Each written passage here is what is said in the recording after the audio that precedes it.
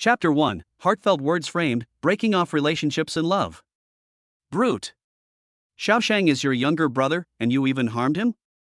I'll beat you to death, you vicious dog. Open your eyes. Curses were ringing in his ears. Wei Hong was kneeling on the ground in a miserable state, his back burning with pain. His father Wei Jialiang's angry face, brandishing a cane, made him feel a little dazed. Didn't I die when I was hit by a car? Why am I dreaming about the scene when I was 17 years old again? Wait, this isn't a dream? Wei Hong quickly came to his senses in the throes of pain.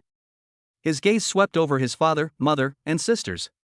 Finally, his gaze settled on a skinny teenager whose eyes radiated an astonishing hatred. He had been reborn. In his previous life, the driver Uncle Li had died tragically in a car accident while trying to save Wei's father. Wei Jialiang, overcome with guilt, had adopted his only son. The teenager Li Shang had become Wei Shang, the youngest son of the Wei family, the richest family in Jiangzhou City. Since then, Wei Hong had begun a life of bad luck. He was constantly framed and set up by Wei Shang. Not only did his relationship with his family continue to deteriorate, but he was also hated by everyone at school. He was robbed of his guaranteed place at university, framed for cheating in exams, and drugged during the college entrance exam. Every time he tried to explain, his family and friends refused to believe him. It wasn't until Wei Hong was killed in a tragic death and remained on Earth as a spirit that he gradually figured out what had happened. It turned out that Wei Shang was a time traveler with a golden finger. He could transmit the thoughts of others, and with this little-known ability, he created an image of himself as a simple and kind puppy. He only needed to say a few words in his heart to provoke. Wei Hong would be hated and despised by everyone around him. In the end, not only was his luck sucked away and everything taken from him, he also ended up in a tragic car accident. Wei Shang has now been in the Wei family for 3 months. He deliberately ate peanut butter, knowing that he was allergic to peanuts, to frame Wei Hong. Wei Jialiang, in a rage, used the family punishment on Wei Hong. In his previous life, he tried desperately to explain. But no one in the family believed him, and the more he explained, the worse the beatings got. In the end, he was hospitalized for 3 months and was left with scars all over his back. Now that he was doing the hard labor again, Wei Hong would not be so stupid. When Wei Jialiang raised the cane to strike again, he suddenly raised his hand and grabbed the other person's palm easily. How dare you resist? Wei Jialiang was furious. Why not? Wei Hong stood up coldly. The 17-year-old boy was tall, and the experience of being in 2 lives had made his eyes stern. He scared his biological father back a few steps at a glance. Did I tell you to get up? Kneel down. Wei Jialiang continued to rage. His mother, Du Sihui, also looked disgusted and scolded, disrespecting your parents and poisoning your siblings. Is this how we raised you? Where is your filial piety?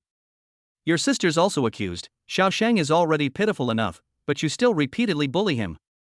Your parents have taught you for your own good, so why don't you kneel down and accept your punishment? Wei Hongsen coldly glared at the whole family. His eyes no longer had the warmth and kindness of the past, and they were so unfamiliar that they made people's hearts tremble.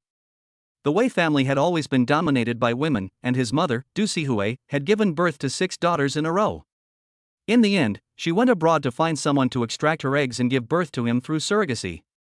The Wei family patriarch loved this little grandson very much. He raised him by his side since childhood and taught him with great care. This also resulted in him not spending much time with his parents and older sister. Whether it was his parents or his 6 older sisters, his relationship with them was very weak. Since his grandfather's death 3 years ago, Wei Hong has almost become a transparent person in this family. Now that Wei Shang has entered the family, his position is even more worrying. He can even afford to give face to the nanny and servants. Reborn once, Wei Hong will no longer have the slightest attachment to family affection. He will take back every grudge with his own hands. The chairman of the Wei Group, with thousands of employees under his command, is actually a stupid fool who cannot distinguish right from wrong. Wei Hong sneered, his words dripping with derision. No wonder Grandpa always said you are useless and have no redeeming qualities. He has been grooming me to be the successor, but it turns out that he has long since seen through your blind and heartless nature. Laughable. Laughable. What did you say? Wei Jialiang trembled with anger. The rest of the Wei family was also dumbfounded. No one would have thought that he would dare to rebel and mock him to his face. Am I wrong? Wei Hong tilted his head and asked in return, "You believe whatever people say, and you don't even bother to find evidence before doing evil to your own flesh and blood. Are you stupid or evil? If he says that shit is fragrant, do you want to try it too?" Pop. Du Sihui took a few steps forward and viciously slapped him in the face. "Little brat, who taught you to speak like that?" She was furious, cursing with disgust. "What a ungrateful wretch you've raised. Have you ever raised me?" Wei Hong puffed out his cheeks and contemptuously reminded her, "Don't forget, I was raised by my grandfather." Du Sihui was embarrassed, and subconsciously raised her hand again. "What? You want to hit me again?" Wei Hong sneered and asked, "Isn't it because you couldn't bear a son and had to find someone to donate eggs for a surrogacy, and because I wasn't born in your womb that you've never liked me? And you trash." He raised his hand and swept it down, pointing directly at each of the sisters. "Aren't you just jealous because Grandpa gave me 30% of the group's shares and you're not happy about it? In the past, I desperately tried to curry favor with my family, pulling each of you in different directions, really thinking you were all so noble. He has already seen through everything after dying once. Now he just wants to tear away everyone's veil of shame. What a load of shit family ties, to hell with all of them. I can let the few lashes and slaps go, and consider them repaying the favor of blood ties." Wei Hong looked around at the colorful faces of the crowd and spoke coldly, "But if there is a next time, I promise to repay you in kind. If you don't believe me, you can try. 1 year from now, on the day I come of age, is when we sever ties. In the meantime, it's best to leave things alone, or I won't mind kicking you out. After all, this is the villa that Grandpa left to me. Do you understand?" In an instant, the entire audience fell silent. "Oh my God." Wei Sheng's thoughts entered everyone's ears. "I've long heard that my eldest brother is the head of the Wei family. If it weren't for the fact that the old man died young, everyone would have to look up to him. I never thought it was true." Gradually, everyone's faces turned pale. Wei Jialiang felt his authority being challenged, and his anger burned within him. He was so furious that he raised the cane again. "How dare you? Today, I will teach you a lesson and show you who is in charge of this family." With a crack, the cane came down on his head. Instantly, a sharp pain shot through his head. Blood slowly trickled down his forehead. Chapter 2, An Eye for an Eye. Blood. So much blood. The cane had split open his scalp, and the blood instantly covered Wei Hong's face. This scene not only shocked Wei Jialiang, but also made everyone else gasp in shock. No one expected him to be so ruthless in his anger. "It seems that you all took my words as nothing." Wei Hong grinned lightly, his eyes betraying a hint of madness. "What do you want?" Wei Jialiang angrily roared, his conscience seething. "If you hadn't talked back to your elders, would I have had to hit you so hard? You brought this all on yourself. You bastard." Du Sihui also yelled at him, "This is teaching you a lesson. What kind of attitude is that? Wei Hong, don't argue with Dad, apologize now. If you continue to be insolent, I'll have you thrown out." His sisters kept up the chorus. Wei Hong's smile became even crazier and colder. He didn't want to settle past life grudges so quickly. After all, the rest of the Wei family were also victims. Although they had contributed to their deaths, they had ultimately died at the hands of Wei Sheng. Having lived again, Wei Hong had wanted to develop low-key. However, the cane in Wei Jialiang's hand directly snapped the cord of his reason. The anger, grievance, and murderous intent that had been suppressed for 2 lifetimes exploded in his heart like a volcano at that moment. Wei Hong's left hand shot out like lightning, and he yanked Wei Jialiang's hair, a tremendous force viciously forcing him to his knees. At the same time, his right hand snatched the cane away. "What are you doing? Wei Hong, have you gone crazy? Stop, he's your father." Everyone exclaimed in disbelief. Wei Hong didn't care, and raised his hand and lashed down. "Ah! Ah! Ah! Wei Hong, stop! I'm your father, stop!" Wei Jialiang screamed in pain, his hands and face, scalp, and ears covered in whip marks. He was bleeding profusely from the lashes all over his body, and his screams attracted the servants, nannies, and bodyguards in the villa. Everyone was naturally dumbfounded at this scene. They had never seen Wei Jialiang publicly whip Wei Hong before. Who had seen a son dare to hit his father in public? "Stop, stop it." Du Sihui angrily jumped up and screamed, "Are you all dead? Hurry up and stop him, and immediately control this little brat. Yes, hurry and save Dad. Wei Hong, how dare you? No one can save you today. "You crazy man, you will be struck by lightning for whipping your own father. Our Wei family definitely cannot tolerate trash like you." The sisters were also furious. Just as the bodyguards were about to move in for the kill, Wei Hong had already thrown Wei Jialiang aside like trash, leaving him to babble with a bloody face. With a cold glance, the bodyguards were immediately too scared to go any closer. "Quickly, take him to the hospital," Du Sihui anxiously ordered. "No." Wei Jialiang raised his hand in a helpless manner to stop her. His face was unsettled, and he gritted his teeth and said, "Call the family doctor." Du Sihui was stunned and understood what he meant. If it became public that his son had beaten his own father, the Wei Group's share price would plummet, and the family would become the laughingstock of the rich. Wei Jialiang dared not go to the hospital. Wei Sheng's thoughts came again. No wonder my brother dared to beat his own father. It turns out that he expected father to dare not go public. He is really ruthless. Damn it. The Weiss gritted their teeth again. Almost every pair of eyes was ablaze. This matter must not be allowed to pass. If we don't punish this rebellious son severely, will he not defecate and urinate on everyone else in the future? Someone come. Wei Jialiang spoke coldly. "The seventh young master has a manic episode, so call the mental hospital immediately and have them come and take him away." Ouch, that's awesome. Wei Hong couldn't help but chuckle.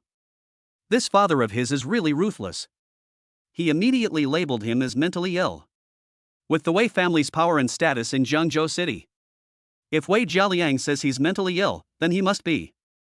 This way, not only can he get back the face he lost from being beaten, but he can also take the shares the old man left him, and he can even give him a good beating in the mental hospital. It's a three-pronged approach that's just perfect. Du Sihui said with some reluctance, "Honey, why don't we just let this go?" "Yes." Second sister Wei Kailan frowned and reminded, "If people find out that our Wei family has a mental patient, we'll be humiliated too." Eldest sister Wei Linlang sneered, "No, if he dares to hit his own father today, he will dare to poison the whole family tomorrow. This kind of animal cannot be kept, he must be taught a lesson." Sixth sister Wei Xia nodded in agreement. "Yes, he not only dared to harm Xiaoshan, but also dared to harm his own father. I can't recognize such a brother. Even if he kneels down and begs for mercy today, I won't let him go." Everyone discussed in a flurry. They were completely in a position to eat Wei Hong for sure. Wei Sheng's mouth curled up unconsciously, and on the surface, he kept persuading and reconciling. But secretly, his heart was constantly stoking the fire, causing the atmosphere to become more and more tense. "Ha ha." Wei Hong sneered, pulled out his phone, made a call, and said coldly, "Uncle Gong, after resting for a few years, I hope your health hasn't deteriorated. Bring someone to the old house." "Uncle Gong?" Everyone gasped in shock. Wei Jialiang was even more scared, his face pale, and he exclaimed with clenched teeth, "You idiot, why did you call the old ghost Su for nothing? Do you want to rebel?" Uncle Gong's real name is Su Maogong, and he is now 56 years old. He is an old-timer who followed Master Wei to conquer the world. He is not only well known in the underworld, but also has extensive connections in the business and political worlds. He also has a lot of unknown grey power at his fingertips, and has not spared any effort in eliminating the old man's competitors in the past. In his previous life, Wei Hong was also really stupid. For the sake of an illusory family relationship, he knew that Uncle Gong was deliberately left to him by his grandfather to ensure that he could successfully take over the group's management team after he came of age, but he chose to alienate him because his family did not like him. Now that he has to live his life over again, how can Wei Hong continue to make stupid mistakes? The most important thing is to have power in your hands, and to hell with family ties. Within 5 minutes, the sound of roaring engines outside the villa continued. Under the horrified gaze of everyone, an elderly man in traditional Chinese dress, accompanied by more than 20 bodyguards, descended in an orderly manner, pushing open the villa door with a mighty momentum and entering with a terrifying air. "Hello, young master." More than 20 people bowed together in unison, their voices loud and imposing. Su Maogong came slowly, leaning on his walking stick, and the whole crowd fell silent. "Uncle Gong, what do you want with all these people?" Wei Jialiang was a little panicked. Su Maogong glanced around and immediately understood what was going on. He stood silently behind Wei Hong and sneered, "Young master summoned me, so how dare I not come? Anyone who dares to bully the young master, the old master's spirit in heaven will curse his mother." "Nonsense." Wei Jialiang's guilty conscience defended, "This little brat poisoned his siblings, beat his own father, and I'm not qualified to teach him a lesson?" Su Maogong sneered, "You teach him a lesson and see." Chapter 3, If you dare to touch him, I will treat you as if you were not my son. The two sides confronted each other. Su Maogong clearly had the upper hand. Although Wei Jialiang has taken over the position of chairman of the Wei Group after the death of Wei's father, and his connections and wealth are top-notch in the entire city of Zhengzhou, he cannot shake this veteran presence for the time being. This half-century-old man still wields a lot of grey power. If it really comes down to a fight, he may not be able to handle it. Ha ha! Wei Hong casually threw away the cane. He sat on the sofa with a swagger. His gaze slowly swept over the angry, vengeful faces of the Wei family members, and he felt nothing but irony in his heart. In his previous life, he had been framed time and time again he had defended himself, been punished, and tried to please everyone. But all he got in return was the contempt and abuse of the Wei family members. In this life, when he lost his temper and shook people, they could only respond with impotent fury. It really was laughable when you think about it, and it turned out that letting go of the bonds of family was so liberating. See? Wei Hong leaned back and said teasingly, I can just go ahead and do whatever I want to whoever I want, or I can have Uncle Gong tie them up and throw them to the sharks. I don't bother with petty tricks like that. Your dear brother really is such a sissy. All he does is imitate little girls and frame people. Has he become addicted to watching palace drama? I didn't. Wei Sheng hurriedly waved his hands to argue. The Wei family members couldn't help but look at him suspiciously. Yes, Wei Hong even dared to punch his own father. There's really no need to secretly put peanut butter on someone if you don't like them. I didn't frame my brother, you can believe me, Mom and Dad. Wei Sheng anxiously explained, while secretly thinking, how could I possibly harm my brother with my own health? Allergies can kill you. Obviously, my brother just wanted to take the opportunity to fall out with Mom and Dad, why would he blame it on me? The Wei family members' faces changed. They all looked at Wei Hong with disgust. Ha ha ha. He couldn't help but chuckle. It was really laughable to think that he had been killed by such petty tricks in his previous life. In this life, Wei Hong could hear these thoughts too, and realize that they were nothing. As long as he didn't care about family ties, Wei Sheng's provocations were irrelevant. He could even expose this guy's lies in public and completely wake up the Wei family, but why bother? They're just a bunch of strangers with whom he's about to sever ties, so who cares about saving them? Uncle Gong, please offer this Mr. Wei Sheng some peanut butter. Wei Hong casually ordered as he wiped the blood off with a tissue.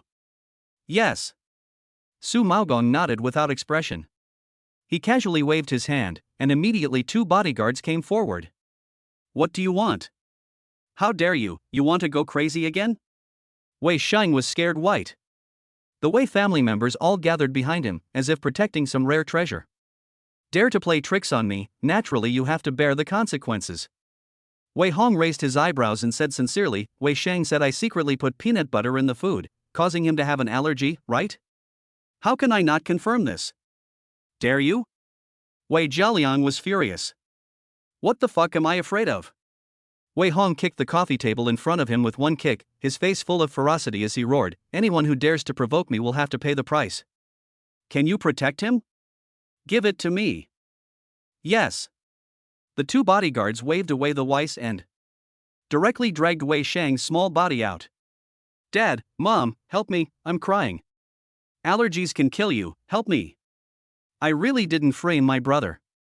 Wei Sheng pleaded in terror, his heart outputting the following thoughts, oh no, how could my brother be so mean? It's just that Mom, Dad, and the sisters like me better, isn't it? How could he set a trap to try to kill me? Oh my god, what should I do? I'll never be able to see Mom, Dad, and the sisters again, will I? Stop it. Do sure we couldn't help but get angry, if you dare to touch him, I'll treat you like you're not even my son. Little brat, are you going to destroy this family? Little Sheng is also our brother, how can you turn on your own flesh and blood? This is too much, if you don't stop, don't blame us for disowning you. The sisters also scolded and abused him. If this were in the past, Wei Hong would have been heartbroken. But now these people were just clowns in his eyes. Oh no! In full view of everyone. The bodyguards brought peanut butter from the kitchen. With a large iron-like hand, they grabbed Wei Sheng's chin and poured the entire jar of peanut butter directly down his throat. No matter how much he screamed and struggled in pain, he still managed to swallow quite a bit. The Wei family members wanted to go up and stop them, but they were blocked by the bodyguards. Su Maogong had brought only the best men with him this time, and they were all at least ex-special forces soldiers or international professional bodyguards. The security forces at the villa were no match for them. At this moment, the whole family, including him, were lambs to the slaughter. After Wei Shang had successfully swallowed the entire jar of peanut butter, the farce finally came to an end. "Hurry, take him to the hospital." Wei Jialiang anxiously beckoned the servants forward and hurriedly sent him to the hospital. Wei Hong's sneer did not stop him. "This kid has a lot of secrets, and it's no fun killing him too soon. Now I can hear his thoughts too, and it's more interesting when the enemy is in the open and I'm in the dark. Wei Dong, Mrs. Wei, are you going to get out of here on your own, or do I need to send someone to get you out?" Wei Hong asked with a lazy expression. Wei Jialiang was so angry that he almost jumped up. "What did you say? I'm your real father. What do you mean by calling me Wei Dong? And what do you mean by trying to get us out?" Wei Hong's eyes narrowed slightly, and he sneered coldly. "I just said it, whoever annoys me has to go. You don't think this is a joke, do you? If I don't get you out, do you expect your youngest son to frame me every now and then? You are the one who caused Xiao Sheng to be in trouble. Do you think we are blind? Ha, the Wei family is not under your control yet, so what makes you think you can kick us out?" The sisters spoke out indignantly. Du Cixi also sneered with a stern face. "Don't think that just because the old man gave you the villa, you can do whatever you want. Minors still need their guardians to make decisions for them. If you dare to go crazy again, I will call the police right away. You don't think that Uncle Gong can cover up everything, do you?"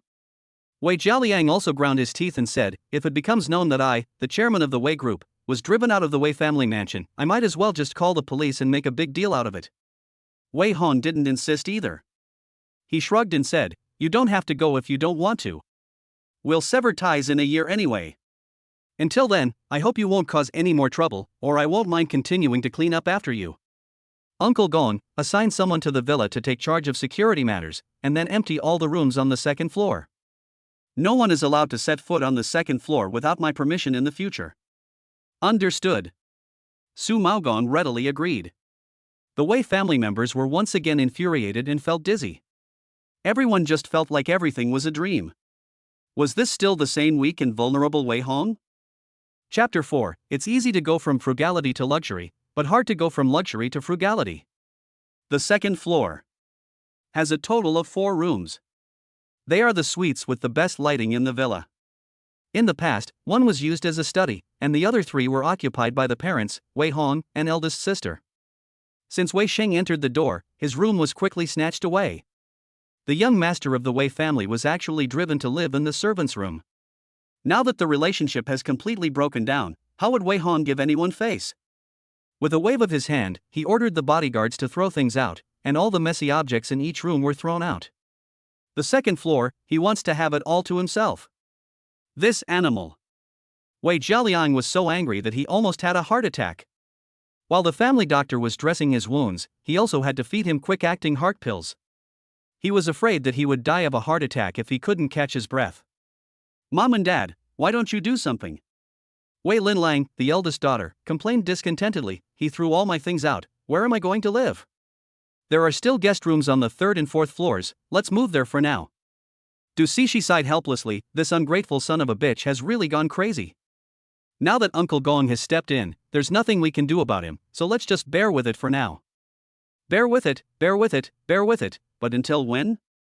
Wei Linlong's pretty face was full of impatience. "Are the guest rooms for people to live in? How can I live in such a small room?" "Shut up, if you're good at it, go find him and make trouble." Wei Jialiang said discontentedly. "Let's see if he will sell you face." Wei Linlang immediately shut up. She was full of resentment and indignation. At the same time, she couldn't understand why her brother, who had always been so accommodating and had always given them their due, had changed so much. Could it be that he had really gone crazy? "Dad, Mom." Fourth sister Wei Ruyun whispered, "Something's not right about today's incident. Xiaoqi is not the type to harm people. If he's so angry, could it be that we've really wronged him?" "No way." Wei Linlang retorted with a sneer, "Since Xiao Sheng came to our family, how many times has he framed him? How can a guy with a record like that still have the face to say he's been wronged? Yes, he made Xiao Sheng fall down the stairs last time. Have you forgotten? Last month, he smashed the vase to frame Xiao Sheng and even stole his pocket money. And at school, he took the lead in bullying Xiaoshang. All of this is well documented. The sisters discussed it with disgust. They finally came to a unanimous conclusion: Wei Hong is a bad guy. In the past, he only pretended to be pitiful and aggrieved, but now he simply doesn't pretend anymore. If they had known that this ungrateful brat was a bad guy, they should have strangled him. Du Sihui ground her teeth and snorted, now the wolf cub can bite, what a talent. Mom, don't forget that he said he was severing ties with you twice today. Wei Linlang deliberately provoked the fire and said, he will be 18 years old in a year, and at that time, he will inherit 30% of the shares left by his grandfather and a large sum of inheritance. Coupled with the support of the board of directors veterans such as Uncle Gong, we will definitely be driven out of the house. The Wei family members' faces changed again. It is easy to go from frugality to luxury, but difficult to go from luxury to frugality. They have long been used to living a good life with everyone flattering them. If they lose their money and power one day, I'm afraid it will be more difficult than killing themselves. Don't worry. Du Sihui squeezed out a smile and comforted, Wei Hong is hard-hearted but soft-spoken. He has been known to lose his temper in the past, but if we coax him a little, he will still be obedient like a dog, right? You should be nice to him these few days. Yes, what's the point of holding a grudge against family members? Wei Jialian laughed awkwardly, if you sisters are nice to him, it will be just like the old days. When he comes of age, I'm going to persuade him to give a little of his shares to Xiaoshang. Wei Linlang nodded and sneered, that's right, a minor child throwing a tantrum just wants to get the attention of his family. A few days of not scolding him will make him come running. Wei Ruyun didn't say a word. Compared to the other proud and arrogant Wei family members, she, as a first-tier domestic screenwriter and famous painter, is actually more powerful in observing and controlling people's hearts. She has long since seen that Wei Hong is not childish. This time, I'm afraid he really wants to sever ties. How can he be appeased with just a few words? Let's go see Xiaoshang first. Wei Ruyan changed the subject and said, he's been fed so much peanut butter, I don't know if he's in emergency care. What if he can't be saved? Right, let's go to the hospital. How could we have forgotten him? Tell the driver to get the car ready right away. The Wei family members were once again distracted. Even Wei Jialiang, with his face bandaged and injured, could not care less about being embarrassed. Putting on a jacket and hat, the group set out in a mighty procession. The emergency department of Renai Hospital was the destination. The hospital director and the emergency department director personally greeted the Wei family. Director Li, is my son okay? Wei Jialiang asked with a frown. He has a severe peanut allergy, and this time he accidentally ate a lot of peanut butter. Is he still in critical condition? Director Li smiled awkwardly and gestured to the side. Director Lu, please explain the situation to Chairman Wei. Yes. The middle-aged director of the emergency department smirked, wiped the cold sweat off his face, and said with a complex expression, in fact, Chairman Wei need not worry, young Master Wei does not have an allergy at all. No allergy? Are you kidding? The Wei family members exclaimed in unison. The middle-aged director swallowed his saliva before nodding. It's true that he doesn't have an allergy. He just choked on some peanut butter that got stuck in his mouth and nose. A simple rinse will do the trick, and he's in the ward right now. After saying this, the middle-aged director led everyone straight to the ward. When they saw Wei Shang in the ward, who looked perfectly fine, the expression on the Wei family's faces suddenly turned ugly. Mom, Dad, sister, why are you here? Wei Shang was a little flustered, and he explained dryly, I'm sorry, I seem to have made a mistake. I'm not allergic to peanuts. Silence. It spread through the hospital room. The Wei family, however stupid they were, sensed that something was wrong. But before they could ask anything, Wei Shang's heartrending voice came again, oh, what should I do? Mom and Dad will definitely misunderstand that I'm deliberately setting my brother up, but I don't know what happened either. Could it be that I'm not allergic to peanuts, but have eaten something else by mistake? This time it's really hard to explain. Don't think too much, my boy. Du Shihui's eyes softened, it was all just a misunderstanding. Don't be so careless next time.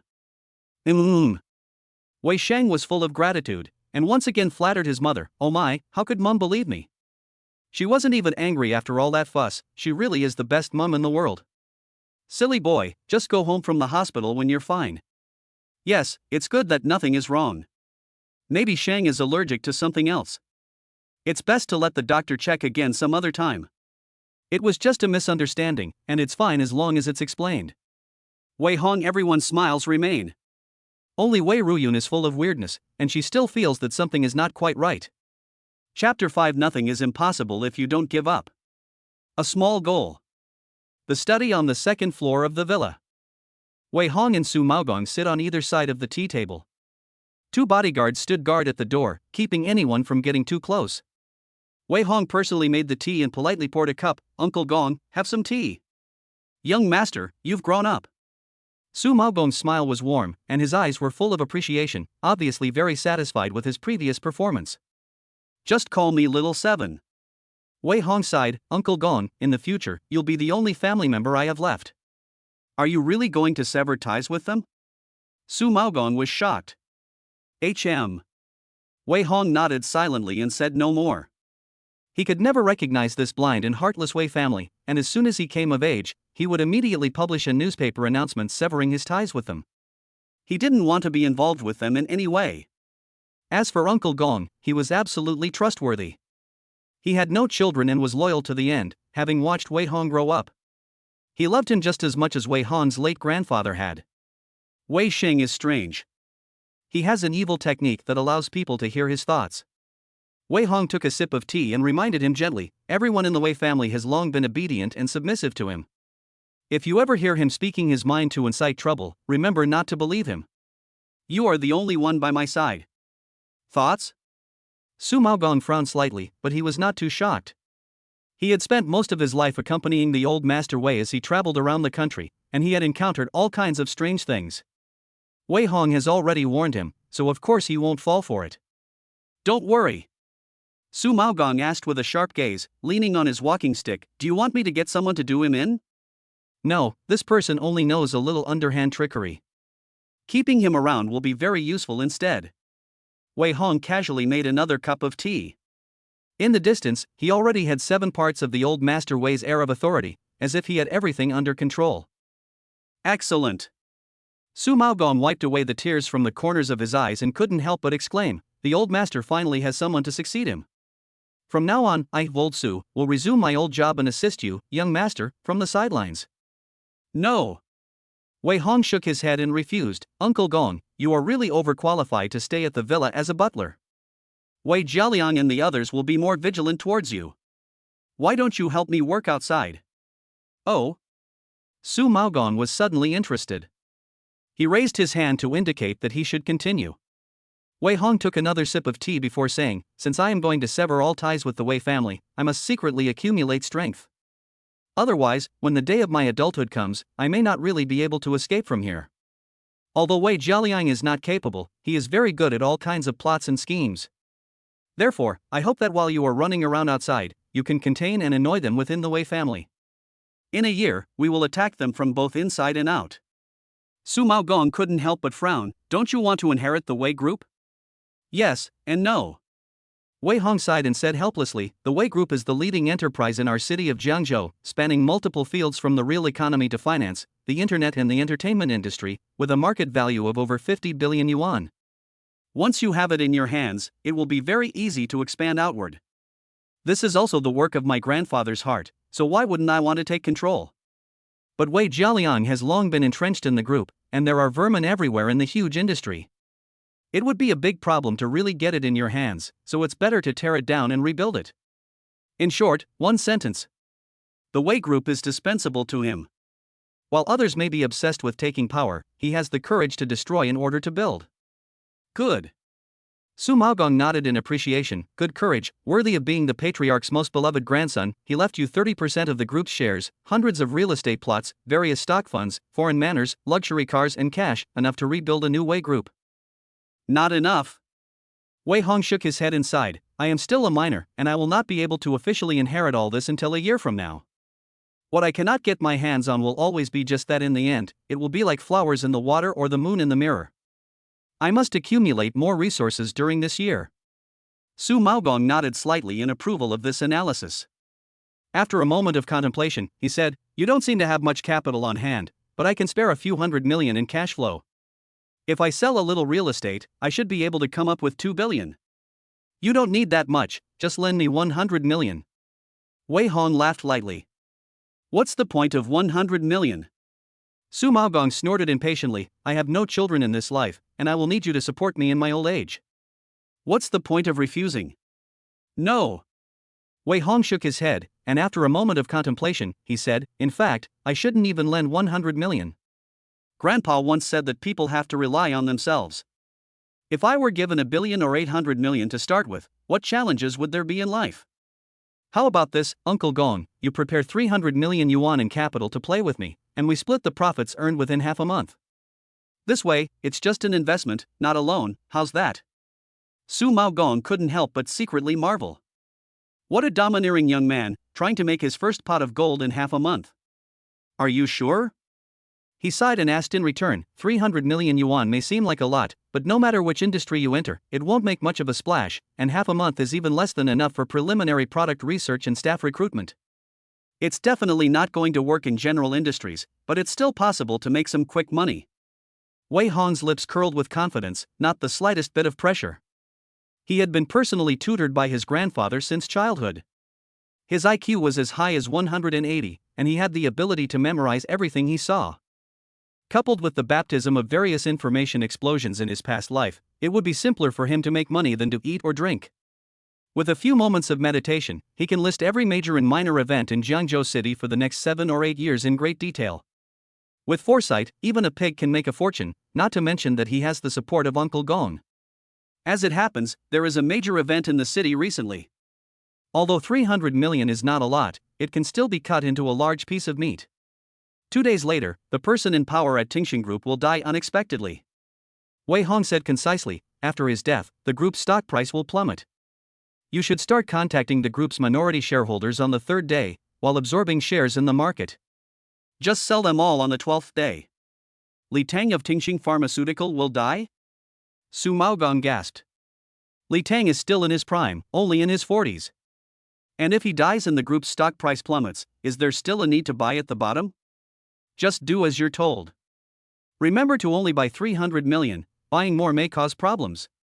Wei Hong didn't want to reveal too much and casually changed the subject. Also, find time to buy the villa next door and station some people there.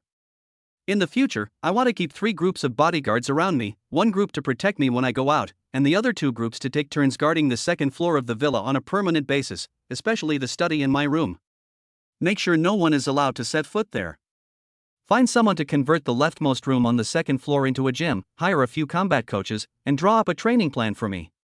The servants and drivers in the villa will also have to be replaced with our people one after the other. Understood. Su Maogong readily agreed. Chapter 6, You will all suffer the same way I have suffered before. In the evening, Wei Zheliang, Du Sihui, and the others returned to the villa and saw Wei Hong having dinner.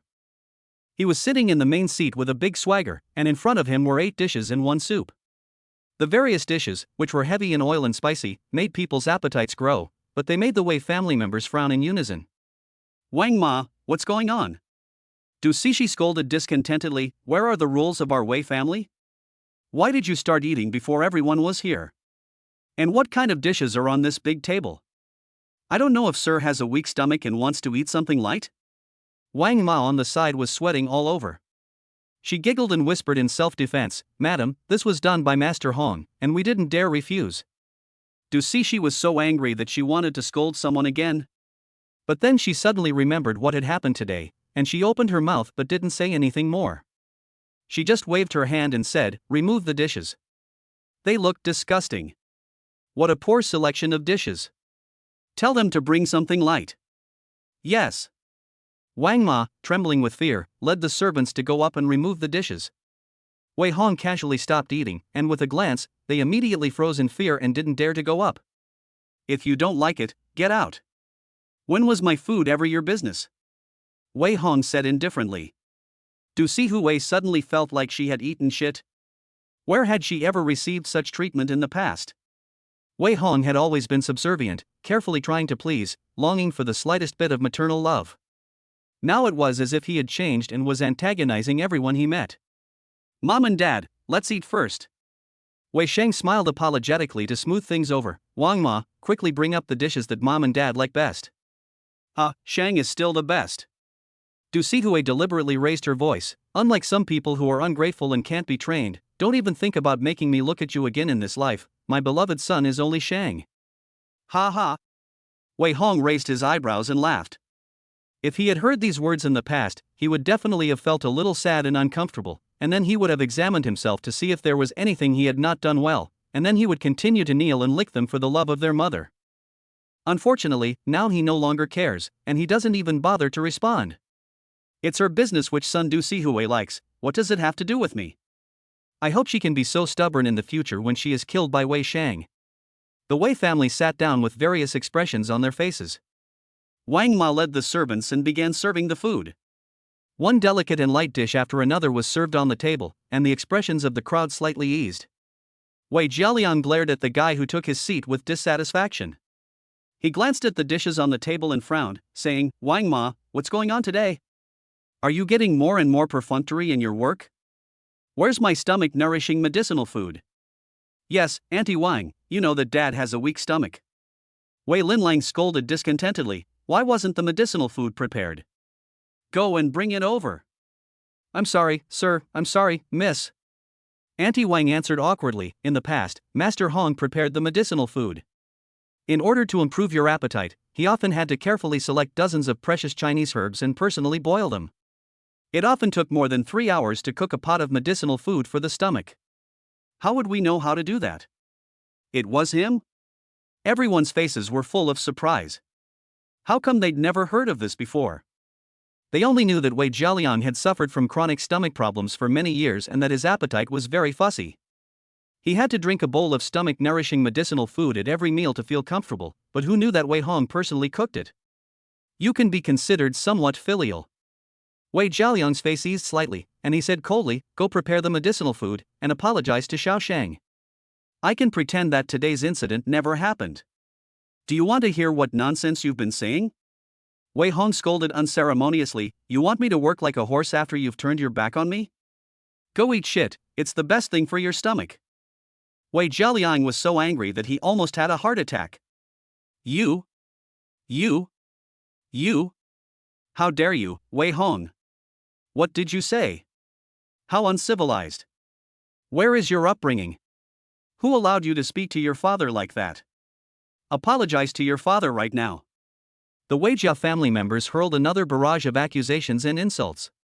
Wei Hong was not used to putting up with this, so he elegantly pulled out a tissue to wipe his mouth before getting up and saying, you don't want to eat, do you? If you don't want to eat, then don't eat. After saying this, he suddenly raised his hand and flung it. With a loud crash, the long table overturned, accompanied by the Wei family's exclamations and screams. All kinds of dishes were spilled directly onto the floor, and the scene immediately became a mess. He's crazy, this guy is definitely crazy. At this moment, not only were the Wei Jia members dumbfounded, even the servants and bodyguards were all incredulous. Who would have thought that the previously gentle and pliable young Master Wei, once he went crazy, would be so unpredictable? He flips the table at the slightest disagreement. He's full, but what about the rest of us? Little brat, how dare you? Wei Jialiang was furious once again. He gnashed his teeth and roared, don't think that just because you have the support of the old Gostsu, I can't do anything to you. You can bite me? Wei Hong sneered mockingly, you're not convinced, are you? Well, you'll just have to suffer in silence. You'll all suffer the same way I have suffered before. If you don't want to live here, you can leave. No one is asking you to stay. Wei Jialiang was so angry that his blood pressure spiked and he almost fainted.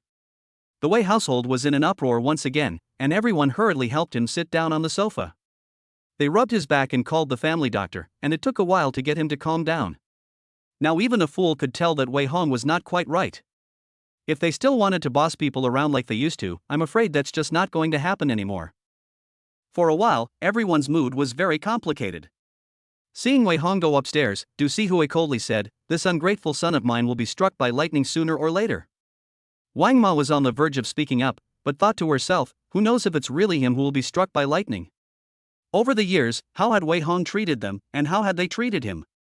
No one else understood the intricacies of this, but Wang Ma knew exactly what was going on.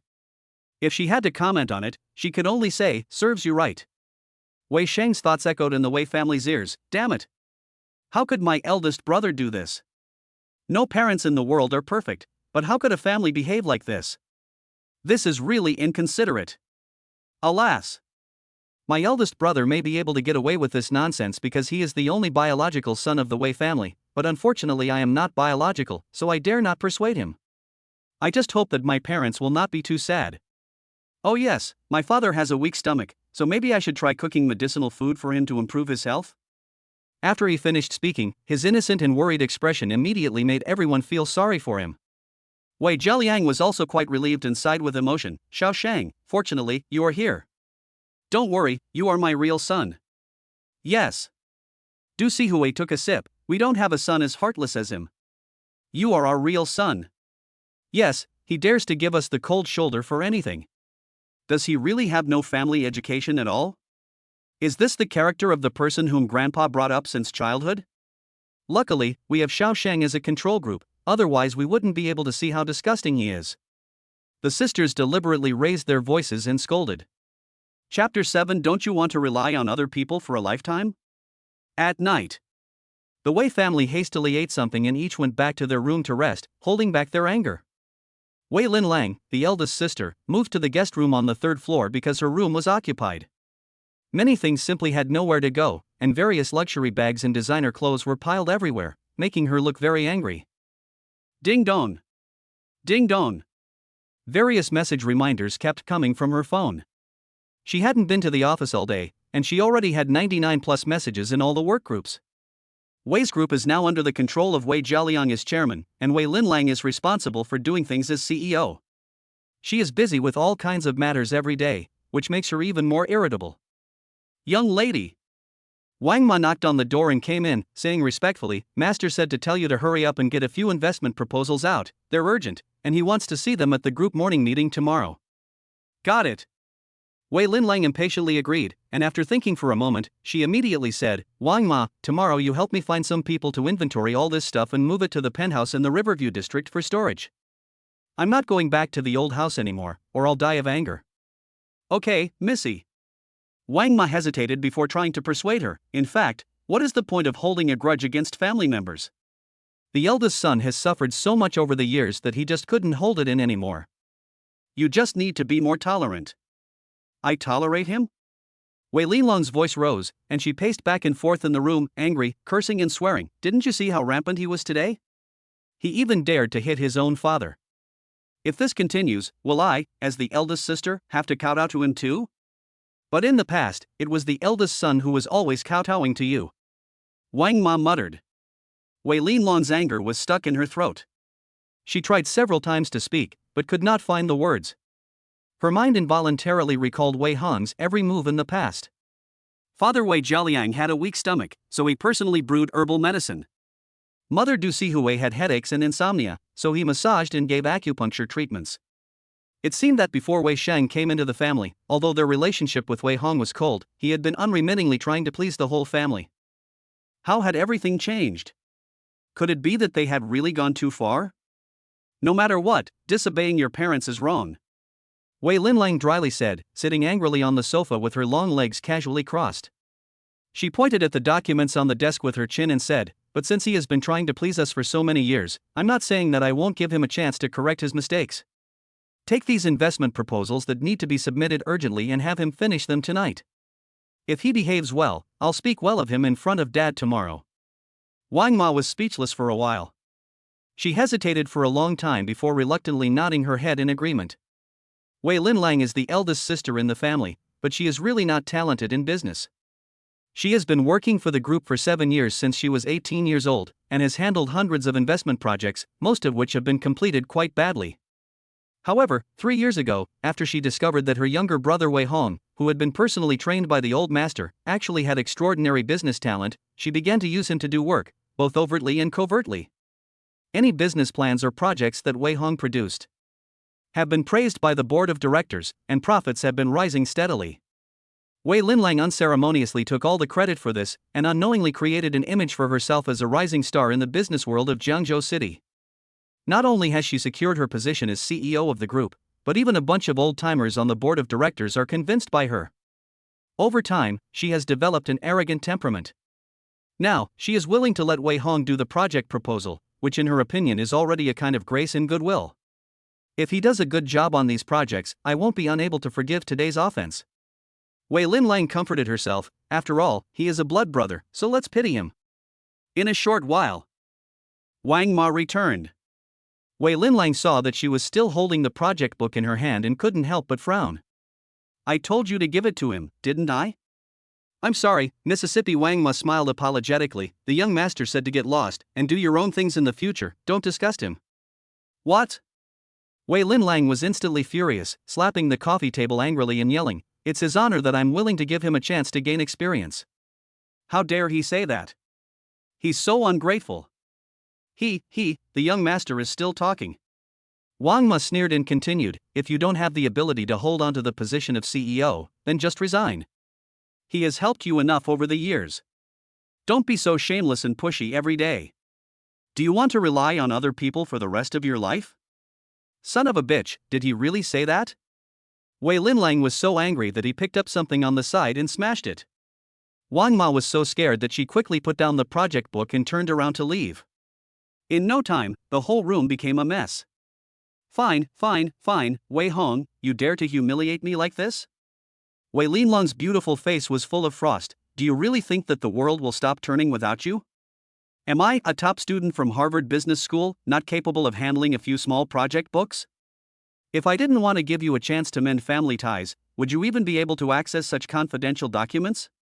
You ungrateful little brat. Without the opportunity I've given you, I'll see how you can get access to the group's business in the future, and how you can inherit the family business when you grow up. Wei Linlang took a few deep breaths to calm her emotions. Only then did she take the project books and start checking them. They were all documents that had been selected by the group's project department and were awaiting approval, with complete investment plans, forecasts, and reports already prepared. All she had to do was give her approval recommendations.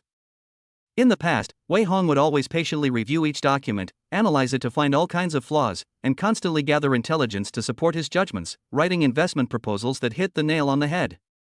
If you invested according to his recommendations, you could hardly go wrong. Wei Linlang naturally didn't have such patience. She briefly flipped through the project books and quickly gave her approval recommendations for most of the projects.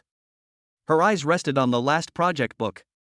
Tengxing Group has proposed a 1 billion yuan investment plan to our company to replace a batch of new equipment. A small pharmaceutical company with a market value of 6 to 7 billion wants to exchange 15% of its shares for 1 billion yuan in investment. Wei Linlang looked over the recommendations jointly given by the project department and the investment department, and they unanimously agreed that this investment is very cost-effective. Judging from Tengxing Pharmaceuticals' past profitability, the shares of this company are worth holding for the long term. She didn't bother reading it any further and casually approved it. $1 billion investment is just a drop in the bucket for her and the entire Wei Group. Wei Linlang has to approve a large number of these investments every year, so she doesn't really value them. After the approval was successful, she casually threw it aside. She just needs to pass the board resolution tomorrow morning and sign the contract. Chapter 8. Mad, so generous, don't you care about your life? Early the next morning, Wei Hong and Wei Shang were preparing to go out, one after the other. Both of them are now high school students, enrolled in the second year of the third grade of Xingrui International. Whether they like it or not, academics are also very important among the wealthy. At the gate, a Mercedes-Benz G-Class was waiting quietly. The driver, Xiao Wu, saw the two of them come out and hurriedly ran down from the car to greet them. With one hand, he took the school bag from Wei Shang, and with the other, he pulled open the back seat of the car, and said respectfully, "Young master, you take your time." "Well, brother Wu, you've worked hard." Wei Shang smiled kindly, but there was an unconcealable sense of pride and arrogance in his eyes. Wu slammed the door shut, and then turned to look at Wei Hong with a smile that was half smile, half scowl, and said, "Sorry, young master Hong, the car is a bit crowded, so if you don't mind, you might as well ride your bike as usual, it's environmentally friendly." Hiss. The servants who were working around them all gasped. They looked at Xiao Wu as if he were an idiot. How dare this guy make things difficult for Master Hong? Doesn't he know what happened yesterday? He knows nothing. This kid took leave yesterday for his brother-in-law's wedding and still doesn't know that there's been a change in the Wei family. Ha, what a fool. The servants whispered to each other. Xiao Wu listened to a few words and couldn't help but frown. In the past, he had not hesitated to treat Wei Jialiang and his wife differently in order to curry favor with them. He served Wei Shang with the utmost respect and caution, while shirking his duties towards Wei Hong. The Wei family's other chauffeur was responsible for transporting Wei Jialian and his wife, as well as their 6 daughters. After a while, Wei Hong simply started cycling to and from school himself. Little Wu had long since grown accustomed to his lack of competitiveness, and his attitude had become increasingly arrogant. But today was a bit different. Before he could figure out what was going on, 3 dark blue bulletproof Bentleys pulled up to the front of the villa. 6 tall men in black suits and sunglasses got out of the cars, all of them professional bodyguards. They divided up the work, some opened the car doors, some kept watch, and 2 of them quickly walked up to protect the young master. "Young master, this way please." Wei Hong ignored the shocked expression on Xiao Wu's face. He gave Wei Shang, who was full of envy and jealousy, a smile, and then turned around and got into the car surrounded by the bodyguards. Su Maogong had already bought the villa next door, number 16, and had 3 teams of 18 bodyguards on standby. Wei Jialiang didn't even have that kind of style, so how could he not be jealous? You need to know that it costs about 1 to 3 million yuan a year to hire a professional bodyguard. 18 bodyguards would cost 45 million yuan a year. Throughout the entire city of Jiangzhou, there are not more than 10 wealthy people who can afford to keep such a large team of bodyguards all year round, and Wei Shang, who has only adopted 1 son, naturally has nothing but envy. 3 Bentley Mulsans slowly drove out of the villa area. They attracted the attention of countless passers-by along the way. At this time, there were 2 bodyguards in each car, and the team leader personally guarded Wei Hong. The cars were airtight, and from the outside, it was impossible to tell which car he was riding in. The level of security was absolutely top-notch. Half an hour later, Wei Hong and Wei Shang once again arrived at Xingrui International High School, one in front of the other. The 4 cars had just pulled into the school parking lot and attracted a lot of attention. Holy shit, 3 Bentley Mulsan? And they're bulletproof special models. Who the hell are these people? I don't know, but the car next to them belongs to Wei Shang, the Wei family adopted son. Damn, are they so rich they don't care about their lives? The crowd discussed this with curiosity. The Jiangzhou City Private Noble High School is attended by people who are either rich or noble, or at the very least, talented students who have been recruited by the school from all over the country at high prices, so they all have extraordinary discernment. Everyone could tell at a glance that the 3 Bentleys were no ordinary cars. In the past, Wei Shang was the focus wherever he went, but today, no one paid much attention when he got out of the car. It was because the eyes of the students and teachers were all vaguely directed at the Bentleys. As the 3 car doors opened, 1 bodyguard got out of the car on guard. Wei Hong was wearing a white shirt, long straight pants, and a navy blue tuxedo-style school uniform. He had an exquisite black and gold jade ring on his left hand and the latest Patek Philippe men's watch on his right. His whole appearance was natural and effortless, like a noble young master from a TV drama. Wei Dixiao? Is that him? Isn't he usually very low-key? Why is he being so high-profile today? Holy shit, he's bringing 6 bodyguards to school? Does he have to be so pretentious? Didn't they say that he wasn't favored in the Wei family? How is he more powerful than Wei Shang, the youngest son? Everyone was shocked once again. Wei Hong, however, didn't bother to look at these people, and didn't care how high-profile his actions were. He had inevitably killed many people in his previous life, and would inevitably offend countless people, so he couldn't be too careful. He didn't want to die for no reason again. For the time being, safety is guaranteed on campus. You can just stay in the car and rest. Eat, go to the bathroom, and change clothes in turns, and don't disturb the normal order of the school. Wei Hong stroked his left ring and gave orders in a light tone. Understood.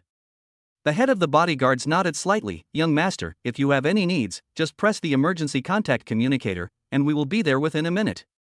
Also, there is a special locator in the communicator, so that we can quickly locate you in case of abduction. Wei Hong nodded with satisfaction. Su Maogong and the others are really professional. After his assets exceed 10 billion, he must hire a few more teams of bodyguards. Each team should have at least 12 people, otherwise he won't feel safe even when walking out of the house. The classroom may get a little noisy later, I didn't tell you not to come over. Wei Hong commanded again. Yes. The bodyguard captain nodded respectfully. He then turned around, carrying his school bag, and strode into the classroom of grade 12 class 2 of the teaching building, while the male students were envious and jealous, and the female students were watching with starry eyes. There were probably more than 30 people in this class. When Wei Hong walked into the classroom, the noisy atmosphere suddenly quieted for a moment. There were even a few undisguised malicious stares in the middle of the classroom. Wei Shang was lounging in his seat, surrounded by 4 or 5 extraordinary second-generation rich kids. These people were Wei Hong's loyal lackeys in the past, and they had not hesitated to grovel before him in order to gain his favor and let their family businesses get a share of the crumbs from the Wei group. Later, news of his falling from grace spread. They immediately switched sides and became Wei Shang's lackeys. In his previous life, Wei Hong was gentle and unassuming. Coupled with his status as the young master of Shen, even if he wasn't favored, no one dared to provoke him. At most, these lackeys would just sneer a few times, and no big fuss would be made. But today, Wei Shang, who had been receiving abuse one after the other, didn't want to let him off the hook. Chapter 9. What are you so arrogant about? During morning reading class, Wei Shang was unusually quiet. His sad sighs from time to time aroused the curiosity of those around him. Shang, what are you doing? Are you not feeling well? Have you been wronged? If there's something wrong, you must tell us, don't keep it to yourself. Damn it, how dare this kid pick on you now? I'll get him. Several rich second-generation kids grumbled in discontent. Whether it's at the Wei family home or at school. In just a few months, Wei Shang has easily won the affection of those around him with his telepathic ability, while secretly driving a wedge between Wei Hong and everyone else. Now he just needs to put on a show, and everyone will subconsciously take his side. Don't say that, Big Brother treats me very well. I'm fine, don't worry, just study hard. Wei Shang said this with a gentle tone on the surface. But his true feelings were heard by everyone, alas. My brother and I are ultimately family, so no matter how much he bullies me, I have to put up with it. If I ruin the family's reputation, how can I face my parents for adopting me? Brother Shang, you're being too generous, aren't you? Holy shit, how can you put up with this? Mr. and Mrs. Wei are the ones who love you the most right now. What's the point of blood ties? Exactly, don't be afraid of him. It is said that this guy didn't even come from Mrs. Wei's womb. He wasn't even favored as a child. Now that Grandpa Wei is dead, who will protect him? The students were once again filled with righteous indignation. Many poor students were also indignant, and automatically filled in the blanks in their minds about the son of a chauffeur being adopted by a wealthy family and being bullied by his stepbrother in a melodramatic plot. They all looked with more contempt. It is human nature to help the weak and suppress the strong.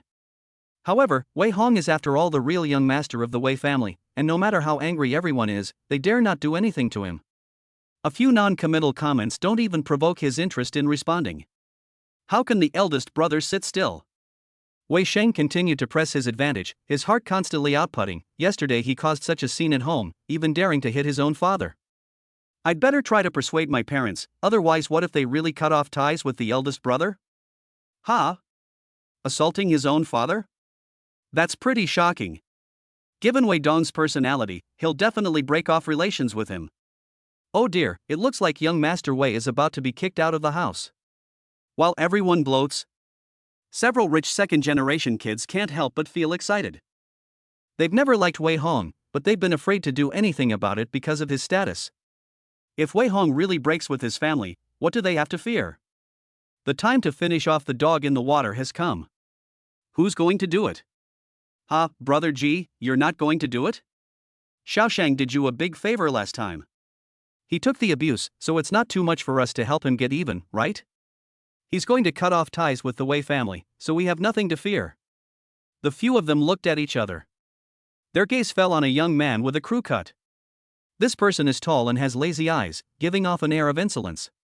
His name is Ji Peng, and his family has been in business for generations. His uncles and elders have a huge influence in the Jiangzhou city political arena. Although they don't have much assets on the surface, they are extremely powerful.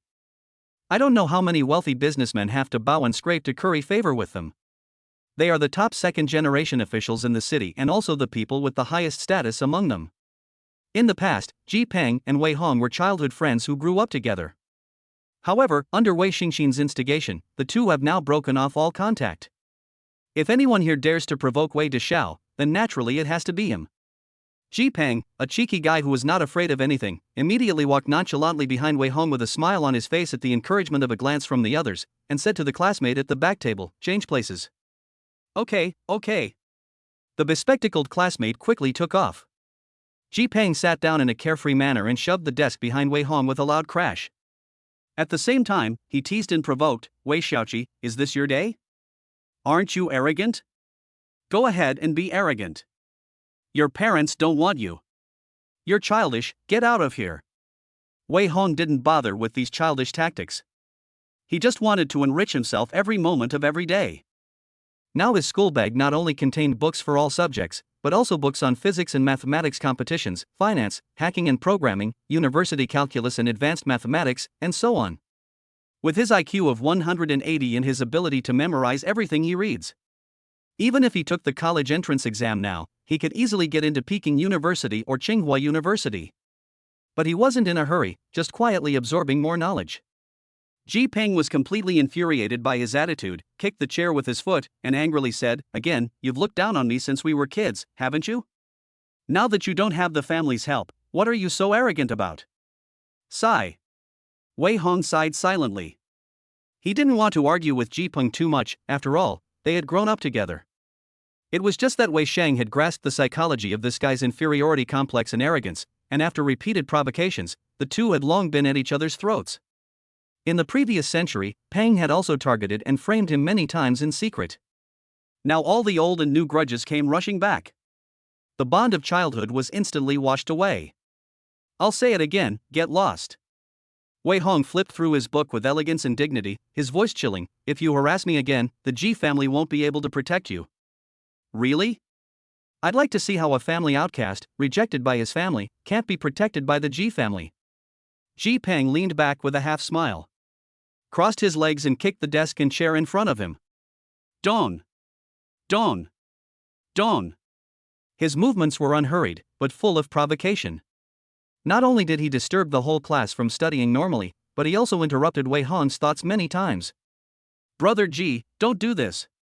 Wei Sheng hurriedly spoke up to smooth things over. You and your brother have been friends since childhood, so let's talk about this. Xiao Shang, don't worry about it, today I'm going to vent my anger for you. Ji Peng sneered, I hate it when some people put on airs every day, acting like they're so awesome, but at home they even dare to bully the servants. They really think we don't know. Ha ha ha. Several rich second-generation kids burst out laughing. Even many classmates in the class were gloating. When a charming young master falls into a mud pit, naturally everyone wants to step on him a few times. Facing the teasing looks of the crowd and Ji Peng's provocation of kicking the chair with each foot, Wei Hong let out a helpless sigh and casually threw down his book. The next moment, he grabbed the ballpoint pen on the table and turned around suddenly. With his left hand, he lightning-fast strangled Ji Peng's neck. With his right hand, the ballpoint pen went mad, stabbing at his cheeks, eyes, mouth, nose, and head. Over and over again. The screams echoed through the room. At this moment, Wei Hong was calm and ruthless, and his strikes were fast and merciless. This kind of desperate fighting style was something that a little brat like Ji Peng could not defend against. Wei Shang was directly scared into a stupor. The entire class was also dumbfounded, screaming and exclaiming in alarm. Chapter 10. Are you crazy? You want to save someone, but you cut yourself? Ah! Ah! Ah! After a series of pitiful screams, Ji Peng paid the price for his provocation. Wei Hong didn't know how many times he stabbed Ji Peng, but when he gracefully shook his hand, there were already deep, blue handprints on Ji Peng's neck from being strangled. His head and face were also covered in blood, and even his hands were covered in blood from being stabbed. He looked like a demon in his current state. His eyes were filled with the horror of having survived a disaster. His gaze at Wei Hong also carried a hint of fear and horror. Oh my god, hurry, go call the teacher. Something's happened, shit, this is murder. He's gone crazy, this guy is definitely crazy. Call the police. The students were agitated. Everyone was full of fear and unease. A few rich second-generation kids also hurriedly came forward to help Ji Peng. Although they often fight, they have never seen such a desperate fight. At this moment, everyone is just glad that they were not the one who provoked Ji Peng, otherwise they are afraid that they will be in a worse situation than Ji Peng. Ha ha! Wei Hong is still elegant and noble. He took out a handkerchief and silently wiped the blood on his fingers and ballpoint pen. His eyes glanced carelessly to the side, and he scared everyone around him to fall back together. Call the police right now. Ji Peng roared in anger while gritting his teeth in pain. I'm going to send him to jail. You want to send a minor to jail for this minor injury? Wei Hong asked with a sincere face. Your uncle seems to be in a critical period of promotion recently. If a Ji family scandal breaks out accidentally, do you think he will die of anger? You? Ji Peng gritted his teeth in anger, and his fists clenched even harder. He dared not report to the police. The Ji family was afraid of scandals, whether they were fights or anything else. Any ambiguous black material that came to light would be enough to get Ji Peng in trouble. If someone provoked you a little, you obediently jumped out and became the scapegoat. Wei Hong sighed and shook his head. It is really unfortunate for the Ji family to have produced such a fool as you. Look, you got yourself all hurt, and no one else got a thing. Ji Peng turned his head sharply on hearing this. He saw Wei Shang sitting firmly in his seat, still maintaining a shocked and stunned expression. He wasn't even the least bit worried that something had happened to him, and there was even a faint look of relief. He was relieved that it wasn't him who had gotten into trouble, right? Brother Ji, I'm sorry, Wei Shang, hurriedly shook his head to defend himself, and his heart even chimed in due time. You, I told you not to provoke Big Brother, he is ruthless, and he just scared the crap out of me. Ji Peng's expression eased slightly, and he turned his head and spoke coldly. No need to sow discord. Even if we don't call the police about what happened to me today, the Ji family will never be able to swallow this. Just you wait. Fine, I'll wait. Wei Hong stroked the ring on his left hand and sneered lightly. The little Ji family, even if I feed you shit, you'll have to swallow it. If you don't agree, I'll let the elders of your family come over. Hiss. Suddenly, there were sounds of gasps of cold air all around. Ordinary people may not understand what the Ji family represents. But the rich kids in the class know exactly. The people their family's elders dare not offend are the second generation of government officials. A word from these people in various departments will make life difficult for their family businesses. Even the biggest conglomerates will collapse and spit blood if they are inspected and rectified all day long. So Ji Peng is almost a dominant presence in the school. He's crazy, daring to provoke so blatantly? What? You finished with Ji Peng, but you've forgotten about the rest of us, haven't you? You were all chattering away just now. Weren't you going to stand up for your good friend? Come, let's have a chat while the teacher's still not here, shall we? Wei Hong's gaze swept over them with a menacing expression, and the rich kids immediately backed away in fear. They were so embarrassed that their faces turned red, and for a long time they didn't dare to say a word. Where was the arrogance of just now, when they were so stubborn and foul-mouthed? Wei Hong also didn't bother to pay any attention to these lackeys. He lifted his hand and pushed them aside, walking straight towards Wei Shang. Big brother, what do you want? Wei Shang exclaimed in fear, his heart once again becoming noisy. Oh no, Big Brother is definitely going to beat me to death. What should I do? Who will save me? Ha, Wei Hong said mockingly, I don't have a brother like you. Don't call me brother every day, it's annoying. You secretly encourage others to deal with me at home and at school, and then you want to hide behind me when things go wrong and stay safe and sound. How could there be such a good thing under the sun? Big brother, I didn't, Wei Shang mumbled in self-justification. Wei Hong stopped talking nonsense with him. He grabbed his hair and slammed him headlong into the desk. Bang bang bang. Ah. Help, ah. Wei Shang screamed, bleeding from his nose. Everyone was shocked. Stop. A delicate voice coldly rebuked, Wei Hong, you violent maniac, is this how Grandpa Wei taught you? You are brothers, bullying your classmates, you are a disgrace to the Wei family. Cece, help me, woo-woo. Wei Shang was covered in blood, desperately calling for help. Wei Hong looked over coldly. Xia Cece, the Jin Jiang group's daughter, was glaring at him angrily. The two had grown up together since childhood, and could barely be considered childhood sweethearts. At one point, Wei Hong had also had a crush on her. Even the two family patriarchs had joked about getting the two engaged. Unfortunately, this woman was also blind and heartless. In a previous life, Wei Shang easily captured the heart of this young green plum with his sweet talk and flattery. Xia Cece not only became a member of his harem, but also personally schemed against Wei Hong. Every time there was a conflict, she always protected Wei Shang. Every time there was a misunderstanding, she was always unwilling to listen to the slightest bit of explanation. Reborn once, Xia Cece is still the same as ever, defending her mistakes. Wei Hong, however, had long since lost the heartache of the past, and was now filled with nothing but indifference and contempt. You dare to stop when I say stop? You dare to tell me what to do? He grabbed Wei Sheng's hair again. Time and again, he slammed him against the desk. Stop, stop. Xia Sisi was furious, her face turning ashen. She had clearly never expected the other person to be so disrespectful.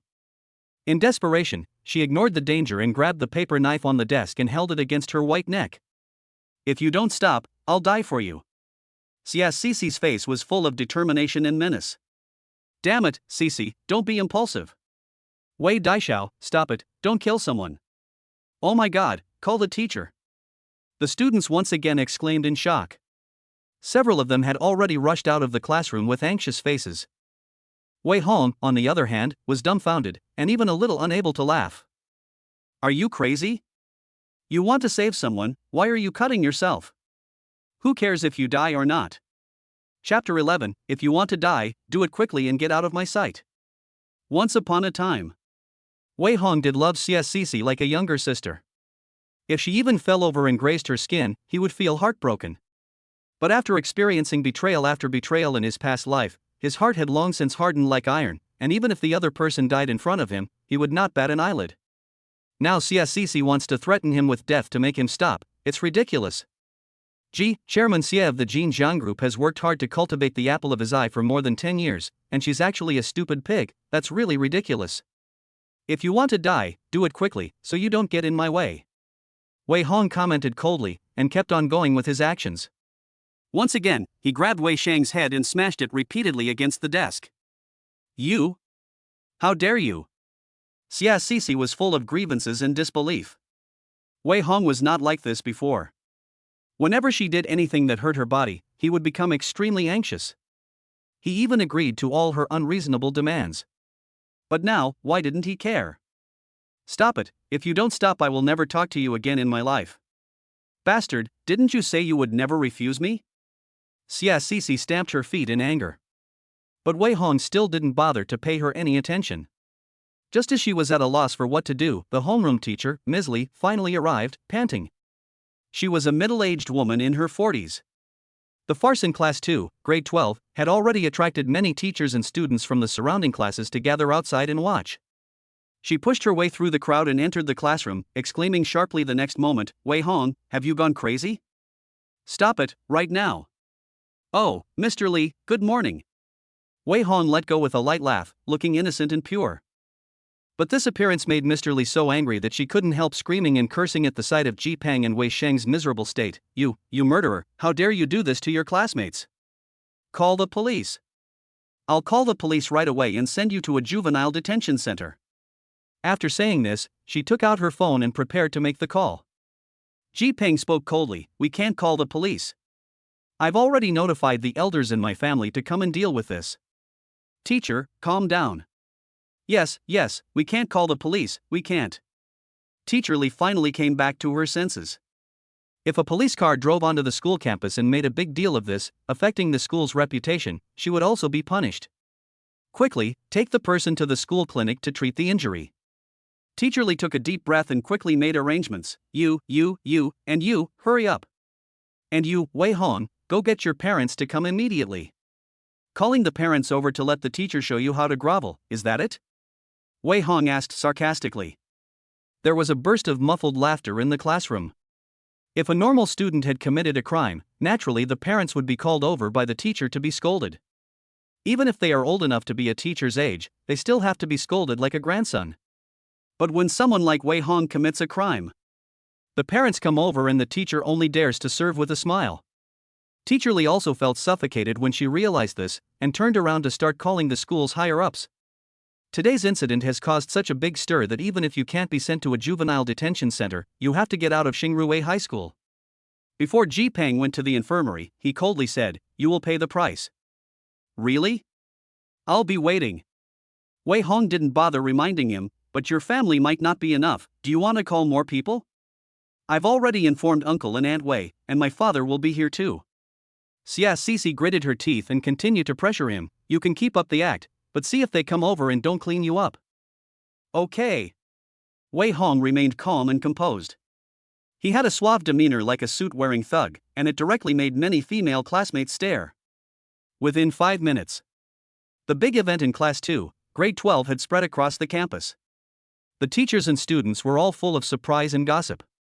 Who would have thought that Wei Hong, who was usually gentle and elegant and looked like a school hunk, would violently beat up his classmates in public? For a while, all kinds of videos and photos were flying all over the school's online platform. The teachers and students were full of curiosity and speculated whether Wei Hong had gone crazy. Some even decided that he was in for big trouble this time. A betting post soon appeared on the school's online forum, betting on whether Wei Hong would be expelled or detained. The students voted enthusiastically, each convinced that he would pay a painful price for his impulsiveness. Around noon, Uncle Ji Peng's third son Ji Mingxian, Xia Xixi's father Xia Zhijiang, and Mrs. Wei Du Sihui hurried over. As soon as they arrived outside the principal's office, they saw 4 burly bodyguards standing guard at the door. Walking into the office, they were even more angry, and their blood pressure almost soared. Ji Peng and Wei Sheng both had their heads and hands wrapped like mummies, with blood oozing under the gauze, looking particularly frightening. Even Xia Xixi had some bandages wrapped around her neck. Principal Lu and a group of school executives were standing awkwardly to one side. Wei Hong, however, was sitting unperturbed on the main seat at the tea table, with 2 bodyguards standing behind him. With the air of a hero, he was making tea for himself. "Cece, are you okay? Xiaopeng, what's going on?" The 3 anxiously approached to check the situation. Du Sihui was so anxious that she almost burst into tears. "Xiao Shang, are you okay? Oh my god, how did you get beaten like this? Who did this to you?" When she looked back at Wei Hong, she immediately realized that her question was a bit redundant. Who else would dare to lay a hand on Wei Sheng here except him? "You little brat, how dare you touch my son, I'll kill you." In her anger, Du Sihui grabbed the thermos on the desk and tried to throw it at him. Wei Hong, however, looked up calmly, his eyes cold and sharp, instantly freezing her movements. "Mrs. Wei, think carefully before you throw it." He took a sip of tea nonchalantly before reminding her, "I've always liked to return harm for harm. Even Chairman Wei was beaten up yesterday, so you don't think you're special, do you? Little brat, I'm your mother." Du Sihui's fingers trembled as she said, "You want to hit me too? I'm only your biological mother, and we severed ties when we became adults." Wei Hong raised an eyebrow in retort, "Has Mrs. Wei forgotten that the person next to you is actually your son? You? Du Sihui almost fainted from anger. But in the end, she didn't dare to throw the thermos because Wei Hong really dared to do it. He didn't even give Wei Jialiang, his father, face, and it was not impossible for him to really turn his face and break her hand. "Please go home and discuss your family matters." Ji Mingxian sat down with a full face of majesty and coldly said, "Now I just want to know what happened and why my nephew Ji Peng was hurt like this. Can someone give me an explanation?" As he spoke, he angrily slammed the table and roared. His eyes were full of intimidation as he stared directly at Wei Hong. He had obviously already decided that he was probably involved in this incident. "Hong, you and CC have been childhood friends, you wouldn't be crazy enough to hurt her too, would you?" Xia Zhijiang also said with a full face of anger, "You, Xia Shu, I also only have one daughter." Under the coercion of the 3 parties, the pressure on the school's senior management skyrocketed. Principal Lu and the others were all sweating profusely, fearing that the fire would burn itself on them. Chapter 12, Are Students Nowadays So Arrogant? Mr. Ji, Mr. Xie, and Mrs. Wei. The whole thing was recorded by the classroom surveillance camera. The injured are now in stable condition, and student Ji Peng does not agree to call the police. "Why don't we watch the surveillance video first and then decide what to do?" Principal Lu, with a head full of cold sweat, cautiously proposed. Ji Mingxian and Xie Zhijiang could not say much in response, and could only nod in agreement. Seeing this, Principal Lu quickly turned on the projector and projected the video, which had already been prepared, onto the wall, so that everyone could clearly see what had happened in Class 2 of the Senior 3 department early in the morning. This matter involved the 3 parties of Ji, Xia, and Wei. He, a small school principal, did not dare to meddle at will. Therefore, the video had not been edited in any way, and it was clearly recorded from beginning to end. From Wei Hong's entrance into the classroom, the hostile provocations of the students, to Wei Sheng deliberately provoking Ji Peng into action, everything is clearly shown to everyone. Ji Mingxian and Xie Zhijiang are not fools. After watching this video, embarrassment immediately appeared on their faces. One couldn't believe that his nephew was so stupid, and didn't even realize that he was being used as a pawn, while the other couldn't believe that his daughter was even stupider, and actually held a knife to her neck. They are both cunning old foxes. They immediately saw that it was Wei's adopted son deliberately causing trouble. Du Sihui, however, remained blind as usual. After watching the video, not only did she not think that Wei Shang was at fault, she also felt particularly distressed that he had been beaten up like that. She was so angry that she trembled all over, and her gaze at Wei Hong also carried a hint of hatred. How could I have given birth to such a beast as you, who even beats up your own brother? You are nothing but a scum and a scumbag. Principal, I demand that this trash be expelled immediately. Du Sixin's words were full of resentment. Everyone couldn't help but gasp in shock.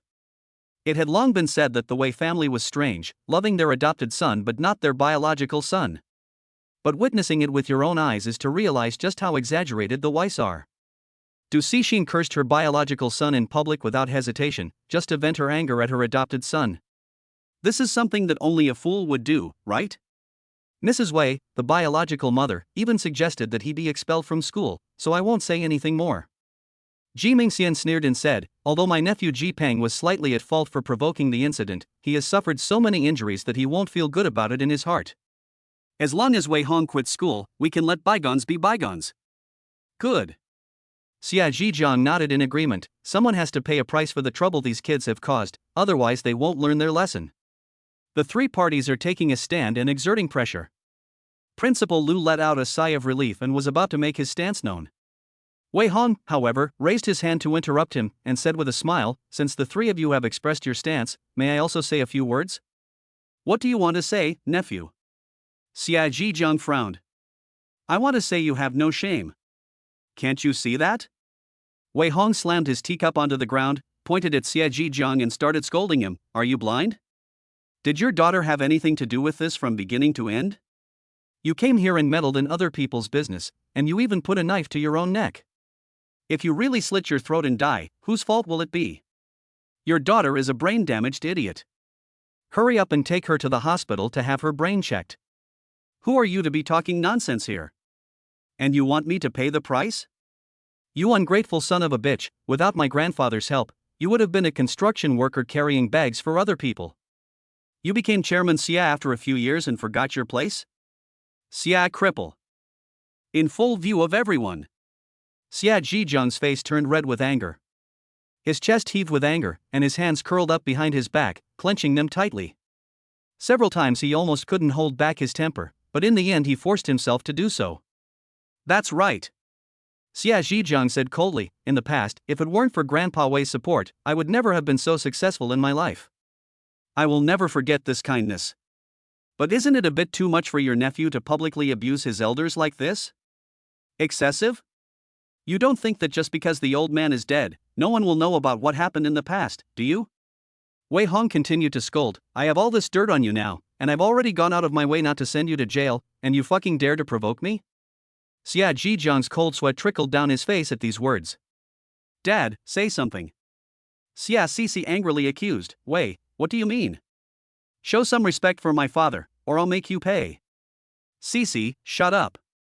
Xia Zhijiang snapped coldly, lifted a cup of tea and gulped it down before saying, my nephew is right. Today, I, Xia Laoshi, did not know the rules, and I apologize to you with tea instead of wine. Our Jinjiang group will not get involved in today's matter. Why? Xia Sisi stamped her foot in dissatisfaction. He beat Xiao Shang. Doesn't he need to pay a price? Why are you apologizing to him? Tell him to drop out of school. Shut up. Xia Zhijiang turned his head sharply, his eyes fierce as a wolf. Xia Sisi was scared and went pale. Xia Zhijiang sighed and smiled bitterly. Sorry, my daughter is indeed a bit brain damaged. I apologize to you on her behalf. An apology is not necessary. Wei Hong rubbed his eyebrows and said impatiently, in the past, the two families have a good relationship, so I can let this go. If it happens again, you know the consequences. Thank you, nephew. Xia Zhijiang is a smart man. He was able to remain humble despite being scolded like this, and naturally it wasn't because he was a man of integrity. He just knew that Wei Hong was no ordinary high school student, and even vaguely sensed the aura of the late Wei Hong, who had dominated the business world back in the day. Xia Zhijiang knew that if he continued to cause trouble, Wei Hong would definitely have a backup plan to make Jinjiang Group pay. As a businessman, he cannot afford to make an enemy over a childish feud. Old Master Wei is dead, but those who have benefited from him are still alive. For a moment, the atmosphere in the office was a little strange. Naturally, everyone present was full of disbelief, wondering why Wei Hong dared to curse at the chairman of a listed company, and why Xie Zhijiang was swallowing his anger. Are students nowadays so arrogant? If Chairman Xie doesn't get involved, the Ji family won't let this go. Ji Mingxian lifted his teacup coldly, narrowed his eyes and warned, "How are you going to make it up to me for hurting my nephew? You're out of luck, you're blind, the Ji family is too stupid to rush to be used as a gun, and I'm just being kind to help you educate your descendants." Wei Hong said each word firmly. What about it? Is Uncle Ji satisfied with this response? Ji Mingxian was so angry that he almost had a heart attack. Everyone else also let out another gasp. Goodness, he just insulted Chairman Xie of the Jinjiang Group and now he's picking a fight with the Ji family? This guy really is fearless, daring to bite anyone he sees. And he even named names and insulted him right in the nose. Does he really not fear offending the mighty Ji family? Ji Peng muttered, "Damn this crazy man. No one has ever dared to speak to the Ji family like that.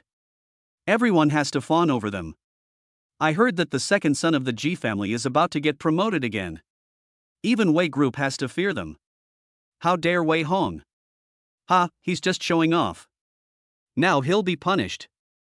No one could have imagined that Wei's grandfather, who was so wise, would end up teaching a lunatic.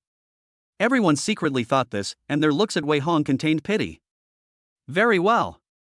Ji Mingxian laughed instead of getting angry. He clapped his hands and gritted his teeth as he spoke. "Young Master Wei, you have great courage. The Ji family is very grateful for your kindness in disciplining my nephew. I will definitely repay your great kindness when I have the time." Chapter 13, Planning Strategies from Afar and Winning the Battle from Thousands of Miles Away. Provoking the Ji family. Seems like a very crazy thing to anyone. After all, they are giants in the Jiangzhou city political arena, with many family members in high positions, intertwined connections, and the ability to determine life and death in any industry.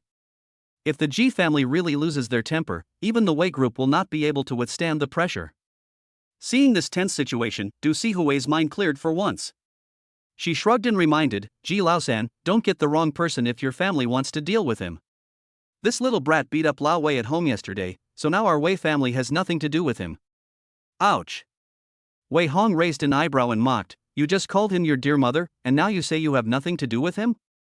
You'll have to deal with the mess you've made." Du Sihui was full of disgust. "You beat Sheng up like this, even if the Ji family doesn't pursue this matter, I will pursue it to the end." Good. Ji Mingxian nodded with a clear conscience and immediately stated, "I will only trouble Wei Hong for this matter today, and will never involve the Wei Group." The two sides hit it off. The target was once again set on him. The crowd cast either teasing or pitying glances. Wei Sheng was even more ecstatic, just waiting for him to pay the price. Wei Hong, however, snorted in disdain and said, "Do you know why I took care of Ji Peng and left CSCC alone?"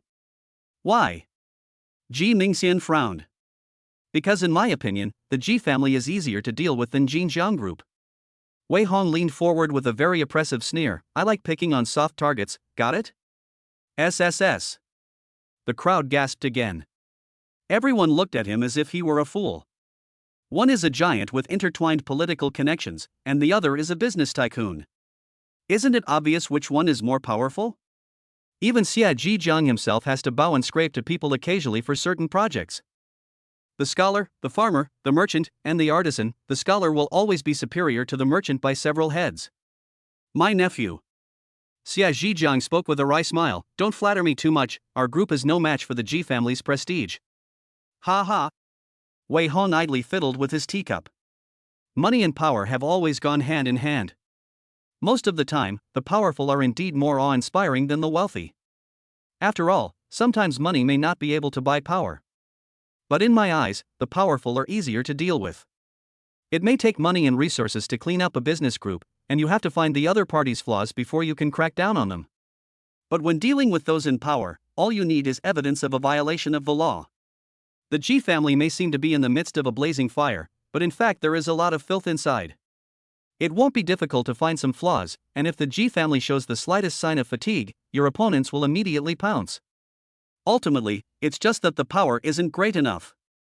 Success or failure is also about power. The wealth in the Jinjiang Group's hands was earned legally after all, and what about you? Dare you spend money legally? Wei Hong pressed him step by step, speaking with conviction. There was no trace of the cowardice and ignorance that a high school student should have. There was only the intimidation of strategizing and winning from thousands of miles away. His eyes were even sharper than a knife, and no one dared to look directly at them. Ji Mingxian's face gradually turned ugly. He curled his lips in mockery and said, "The Ji family, from top to bottom, abides by the law. We have not done anything illegal. Do you really think that just any Tom, Dick, or Harry can threaten us? Is that so?"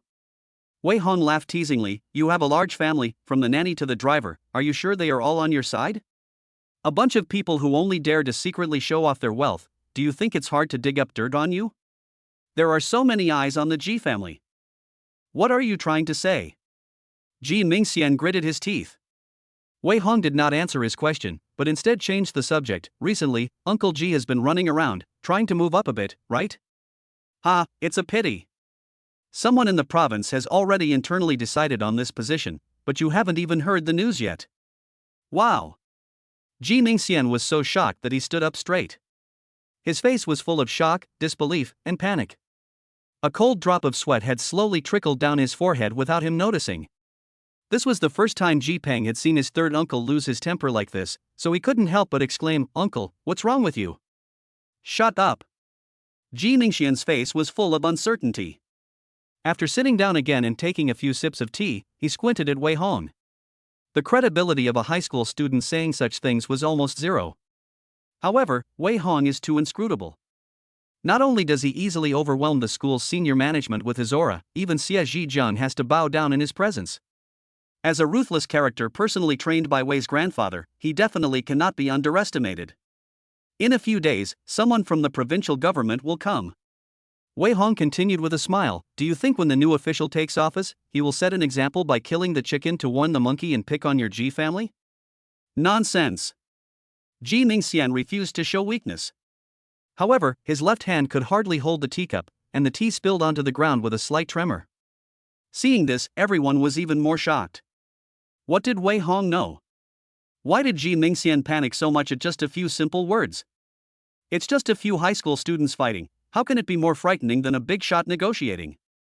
After Ji Mingxian sent a few messages on his phone, a trace of nervousness, panic, and unease flashed across his face. Finally, he forced a smile and said, "Nephew, I'm sorry. Today's incident is just like children playing, don't take it to heart, I apologize to you." Wei Hong raised his glass and laughed lightly, and Ji Mingxian let out a silent sigh of relief. He turned his head and slapped Ji Peng on the head, deliberately scolding him angrily. "Apologize to your brother Wei, you idiot. Stupid, people provoke a few words and you rush to take the knife. How can the Ji family have such a waste like you?" "Uncle, me?" Ji Peng was ashamed and blushed all over his face. "Me what me?" Ji Mingxian said impatiently, "Apologize, you two brothers have been friends for more than 10 years, don't let this cause a rift between you." "I'm sorry." Ji Peng bit his teeth and bowed his head to apologize. But his eyes were full of defiance. Wei Hong also didn't bother to care whether he was convinced or not. The good times for the Ji family were over. They would have a hard time ahead of them, and they wouldn't need to do anything to take care of themselves. He raised his eyebrows and looked at Ji Peng and the others, admiring their colorful expressions. In the end, as expected, he met Wei Sheng's venomous gaze. Once upon a time, all he had to do was play the victim and frame Wei Sheng in his heart's desire. Wei Hong would then be shunned and reviled by his family and friends, and plunged into endless internal strife and suffering. But now he had been reborn, and every move he made exuded the majesty of a superior. He could even chat and joke with big shots like Xie Zhijiang and Ji Mingxian, and threaten and revile them. How could such a fearsome enemy not make people wary?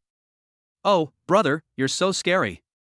Wei Sheng's thoughts really did ring in Du Sihui's ears at the right time. Even the two uncles can't rein him in, and my mother definitely can't control my brother, so how can I possibly stay in school in the future? I really don't want to get beaten up every day, it hurts. Sooner or later I'll get killed. Chapter 14, Go to number 13 middle school and behave yourself. That's where you belong. Wei Sheng's words of misery and provocation once again easily aroused Du Sihui's pity and indignation. As usual, she glared fiercely at Wei Hong and said coldly, Fine, I didn't think you were such a sharp-tongued person. Even if Chairman Xia and Dong don't care about this matter, I definitely won't let it go. You little brat must drop out of school. If you stay in school, I don't know how you will harm your classmates. How can Xiaoshang, who is so simple and kind, stand your bullying and beatings? Principal Lu, your Xingruwei High School has a century-old reputation, and it must not be tarnished by this kind of scum. Expel him immediately. The school leaders were instantly drenched in cold sweat. Wei Hong is not just an ordinary high school student. He comes to school with 6 bodyguards, and he can get away with cursing at Jiming Xian and Xia Zhijiang. How dare they say they want to expel someone? Mrs. Wei, you are family. Principal Lu smiled apologetically, rubbing his hands together and cautiously suggesting, why don't you discuss this at home?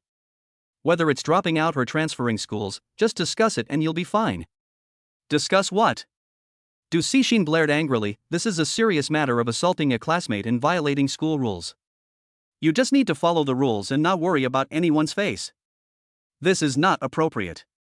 Principal Lu still did not dare to agree and continued to appease everyone with a smirk. Why don't you think about it again yourselves? No nonsense. Du Cixin screamed in a strong tone, expel, you must expel them immediately.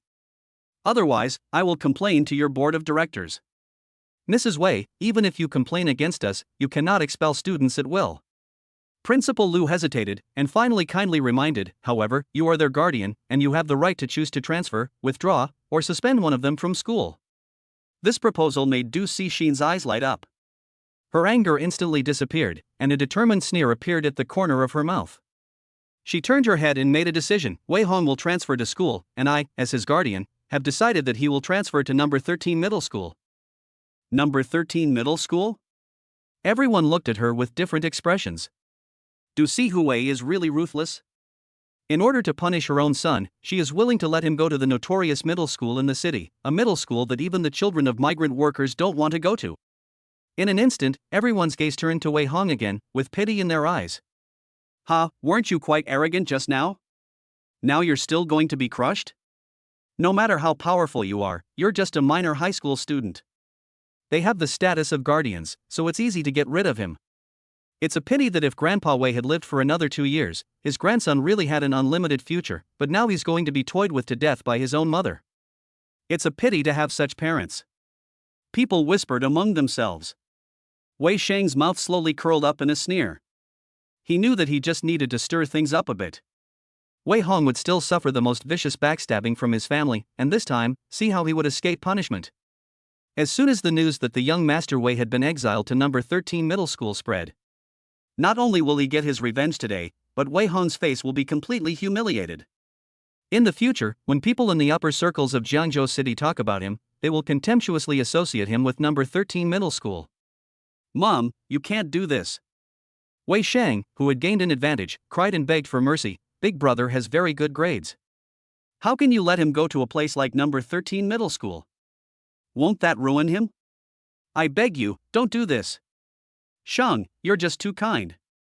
Du Sihui was full of concern. Don't worry about it, I have to make the decision for you today. Our family doesn't need such an unruly brat. Mom, no. Wei Sheng continued to put on an act. Oh, I'm fine, it doesn't hurt at all. You mustn't make things difficult for big brother for my sake, I'd feel bad about it. Silly boy. Du Sihui was moved again. Xia Sisi was also full of righteous indignation. Only Xia Zhijiang and Ji Mingxian looked strange, their eyes disgusted as if they had eaten flies. What the hell is wrong with you crying? Wei Hong casually picked up a teacup and smashed it over there, immediately stopping the few people from putting on an act. How dare you? Du Sihui turned around and scolded like a protective parent. You are transferring to the 13th middle school today, and you will go through the formalities right now. Ha ha. Wei Hong rubbed his left ring finger and teased, I'm not transferring schools today, and I'm not paying a single penny. I'm also making Wei Shang go to the school broadcast room to apologize and make a public apology. Do you believe me? What are you crazy? Du Sihui laughed in anger, and the others also looked incredulous. He was the one who hit someone, and his guardian is not siding with him. What big waves can Wei Hong stir up? He should just go to the 13th middle school and be done with it. Principal Lu, you heard my request, right? Wei Hong looked at him with a piercing gaze and casually ordered, do it. Me? Principal Lu was dumbfounded. Do it my ass, Who do you think you are? Why are you giving me orders? Classmate Wei Hong, the school has its own rules. Principal Lu said with dissatisfaction, in an official tone, you're lucky that people don't care about the fact that you hit someone, so how can you make such an excessive request? You will agree. Wei Hong was full of confidence, lifted his hand and dipped it in the teacup. Then he slowly wrote down 6 numbers on the tea table, 200300245. You? Principal Lu was scared and his face changed. His legs almost gave way and he couldn't even stand steadily. Everyone else also realized that something was wrong. The numbers Wei Hong had written down must have a special meaning, and they definitely threatened Principal Lu, otherwise he would not have reacted so strongly and his hair would not be damp with cold sweat. Can you do it? Wei Hong asked. Yes. Principal Lu wiped the cold sweat from his face as he nodded desperately. He was finally able to muster up a firm expression, despite his panic. Turning to Du Sihui, he said, Mrs. Wei, students cannot transfer without the consent of the school. In addition, Wei Sheng has deliberately provoked his classmates and caused trouble, which is a serious violation of school rules and discipline. He must be punished. What? Du Sihui was completely furious. The others also looked incredulous. No one could have imagined that Wei Hong, who had just been like a lamb to the slaughter, was able to turn the tables after writing a few numbers, causing Principal Lu to take a stand firmly on his side, even at the risk of offending the Wei group. Wasn't all of this a bit too dramatic? Wei Sheng was full of disbelief. No way, how is this possible? Xia Sisi and Ji Peng were even more full of anger and frustration. Only the 2 smart guys, Ji Mingxian and Xia Zhijiang, subconsciously lowered their eyes. They looked at Wei Hong no longer as a junior, but as a difficult opponent. Principal Lu, have you gone crazy? Du Sihui angrily slammed her handbag on the ground and snapped, you should know the consequences of offending our Wei group. I want you to immediately retract the nonsense you just said, or we're not done. Chapter 15, Mistaking Fish Eyes for Pearls? Du Sihui went completely berserk. Principal Lu was suddenly under enormous pressure. She represented the Wei Group, a large enterprise that was second to none in Jiangzhou City, and had long since penetrated every aspect of society, with absolutely extraordinary influence. A private aristocratic high school was meant to serve the rich. If you offend the richest man in the city, the school's senior management will all be in big trouble. Principal, have you gone mad? Why don't you reconsider? Mrs. Wei has already lost her temper. We can't offend someone to death, otherwise everyone will be blamed by the board of directors. Yes, we can all be fired at the drop of a hat, so don't do anything rash. The school leaders whispered in admonishment. Principal Lu's back was already wet with cold sweat, and his eyes looked for help as he looked at Wei Hong, hoping that he would change his mind and rescue him from this dilemma. Unfortunately, Wei Hong would not change his mind. Today, Principal Lu must deal with Wei Sheng, or else he will be disgraced. In a previous life, Wei Hong learned too many secrets. He knew all the big names in Jiangzhou City, and he had dirt on each of them. Some he had heard about in a previous life, and some he had learned by chance while living as a spirit. The number he just wrote down could be related to a human life. If Principal Lu wanted to ruin the school's reputation, he wouldn't mind helping out. Choose. Wei Hong's fingers tapped the tea table nonchalantly, and his eyes scanned past vaguely. If you can't make up your mind, you can report to the school board. Okay, just a moment. Principal Lu felt a great weight lift from his shoulders and hurriedly walked out of the office to make a phone call. For a moment, everyone felt a little ridiculous. A few high school students had just gotten into a fight, so why was such a big fuss being made?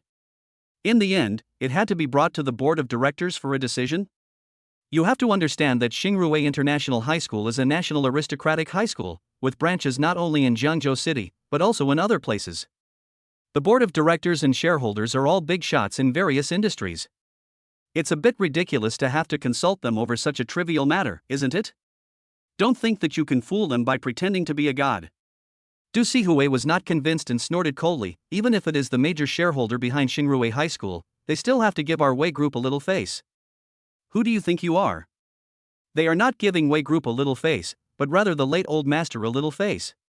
Wei Hong sneered coldly with impatience. You, a person with a different surname, are worthy of waving the Wei family flag? Who gave you the face? Little brat. Du Sihui was once again furious. Wei Sheng once again tried to chat up the side, and Wei Hong gave him a look. He immediately shut up, lest he be hit again. Now everyone could see it. Wei Hong was a ruthless person who would never hesitate to get his hands dirty. He just sat there, sipping tea in silence, exuding an aura of dignified majesty that was more intimidating than that of a business tycoon like Xie Zhijiang. It was unbelievable that a student could make the school's senior management stand obediently like their grandchildren. In a short while, Principal Lu returned. There was no longer any fear or panic on his face, only the calmness of a man doing his job. Mrs. Wei, the school has decided after deliberation to give Wei Xing a severe warning and require him to make a public apology in the broadcast room immediately, or he will be expelled. What? Du Sihui was beside herself. Her graceful face was full of disbelief. The people around her were also shocked. Wei Sheng was the only one with a face full of shock and shame, wishing he could find a hole to crawl into. Just now, he was gloating, thinking about how humiliating it would be if Wei Hong were kicked into the 13th grade, and even how to mock the other person and set up the situation in the circle of friends had already been clearly thought out. But now the situation has changed. Principal Lu unhesitatingly supports punishing him. In this way, the one who will be humiliated will become him. Wei Sheng was clearly the one who got beaten up, but he still had to apologize to the whole school. How could he save face? From now on, he would be the butt of jokes every minute. Oh no! Wei Sheng once again sold his misery with his heart's voice. Why is this happening? I clearly didn't do anything wrong, so why do I have to apologize? Do you have to trample my face underfoot? How can I be a person like this? I might as well find a roof and jump off it. No! Du Shihui suddenly became emotional. She grasped Wei Sheng's shoulders and anxiously comforted him. Xiao Shang, don't be afraid, your mother will protect you. Thank you, Mom. Wei Sheng was overwhelmed with gratitude, and in his heart he once again played the victim and showed weakness, which made her feel even more pity for him. Principal Lu, I don't agree with this solution. If you keep this up, I'll call the police. Du Xixin took a deep breath and scolded with a cold face. You should know what happens if you offend our Wei group. I hope you'll think about it. Go ahead. Principal Lu sighed helplessly. This is a personal instruction from the boss. Even if you call the police, it's just a fight between students. The school is ultimately responsible for how to deal with minors. Du Xixin was full of despair and frustration. This was the first time she had felt so powerless. No one cared about the reputation of Wei's group. The boss had already spoken, and even if Wei Jialian came in person, the school would not change its mind. Unless Wei Hong changed his mind. Yes. Du Sihui thought clearly about this, and in her desperation, she directly went up and grabbed Wei Hong's arm, her fingernails almost bleeding as she angrily shouted, You immediately tell Principal Lu that we are reconciling, and don't give Xiaoxing a punishment. Hurry! Get out of the way! Wei Hong impatiently raised his hand and flung it away. A huge force directly flung Du Sihui flying. If Wei Sheng and Xia Sisi hadn't helped her up, she would have hit her head and been bleeding. Big brother, how could you do that? Wei Sheng immediately shouted at him, It's fine if you bully me, but how could you hit your own mother? Trash, scum. Are you even human? Xia Sisi was also full of anger. How dare you lay hands on your own mother? How have you become this monster? Wei Hong gave him a cold stare. He simply didn't bother arguing with these brain-dead morons. He got up directly and left with his bodyguard, only lightly speaking as he passed by Principal Lu. I know nothing, just remember to make him reflect deeply.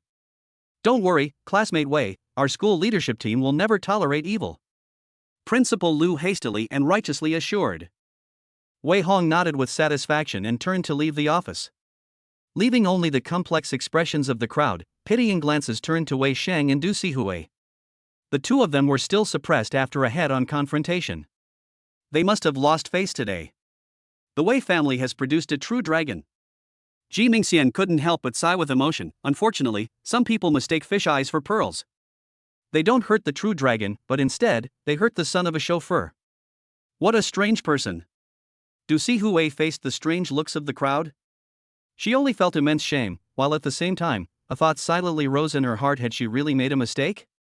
Chapter 16 Competition Class, Top Genius. That afternoon, Xingrui International High School quickly issued a warning and demerit. Wei Sheng was given a demerit for provoking trouble and was made to read a 3,000-character self-criticism in public in the broadcast room. At this point, this schoolyard farce came to an end. But it set off a storm of controversy both inside and outside the school. Not only were the teachers and students of the whole school dumbfounded, but even many rich and powerful second-generation elites in Jiangzhou City spread the news in their respective circles, and there was even a trend of it spreading online. Although the Wei group urgently suppressed the heat. But this face was still firmly trampled in the mud. Everyone in the Wei family was furious when they heard about it. Wei Shang himself was also humiliated. Unable to stand the pointing and jeering of his classmates, he simply took a leave of absence and went home to rest. Ji Pang and CSCC were also severely reprimanded by their elders at home. They dared not provoke Wei Hong again and simply took leave to go home. Many of the rich second generation who were close to Wei Shang were scared and fled from class. In the blink of an eye, the classroom in grade 12 class 2 was instantly emptied. Wei Hong didn't care about any of this. He continued to sit silently at his desk, buried in various books. He didn't listen to the teacher's lectures either, but just pored over his books on his own. A pair of gold-rimmed glasses hung from his nose. It made him look even more dignified and noble, like a young nobleman. His serious and focused appearance attracted the hearts of the girls in the class, who were distracted from listening to the lesson. From time to time, girls from other classes came over in groups to watch, and his popularity was much better than when he was notorious in his previous life. "Student Wei, this is my gift to you, please accept it." A few little girls blushed and plucked up their courage to give him a pink romance novel. "Thank you." Wei Hong did not reject the girls out of hand, but politely smiled and accepted them. Wow, he accepted them, oh my. "Classmate Wei, these are mine. Please accept them, please." The girls immediately went into a frenzy. Videos of Wei Hong's crazy and handsome beatings today, and photos of him reading books with a noble and refined air. They had long since spread all over the school's post bar, and were also revered as a god by countless fans. Such a man of noble status, mystery, and majesty. He completely fulfilled all the fantasies of these little girls. Naturally, one love letter after another soon filled the desk. Hey, what are you all doing crowding here?" A tall and thin middle-aged male teacher pushed the door open and directly interrupted this farce. The little girls scattered in all directions, and the classroom returned to normal order. "Wei Hong, you're just too popular. You've got so many love letters that you can even make a lot of money selling junk." The middle-aged male teacher teased with a smile. "Teacher Liang." Wei Hong politely nodded. This person is named Liang Feipeng, the gold medal teacher of the school's competition class. In Wei Hong's previous life when he was notorious, this was the only teacher who believed in him. Therefore, even though the other party is just a small teacher, he also gave him full face. "Have a seat." Liang Feipeng waved his hand, glanced at the curious stares of the class, and then got straight to the point. "I came to ask if you were interested in going to the competition class? Most of the courses in the senior year review stage have already ended, and we are just checking for gaps and filling in the gaps every day. I have seen your grades, and you are completely capable of sprinting to Tsinghua and Peking. Although the competition class will take up a little review time, you can win more honors, and you can even get extra points in the college entrance examination or even be recommended for admission. Think about it. In addition, you can also go back to the key class to listen to the lectures during regular classes, which won't take up too much of your time." Liang Feipeng racked his brains trying to persuade him. Wei Hong, however, had already got up to pack his books and said, carrying his school bag, "Let's go." "You promise?" "Of course. I haven't even asked your class teacher for you yet. She dares not stop me." Liang Feipeng was stunned for a moment and couldn't help but laugh. He quickly led him to the competition class in high spirits. In fact, it's good to go to the competition class. Wei Hong has already mastered all the knowledge in high school, and the college entrance examination is a piece of cake for him. Every day in class, he just reads more about finance, the internet, and e-books. The competition class is quiet and suitable for him to read. Second, he can also meet many top talents, so why not? After a while, the two arrived in a classroom on the left side of the third floor. There were only a dozen or so men and women buried in their work here, and they didn't seem to care much when they saw Liang Feipeng bring Wei Hong in. They just glanced at them and continued with their calculations, undisturbed by the outside world. These people are truly university overlords. There's been such a big commotion at school, but they just don't care. Compared to the noisy situation in Class 2 of Grade 12, this place is indeed suitable for studying. I am a gold medal tutor hired by the school at a high salary, and I have some accomplishments in mathematics and physics. Liang Feiping asked, there are now 12 students in the competition class, 7 majoring in mathematics and 5 majoring in physics. Which direction do you want to focus on? It doesn't matter. Wei Hong didn't care and found a seat. Liang Feiping just thought that he had not yet made a choice, so he simply found a set of books on mathematics and physics and handed them to him, saying, these are the questions from the last joint competition among universities. They are quite difficult, so you can do the ones you know and leave the others blank if you really don't know them. Just give me 20 minutes. Wei Hong glanced at the exam paper, took out a pen and started working away. 20 minutes? Liang Feiping was dumbfounded. The other students in the competition class also became interested. They all turned to look, and when they saw Wei Hong filling in the blanks with ease, without even thinking, they were all left in a daze. Who is this guy? So arrogant? I can't even finish marking the papers in 20 minutes. Where did Lao Liang find this great god? No one in the world can finish 2 papers in 20 minutes. The crowd, who had rarely exchanged words, started whispering. Liang Feiping stood aside and watched for a while, and discovered that Wei Hong was really working on the questions. And every question was correct, and he could even tell the answer just by glancing at it. Stop. Liang Feiping quickly called a halt. You've done this exam paper before, haven't you? Hey, no wonder, these exam papers have been torn to shreds by everyone after the exam, so it's normal that you've done them before. I'll go get you 2 new ones. With that, he hurriedly walked towards the office. The others couldn't help but look at him with contempt. He's done these exam papers before and didn't say anything. Does he really think he's a genius? Ha, if I'd done these exam papers, I'd be filling in the blanks mindlessly too. What a waste of time. The university overlords shook their heads and said no more, turning back to continue working on the problems. Subconsciously, they had already regarded Wei Hong as a show-off. Liang Feiping soon returned, holding 2 new test papers in his hands. He said excitedly, come, let's do this one. This is a variant question type that I just sorted out. You must not have done it before. Wei Hong took it and glanced at it, then frowned and said, this one is even easier, you'll only need 15 minutes. 15 minutes? Liang Feiping was full of black lines, feeling only that his intelligence had been insulted. Chapter 17, Under Heavy Guard, The Innocent Schoolgirl. The competition exam paper was several grades more difficult than the normal exam paper. Many of the knowledge points are obscure and difficult to understand, and the types of questions are also strange and varied.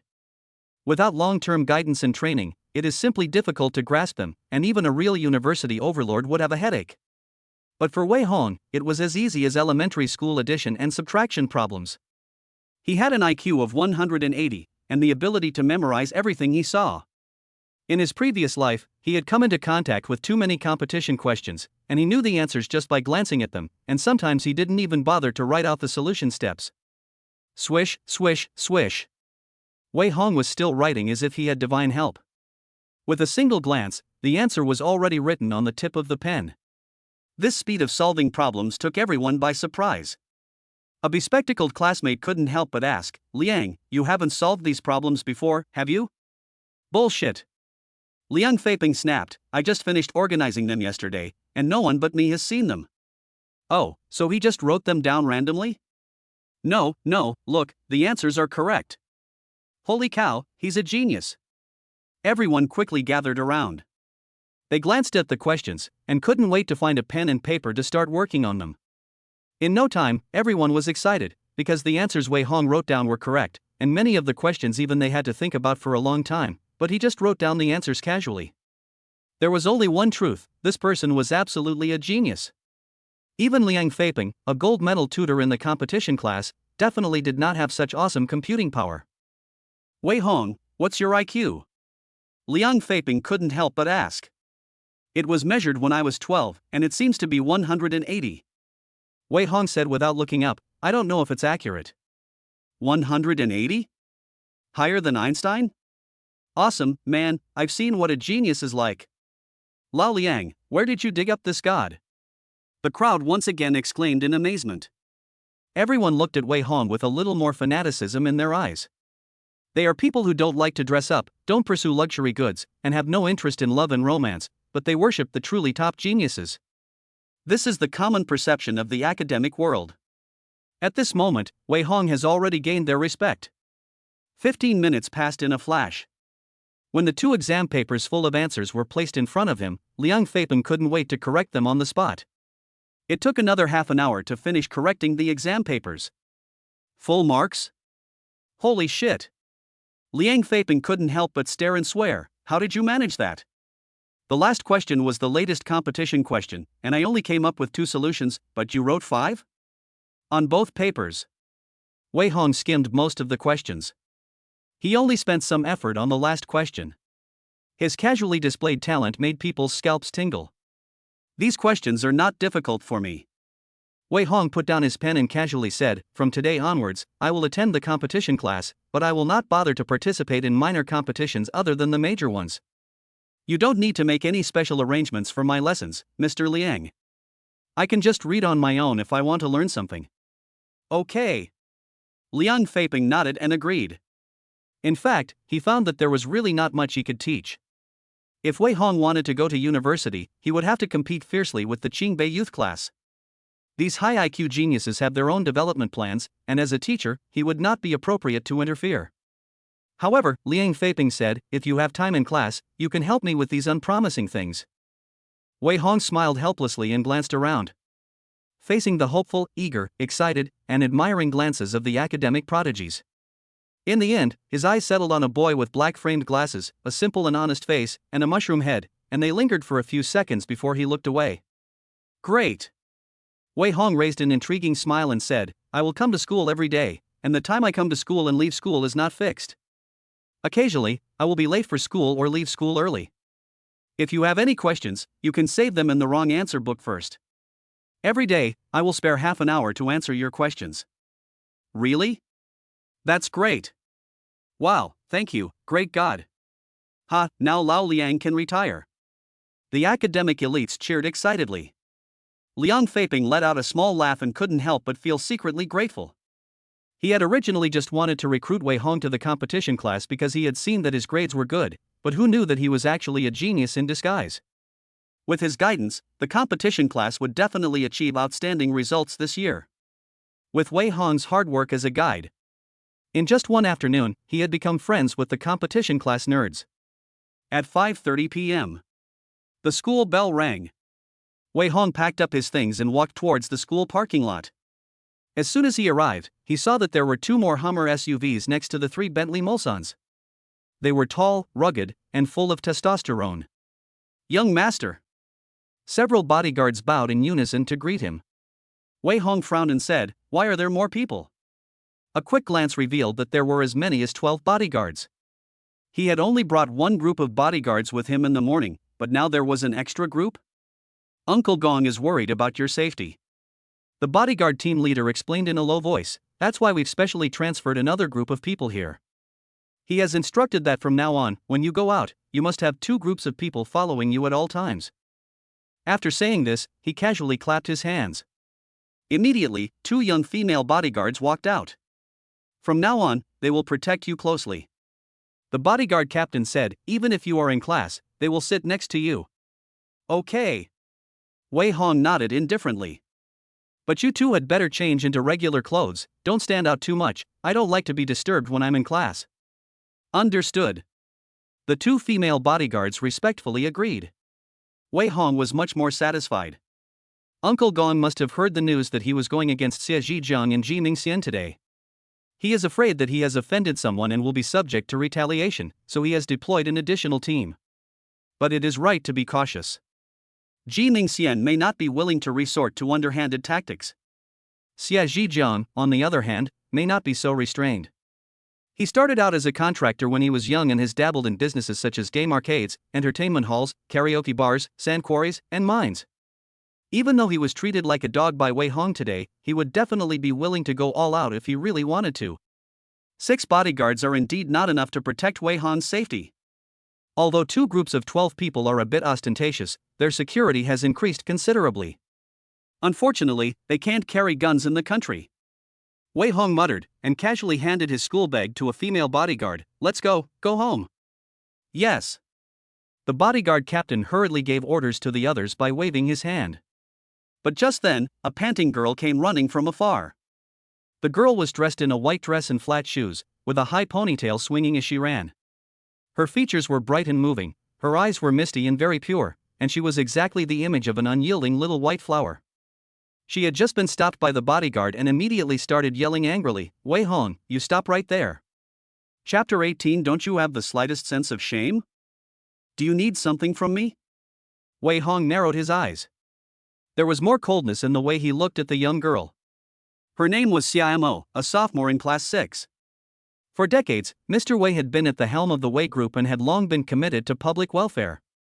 He often provided financial support to various elderly people living alone, orphans, and impoverished students. Xiamo was one of these poor students. Her father is a gambler, her mother is seriously ill, and she has a bratty younger brother. The family values boys over girls, and has often beaten and scolded her since she was young.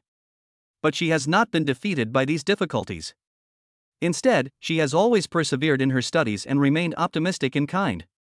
When Wei Hong came into contact with Charity a few years ago, he was attracted by her optimism, so he simply and conveniently listed her as a one-on-one support target, and their relationship naturally improved by leaps and bounds. A few months ago, Xiamo still called him senior.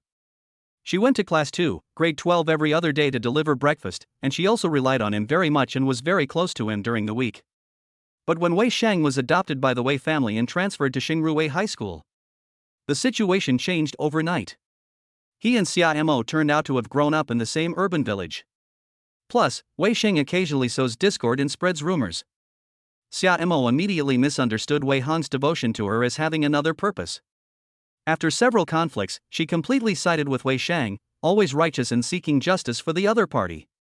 She thought she was the messenger of justice, which was really annoying. Sure enough, this time she came over to lecture on the virtues of the Tao. Senior, bullying classmates is wrong. Xiamo accused with a full face of righteousness, although your family is rich, you can't do whatever you want, right? Little Shang is already very pitiful because he has become an orphan, and you still want to beat and bully him. Is this something human beings do? You beat him and then used your power to force him to apologize in the school broadcast room. How can there be such bullying? Is there still justice and the law in the world? I always thought you were a kind and good person, but now I realize that you were just like all the other rich people, heartless bastards. Now, immediately, right now, go with me and apologize. Wei Hong couldn't help but sneer. Power? Why didn't anyone mention power when Ji Peng provoked him time and time again? Why didn't the Weiss, JIS, and Xiez mention power when they exerted pressure? Now that he's just fighting back, someone's jumping in to defend the real aggressor? Have you eaten too much? Wei Hong spoke impatiently. If you are full and want to come here to find a sense of existence, I advise you to save your energy. Senior, why are you so righteous? Don't you have the slightest sense of shame? Xiamo remained cross-armed and angry. She had imagined herself angrily accusing him. The other party would be ashamed and correct their mistakes, and apologize to Wei Shang's brother. But the truth did not develop as she expected. You should be the one to feel ashamed. Wei Hong turned around and got into the car. He waited until the window slowly lowered before frowning impatiently. I don't know the whole story, but you've made a rash judgment based on hearsay. You think you're a messenger of justice, trying to uphold the truth. Don't you feel embarrassed? Xiamo's pretty face turned red. It seemed as if she couldn't believe that Wei Hong, who had once been gentle and favored her, would be so disrespectful. I don't care. Xiamo stopped in front of the car, opened her arms and said stubbornly, you must go with me right now to apologize to brothers Xiaosheng and promise never to bully him again, otherwise this matter is definitely not over and I will never forgive you. Another idiot. Wei Hong helplessly ran a hand through his hair. Who cares if she forgives him or not? Why are these people so self-righteous? Young master. The head of the bodyguards asked, do you want me to take her away? No need. Wei Hong sneered, drive and run her over. Yes. The bodyguard answered, immediately shifting into neutral and stepping on the gas. A loud bang scared Xiamo back repeatedly. The next moment, the car started straight away and ran over, then stopped abruptly. Xiamo stumbled and fell to the ground with her left foot tripping over her right foot, so angry that she almost burst into tears. Her pitiful face was flushed with anger and resentment. After struggling to get up, she shouted at Wei Hong in the car, that's too much, I want to break off all ties with scum like you. Stop. Wei Hong narrowed his eyes and casually shouted stop. The car immediately stopped, and he got out of the car again. He walked step by step to Xiao, knelt down in front of her, and then said with a cold smile, "Break off all ties? How? I just wanted to end." Xiaomo's face flushed, and she said stubbornly, "Unless you are willing to reform and start over, otherwise I don't want to have anything to do with scum like you. It's disgusting to even be associated with you." Very well, well said." Wei Hong laughed instead of getting angry, and nodded, saying, "You have been receiving financial support from our Wei family since junior high school, 2,000 yuan per month for 3 years, and after you went to high school, I personally helped you one-on-one, 5,000 yuan per month for 2 years. Your mother's medical expenses and multiple rescue fees have cost at least 500,000 yuan, not to mention the supplementary card I once gave you, which you used from time to time for daily expenses and to support your gambling father and your brother who was ashamed of his family. I turned a blind eye to all of this. Everything you wear, eat, drink, and use, which of it isn't paid for by our Wei family? You want to cut it off, do you? Fine, pay us back." He almost yelled out the last sentence. Xiao was so scared that she shrank back a few steps, her pretty face turning pale. Wei Hong, however, had no intention of letting her off the hook and continued to press his advantage. "I tried to pull you out of the mud with good intentions, but what did you do? You're ungrateful and hypocritical, feeding a whole family of vampires with my family's money, and yet you keep shouting about righteousness and morality in my face. You want to set up a saintly, innocent little white flower persona, don't you? Me? I don't." Xiao was so desperate that tears flowed down her face. "No?" Wei Hong sneered, "Even if I spent more than 1,000,000 yuan on feeding a bunch of cats and dogs, they would all know how to beg for food and wouldn't turn on me. You're quite protective of Wei Shang, but why doesn't he pay for your expenses? Is it because you can't bear to?" Xiaomo's eyes widened in shock. She never imagined that she would be insulted like this. Is this still the same brother who took care of her and warmed her heart throughout her youth? Brother Wei Shang and I have a pure brother-sister relationship. Xiao burst into tears, accusing, "I just don't want you and Brother Shang to have a falling out, so how can you misunderstand me like this? All you talk about is money. Have you fallen into the money trap? Why are people so mercenary? Right, you are the most noble and pure." Wei Hong smirked, straightened his clothes, and walked back to the Bentley. He coldly said, "I will notify someone to suspend the secondary card, and the monthly scholarship will also be interrupted. The bills for your family's expenses will be sent to your door as soon as possible, so please return everything as soon as possible.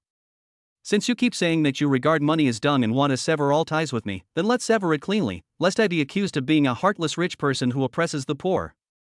After saying this, he got up directly, got into the car, and left. Xiao was left alone, dumbfounded, unable to come back to her senses for a long time.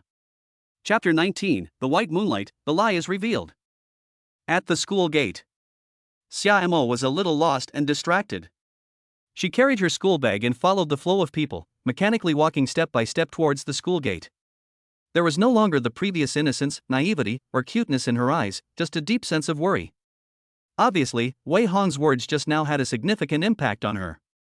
But before she could mourn the spring and grieve the autumn for long, a dozen chattering young girls came up to her and surrounded her. "Mo, where did you go just now?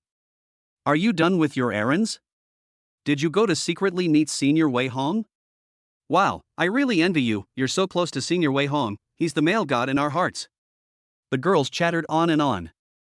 Xiao muttered with a displeased expression, "What a male god, he is just a bully." Mo, what are you talking about?" the person next to her asked curiously. "Nothing." Xiao shook her head and said, "I have to go home today because I have something to do, you guys can go now." "No, didn't we agree to go for milk tea and go shopping together?" "Yes, we also agreed to feed the stray cats, they are so miserable, you can't let them go hungry, can you?" Mo, you're so nice. Come with us and have fun. How can you bear to see the cats go hungry when you're so kind?" The girls all expressed their discontent at once. Xiao laughed, but she didn't dare to refuse. Since receiving Wei Hong's one-on-one sponsorship, she not only had 5,000 yuan a month to spend, but also had an exclusive supplementary card that she could use as she pleased. She lived like a real rich girl. In order to maintain her image as a simple young girl who treats money like dirt, she feeds stray cats today and donates money and goods to lonely elderly people tomorrow. She helps poor students in her class every now and then, and her reputation for kindness has long spread throughout the school. Naturally, she attracts many fans with different motives around her, and they follow her around every day, eating and drinking for free. They won't hesitate to take advantage of her when they can. Xiao was carried away by their flattery, and had already forgotten what Wei Hong had just said. She pretended to be innocent and nodded before saying, "Okay, let's go drink milk tea first, then buy cat food to feed the stray cats, and then I'll treat you all to a big meal." Yes, that's great, Mo. Yes, we love you to death. Mo is so generous. I heard you have Wei Hong's credit card. Is he courting you? The girls continued to admire and flatter her. Xiao was pleased with herself, but pretended to be coy and said, "Who needs his courting? These rich guys are all conceited. I would never like him." Wow. Mo, you are so dignified. You don't care about the male god that all the girls in school like. Oh, why can't I be as lucky as Mo?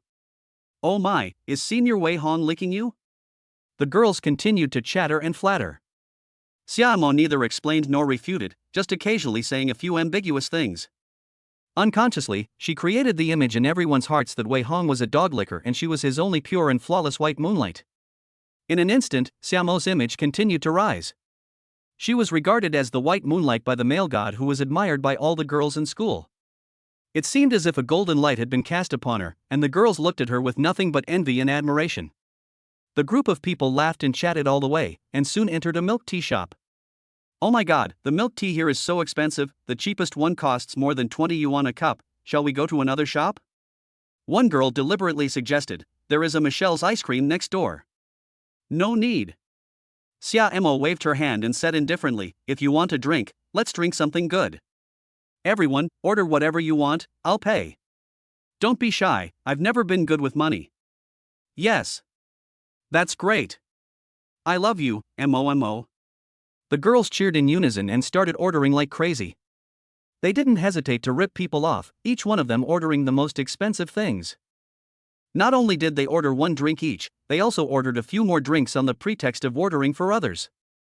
Before long, everyone had finished ordering.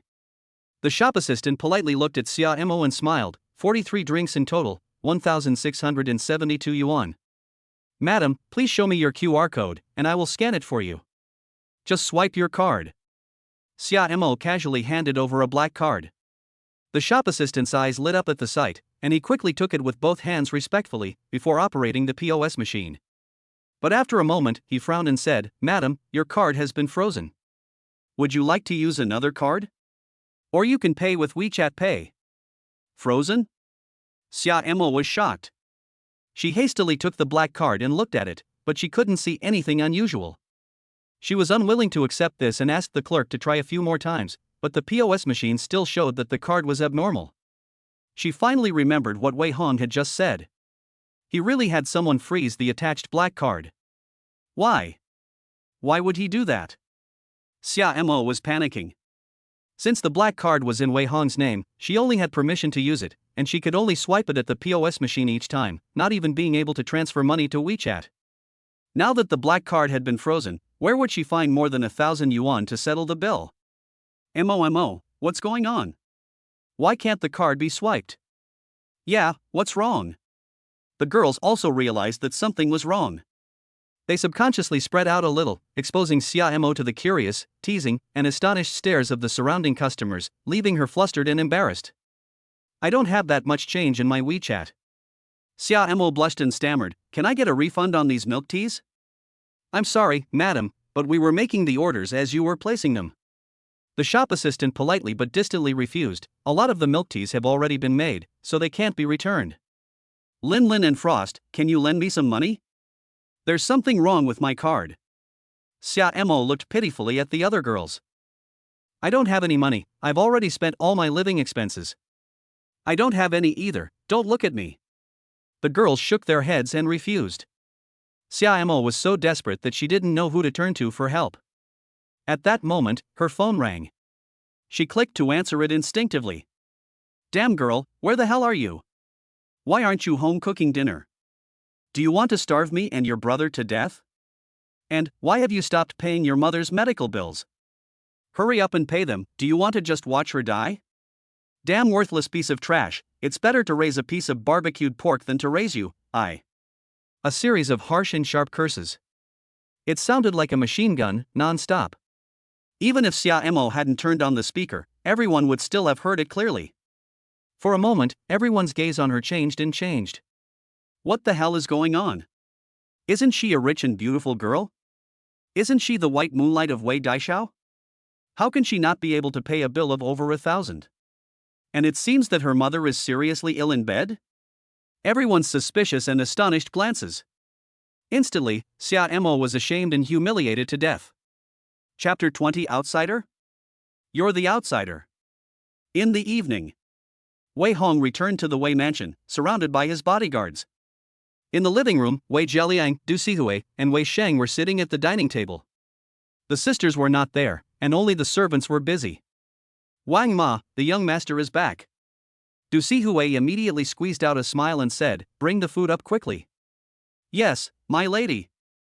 Wang Ma agreed with a bow. She immediately led the way to the table and served a pile of delicious dishes. Wei Hong didn't say a word, just sat down and started eating. The calm on the faces of the three people across from him could no longer be maintained. "Where's your upbringing?" Wei Jialiang knocked on the table and habitually lectured, "You don't even know to greet people when you get home, are you mute? Are you human?"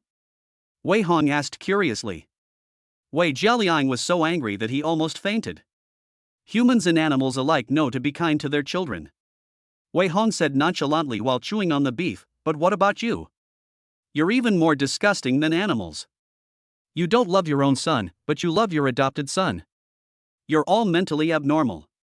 How can you feel good about yourself as a human being? You. Wei Jialiang covered his heart and screamed. Du Sihui also had a bad complexion and hurriedly asked someone to bring medicine over.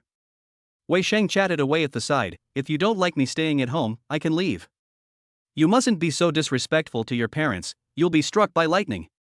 Shut up if you don't want to keep getting beaten up, you have bad breath." Wei Hong gave him a glare and he immediately shut up obediently. "Oh no." Wei Sheng's heart continued to provoke, "Big brother, are you addicted to beating me? What if he beats me up at home too?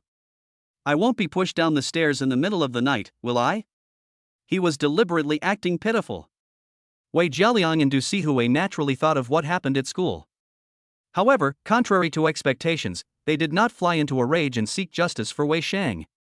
Instead, they glanced at each other, gradually suppressing the anger in their eyes and forcing on a friendly appearance. "Hong, you really are something. Don't be angry with your father every day. What can't we say to each other as a family?" Du Sixin licked her lips to smooth things over, saying, "Here, drink some more soup. I asked Wang Ma to make it for you." After saying this, she took the initiative to ladle a bowl of soup and pass it over.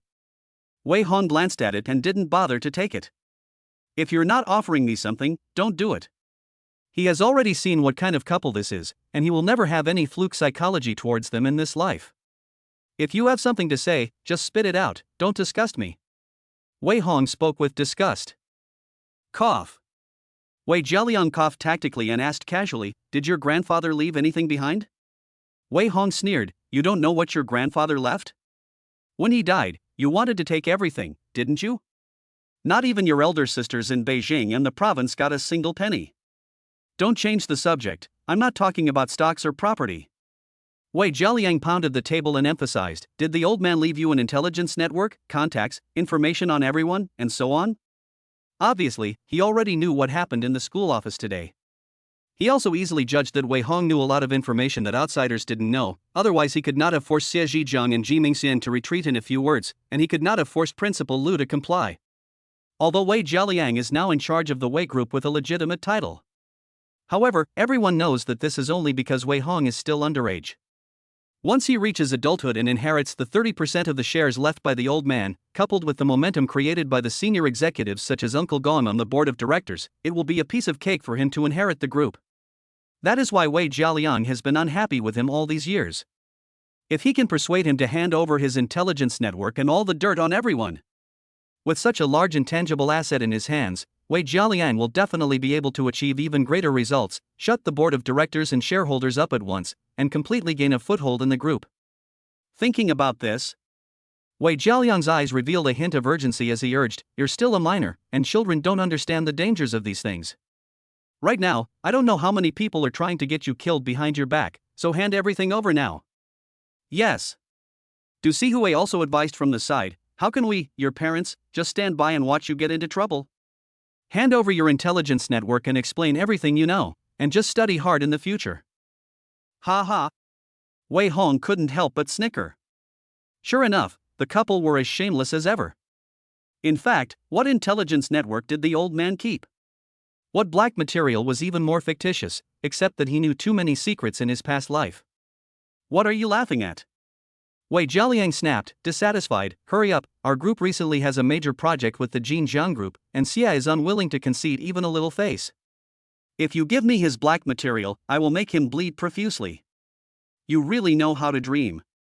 Wei Hong picked up a chopstickful of beef and teased and laughed, if I were going to do it, I would give Chairman Xia the dirt on you, not help you deal with him. Are you crazy?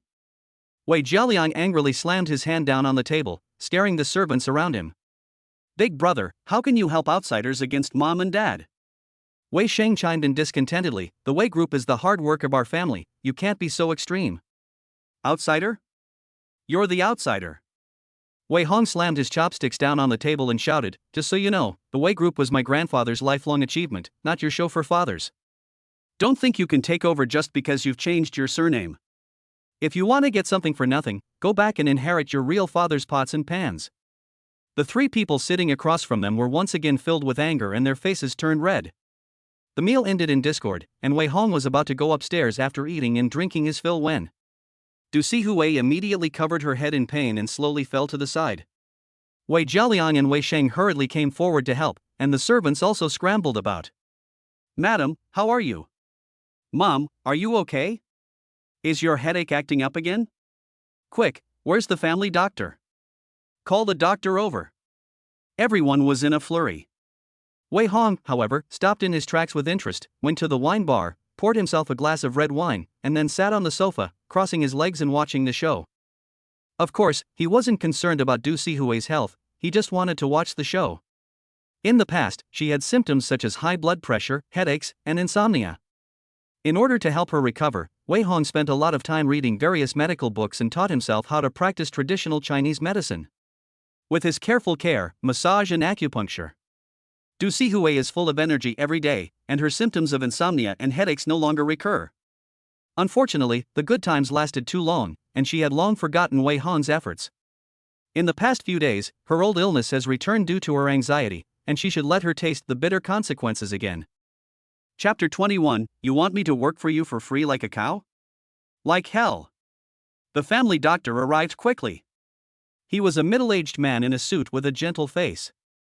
He hurriedly carried a medical kit, quickly instructed everyone to have Du Sihui lie on her side on the sofa, and then took her temperature, heart rate, blood pressure, etc., before quickly making a diagnosis.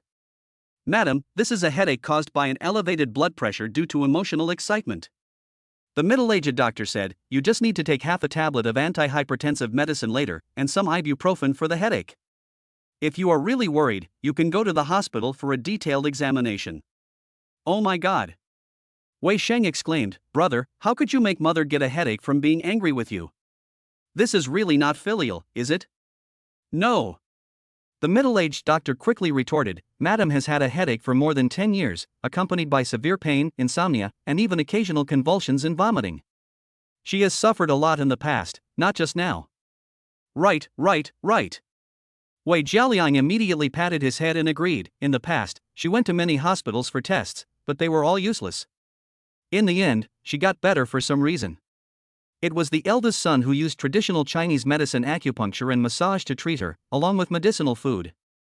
The middle-aged doctor looked at Wei Hong with admiration and explained, after the old master passed away 3 years ago, he began to take care of his wife's health. It has been more than 2 years since she hasn't had an illness, right? Everyone was now filled with strange and complex emotions. Du Sihui's mind flashed back to the many things Wei Hong had done for her. At first, she had thought they were just trivial matters, nothing compared to Wei Sheng's sweet words that made people feel at ease. But now that she thinks about it, it wasn't easy at all. And then she thinks about how cold she's been to him all these years. Wei Sheng has been beating him up or scolding him ever since he came home, and she can't help but feel a pang of guilt. Is it true, as Ji Mingxian said? Has she mistaken the fish eyes for pearls? Love the wrong son? Young Master Hong, why don't you try? The middle-aged doctor said, why don't you give your wife an acupuncture treatment and a massage? It should help quickly. She probably needs to recuperate more recently. I don't have a medical license. Wei Hong casually shook his wine glass and laughed, you'd better take her to the hospital. The Wei family can afford the medical fees. Besides, she has her favorite adopted son. Do you think I need to get involved? Little brat. Wei Jialiang angrily scolded, she is your own mother. Who can stand by and watch their own mother suffer? Don't you fear the heavens' punishment? Where is your conscience? How much is a pound of conscience worth? Wei Hong disdainfully pursed his lips, you still want me to work like a slave for you for free? Dream on. You? Wei Jialiang was furious again. Wei Sheng quickly pulled him back and said sweetly, Dad, don't argue with your brother, what if you get sick from anger too? If you collapse, our family will fall apart. Fine, fine. Wei Jialiang said, breathing out a sigh while gritting his teeth. Fortunately, I still have such a good son as you. If I have to rely on some people, I'm afraid I'll be driven to my grave sooner or later. Idiot. Wei Hong didn't bother listening to their PUA anymore. He gulped down the drink in one go, put down the glass, and turned around and went upstairs. Xiao Hong? Du Sihui reluctantly raised her hand and opened her mouth. But in the end, she didn't have the courage to beg for his help. It wasn't until the ibuprofen slowly took effect that her headache eased. Glancing coldly at Wei Shang, who was just mouthing off, she felt remorse for the first time. I remember that year. Wei Hong was 14 when she first saw her suffer from a headache. She was so worried and kept busy taking care of her. Compared to Wei Shang, who is so much better, this guy never does anything but talk. Her heart was filled with all kinds of worries and anxieties. In fact, she had never even poured him a glass of water. How could she have been so infatuated? Why did she think that this kind of person would be better than her own son? Mom, what's wrong with you? Wei Shang sensed the ill will in her gaze and hurriedly offered his services. Do you want to go to the hospital now?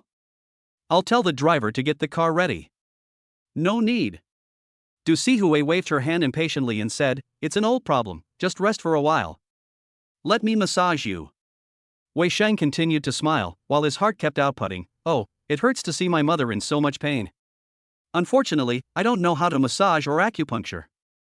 I'm so stupid. Damn it, how can I just stand by and watch my mother suffer? No, I'll go find some medical books to read later. I'll do whatever it takes to help my mother feel better. Du Sihui's expression softened slightly. She sighed, feeling both resentment towards Wei Hong's heartlessness and a little more relief at Wei Shang's understanding. At the same time, she comforted herself that her adopted son was probably just a little careless, and that his heart was still good. At night, Wei Hong walked out of the bathroom, brushing his hair. At this time, his phone started ringing. He picked it up and saw that he already had 99 plus messages. Various friends of the second generation of rich people, with whom he had an average relationship, had sent him private chat invitations, all about places where young models from clubs and bars like to go. Wei Hong was a normal man and naturally liked this kind of place. However, he had a strong sense of self-control. At the moment, he had not yet avenged his great hatred, so how could he afford to indulge in women? Moreover, he had just had a conflict with Ji Mingxian and Xia Zhijiang. He felt only slightly secure when he went out with 12 bodyguards, and going to places with mixed crowds was really not a wise choice. Therefore, he directly declined all the invitations. However, an invitation from Ji Peng aroused his interest a little. This kid sent a picture of himself surrounded by beautiful women on a yacht, accompanied by 2 words, coming? Wei Hong knew that he was asking for peace.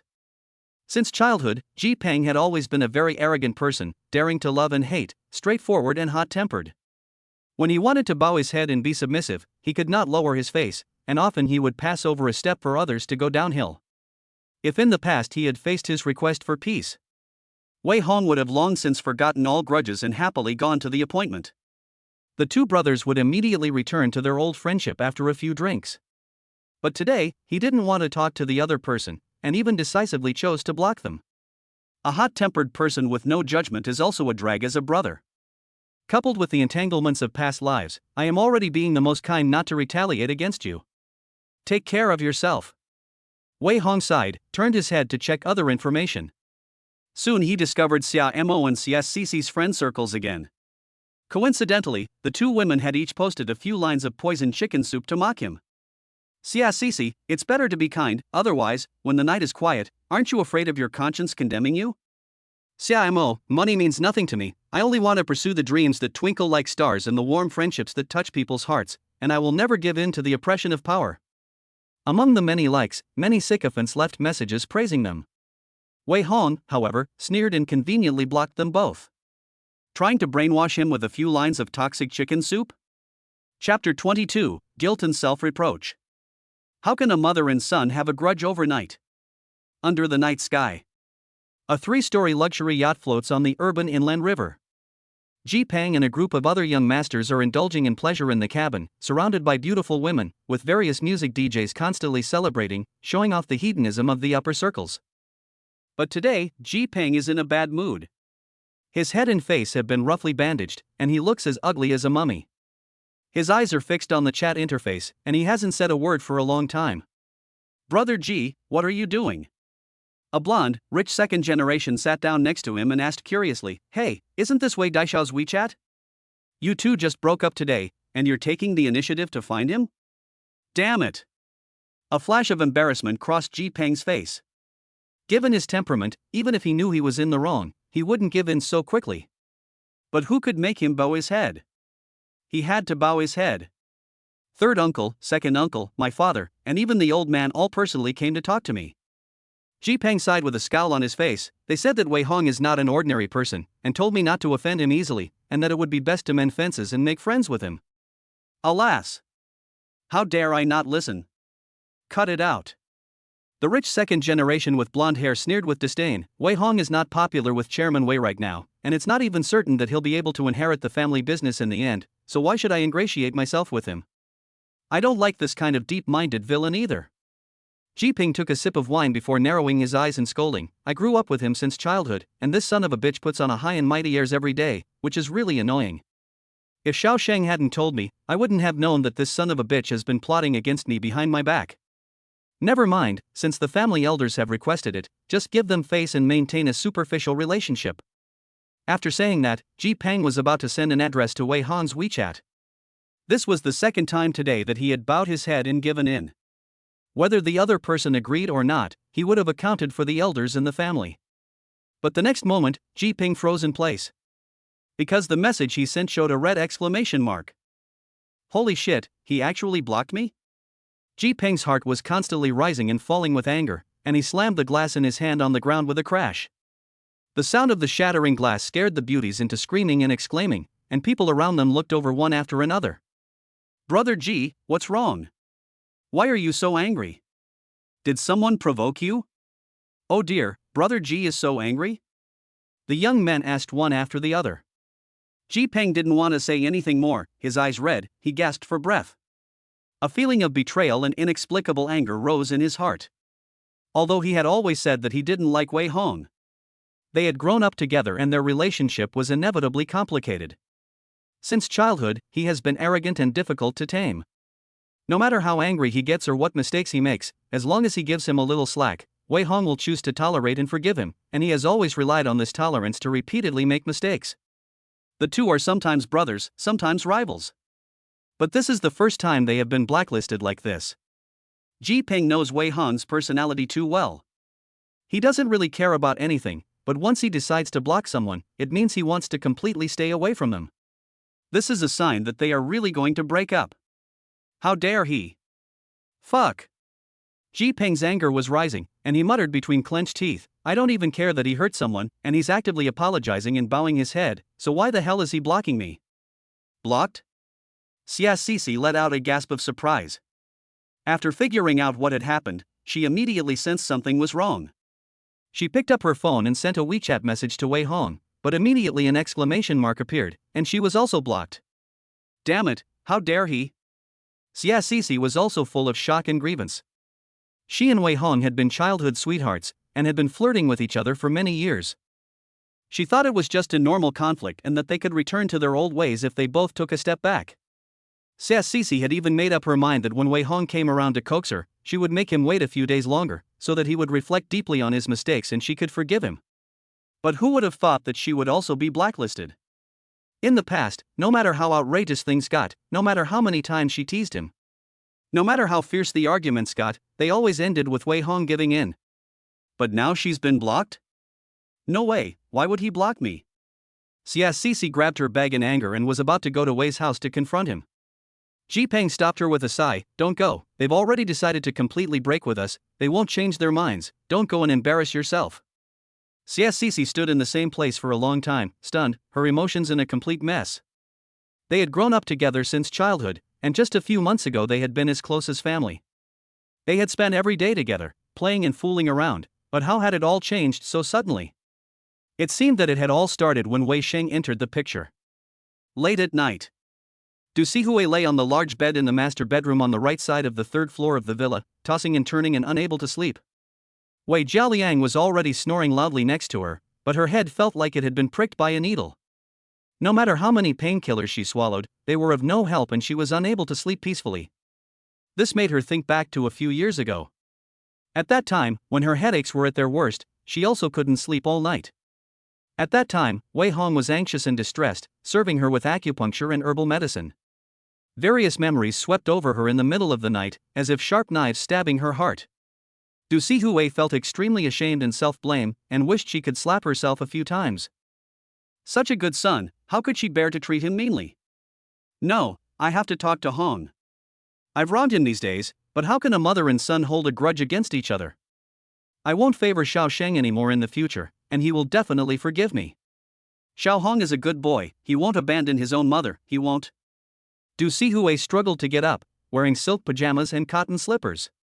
She pushed open the door with a pale face, stumbling, and her guilt made her wish she could immediately be forgiven by her own son. It was late at night and the villa was quiet. All of her daughters had chosen to stay away in a huff. Du Sihui was a little uneasy, but in the end she cheered herself up and said, "How can a family hold a grudge overnight? The worst that can happen is that I take the initiative to give him a way out. Once the misunderstanding is cleared up, I will make it up to him tenfold." After saying this, she struggled to move to the second floor. However, as soon as she reached the second floor corridor, two night guards looked at her coldly. "Madam, stop." The bodyguard reminded her, "Master doesn't like outsiders on the second floor." Outsiders? Du Sihui felt a little sad. She took a deep breath before saying, "Let Wei Hong come out for a moment and tell him I'm not feeling well. Master is resting, and no one is allowed to disturb him." The bodyguard replied coldly, "Especially you, madam. Master specifically said that if you fall ill, go to the hospital, and don't bother him even if you die." What? Du Sihui felt like she had been struck by thunder and was dizzy. It was only at this moment that she realized that Wei Hong was not just being difficult. Nor was he being stubborn. He really wanted to sever ties. Chapter 23, A Bad Start, Huge Losses. September 17th. The top floor of the Wei Group headquarters building. In the CEO's office, Wei Linlang is busy in his office. The female secretary pushes open the door and enters, delivering a stack of documents. "President, there is still half an hour until the board meeting at 10:30. The secretary took out a document and handed it to her, saying, "This is the re-examined financial statement for the third quarter of this year. Under your leadership, the group's annual profit for the quarter has increased by 7%, the debt ratio has decreased by 3 percentage points, and bad debts have decreased by 5%. Well, not bad." Wei Linlang took over the detailed statement and looked at it, and finally silently raised the corners of her mouth. This report is considered high quality in any group, and it not only reflects her strength, but also silences the shareholders. The board of directors should have a smooth quarter. What about the projects that were just finalized the past 2 days? Have they been promoted? Wei Linlang casually asked. The preliminary promotion has been completed. The secretary pulled out a few documents again and handed them over, saying, "This time you have approved a total of 5 projects, of which the investment by Tingxing Pharmaceutical is the most important. A total of 2.8 billion yuan has been spent, and the annual return on investment is expected to be between 6% and 8%. The contracts for all 5 projects have now been signed, and a special team has been assigned to supervise their progress. If all goes well, they will bring a pleasant surprise to our group in the fourth quarter of this year." Wei Linlang briefly looked through the documents and nodded again in satisfaction. In the past, every project she promoted was personally supervised by Wei Hong. The final results were self-evident, either stable profits or huge profits. So she had long since become accustomed to the concept of making money being easy. Even if Wei Hong wasn't personally supervising this time, she didn't think anything would go wrong. Have all the directors arrived? Wei Linlang stood up, straightened her tailored suit, and said sternly, "The chairman is injured and has taken leave, and this is the first time I've presided over the quarterly board meeting, so there must be no mistakes. The directors have already arrived one after the other. We have checked everything from top to bottom many times, so there is absolutely no problem." The secretary replied. Wei Linlang was about to say something. Just then, the door was pushed open with a crash, and a male secretary with gold-rimmed glasses barged in, anxiously saying, "President, it's bad. Something happened at Tingxing Pharmaceutical." "What is the matter with you?" Wei Linlong's mind was not yet reacting, and she subconsciously snapped, "What does Tingxing Pharmaceutical's problems have to do with us?" "Wait." The female secretary reminded her, "President, we just signed a share investment agreement with Tingxing Pharmaceutical." "What?" Wei Linlang was shocked. She rummaged through the investment documents on her desk. After carefully checking it for a long time, she confirmed that she had really approved the investment. Unexpectedly, the first time she didn't need Wei Hong's help, a big mess had occurred. Her heart sank to the bottom of the valley, and she frowned and asked coldly, "What happened to Tingxing Pharmaceutical?" At 4 a.m. last night, Li Tang, the chairman of Tingxing Pharmaceutical, jumped to his death from the Vienna hotel in the city center. The male secretary handed her a tablet computer and pointed to the news on it, saying, "The police have confirmed the identity of the deceased, and local TV stations and the media have also reported it." The news spread at 10 a.m., and Tingxing Pharmaceutical's stock price has plummeted in the A-share market, and has now reached the daily limit. The group's public relations department has not yet issued any statement, but according to hearsay, Chairman Li's current wife, Ms. Lu Xilai, is preparing to take over and stabilize the group's situation. Wei Linlong's face looks terrible as she pulls out her phone. In a short while, she sees a tragic green daily limit board for Tingxing Pharmaceutical. She had just signed an agreement with Tingxing Pharmaceutical yesterday to acquire 15% of the other party's shares for 1 billion yuan, and today the shares plummeted? This is simply a bad start, and she has lost hundreds of millions of yuan in one fell swoop? Has the money been transferred? Wei Linlang frowned and asked. "Not yet." The female secretary replied, "However, the contract stipulates that whichever party breaches the contract shall bear 3 times the liquidated damages, so we actually already own the shares of Tingxing Pharmaceutical and we have no choice but to transfer the money." What bad luck! Wei Linlang was so angry that she smashed her phone onto the ground. Although 1 billion yuan was not a large investment, Tingxing Pharmaceutical would definitely continue to fall in value. Without any measures to save the situation, it was likely that they would suffer heavy losses. The financial statements would certainly look very bad. An investment in Tingxing Pharmaceutical would be enough to wipe out her hard work over the past few months. "President, this is a message from Ms. Lu Xilai." The male secretary swiped the tablet once, and a message form popped up. She is 36 years old, graduated from the finance department of Qingbei University, and has been in the group management since marrying Chairman Li. She currently holds the position of vice president and has a high reputation within the group. This time, when Chairman Li had an accident, there were rumors that she was preparing to take over as acting chairman. She is highly regarded in the industry, and our investment may not necessarily lose money. Wei Linlong's eyes lit up. A panicked heart quickly settled down, and at the same time, she couldn't help but feel greedy. If someone can stabilize the stock price of Tingxing Group, not only will she not lose money on this investment, but she can take advantage of the panic among the shareholders to buy low and make a killing. You too, go and immediately prepare a detailed investigation report on Lu Xilai, and at the same time, prepare a feasibility report on additional investment in Tingxing Group to buy low on the stock price. In addition, notify the board of directors to postpone it for half an hour. Before that, you must submit the report I want, or all of you will be fired. Do you understand? Wei Linlang gave her orders methodically. The two secretaries promised and quickly went downstairs to do it. A hint of ambition appeared at the corner of her mouth as she muttered, "Others fear my greed, others are greedy, and I fear them. This time, it's a good opportunity to completely prove my strength." Green Shade Golf Course. Su Maogong was swinging his club for fun while listening to a middle-aged man in a suit report. "This is the situation. Li Tang was confirmed dead last night, and the police currently believe it was suicide." The middle-aged man in a suit reported, "Tingxing Pharmaceutical stock has plummeted. Should we get off the market as soon as possible?" Su Maogong did not answer immediately, but remained silent for a long time. He had watched Wei Hong grow up, but now he could no longer read the boy. How did he predict that Li Tang would die? It was as if a veil of mystery shrouded him, making him unfathomable. However, this is always a good thing. Su Maogong murmured to himself, the young surpasses the old and is even better than the old. The old master's years of cultivation have not been in vain. The young master's future is limitless.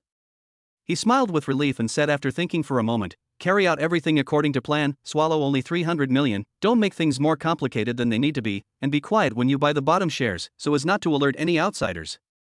Understood. The middle-aged man in a suit nodded in agreement. Chapter 24, A belated deep affection is more precious than grass, and the same goes for family affection. In the next few days, the business community of Jiangzhou City was in turmoil.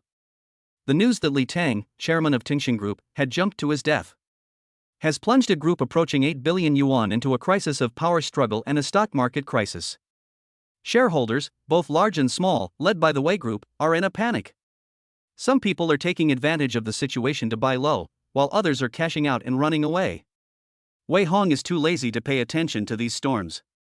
He goes to school as usual every day. Su Maogong has produced many capable people under him. It is simply not necessary to spend much effort on the small business that has lost 300 million yuan. But at the Wei family dinner table, Wei Jialiang did ask about it. Wei Linlang casually replied, Dad, I did invest in Tingxing Group, but who could have imagined that just after signing the contract, this guy Li Tang jumped to his death? No one could have predicted this. I was cheated by him. But his widow, Lu Shilai, is a capable person. As far as I know, she will soon take over as chairman and turn the company around. The stock price will rise again, and we can make a fortune if we buy now at the bottom. Wei Jialiang didn't say much after hearing this. Over the years, he has never been in charge of the details of investment and operations, which Wei Linlang has controlled.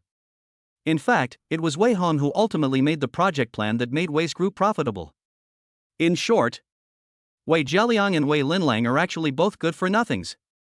The two are more or less the same, and neither has inherited the business acumen of their grandfather. It is not easy to barely hold on to the family business, let alone see the twists and turns in it. Ha ha! Wei Hong snorted in contempt and was too lazy to say anything. They have already fallen into the trap without knowing it. What a pair of idiots. What are you laughing at? Wei Linlang frowned in dissatisfaction and said coldly, Do you understand how to run such a big business? A high school student should just study hard and mind his own business. What's so funny about you laughing all the time? Linlang, shut up. Du Cixi frowned and scolded, How are you talking to your brother? Mom, did I say something wrong? Wei Linlang was extremely annoyed. Don't talk like that anyway. Du Cixi admonished carefully, Don't be sarcastic with your family, you're the eldest sister, you should act like it, and learn to care for your younger brother. Wei Hong simply didn't bother with such petty tricks. Where were you earlier? Now you're here to teach your daughter? Du Cixi had realized his importance ever since his headaches had started. She has tried several times to mend fences out of guilt, and occasionally cooks soup herself to please him. In the past, Wei Hong would have been deeply moved. He would have been so grateful that he would have given his heart to repay her for this little bit of maternal love. But now he is turning a blind eye, even when Du Sihui defends herself at the dinner table. He is unmoved, and there is only endless indifference. A belated deep affection is worth less than grass, and the same goes for family affection. At noon, Xingrui High School. Wei Hong appeared in the cafeteria with two female bodyguards. They were dressed in casual clothes and had ponytails, looking like two beautiful young schoolgirls. They were very suitable for close protection and security at school, and occasionally when little fans surrounded them, they would easily fend them off. The school cafeteria had 2 floors. The first floor was where the ordinary students ate. The food was good and the prices were affordable, and poor students could also get meal subsidies. The second floor is where the rich kids eat. There are not only luxurious private rooms, but you can also order whatever you want, which is even more luxurious than a hotel. In an aristocratic school, most students are from the middle class and wealthy families. Therefore, the second floor of the cafeteria is actually busier than the first floor. The first floor hall is deserted, with only 100 or 2 poor students buried in their meals.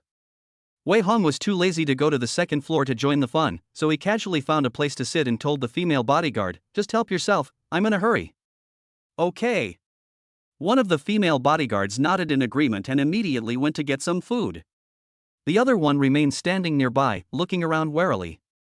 Wei Hong ignored the surprised stares from the surrounding students, and after just a few casual glances, he saw Xia Mo, who was working part-time at the cafeteria window. She was wearing an apron and a kitchen hat, her face pale and pitiful, busily ladling food for the students.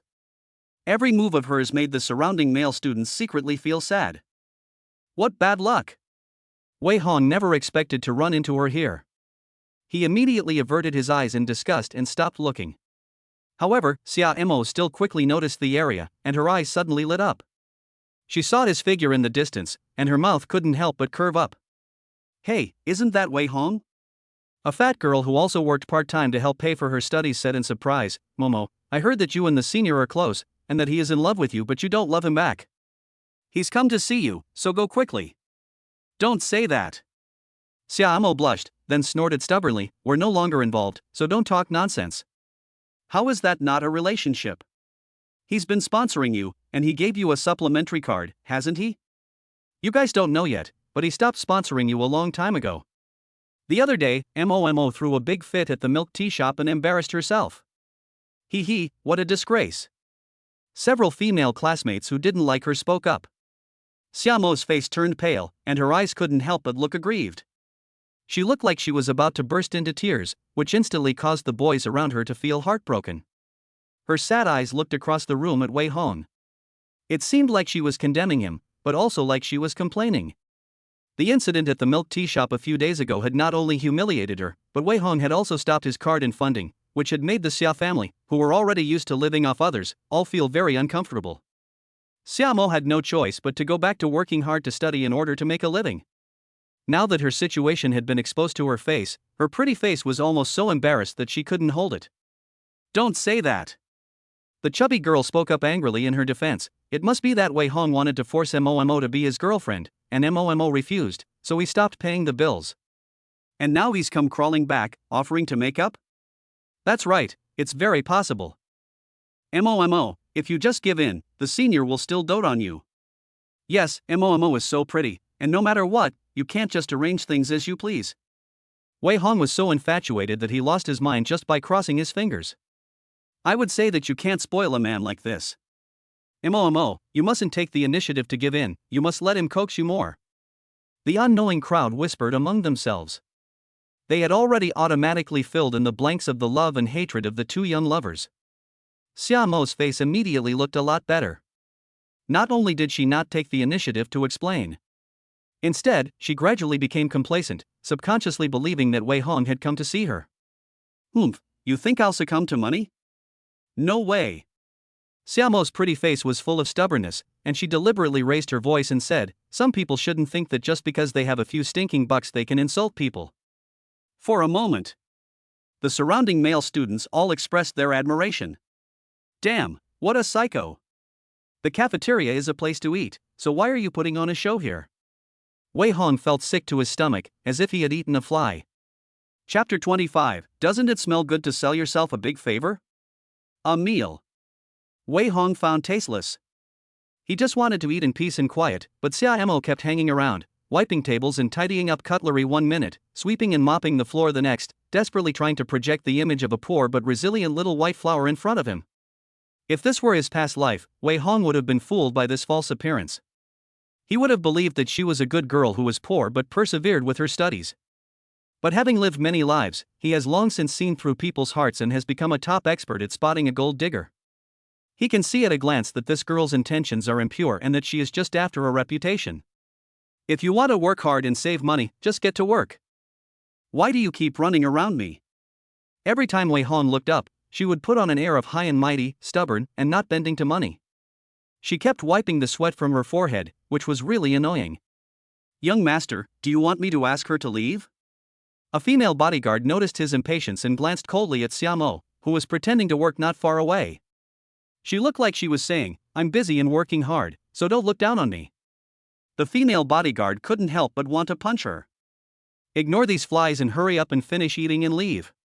The more you pay attention to this kind of bitch, the more internal drama she'll have, and she might even start playing the tragic heroine on the spot, hinting that I'm trying to forcibly abduct her.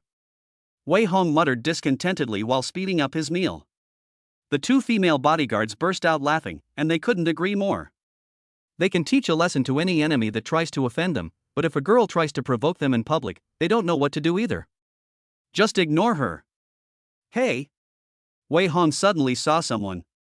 A young man with a mushroom head, a face full of innocence, and black framed glasses. He was sitting in the corner, eating plain rice and vegetables, looking exceptionally quiet and weak. His name is Song Gui, the illegitimate son of a powerful man in Beijing who had been left out in the cold.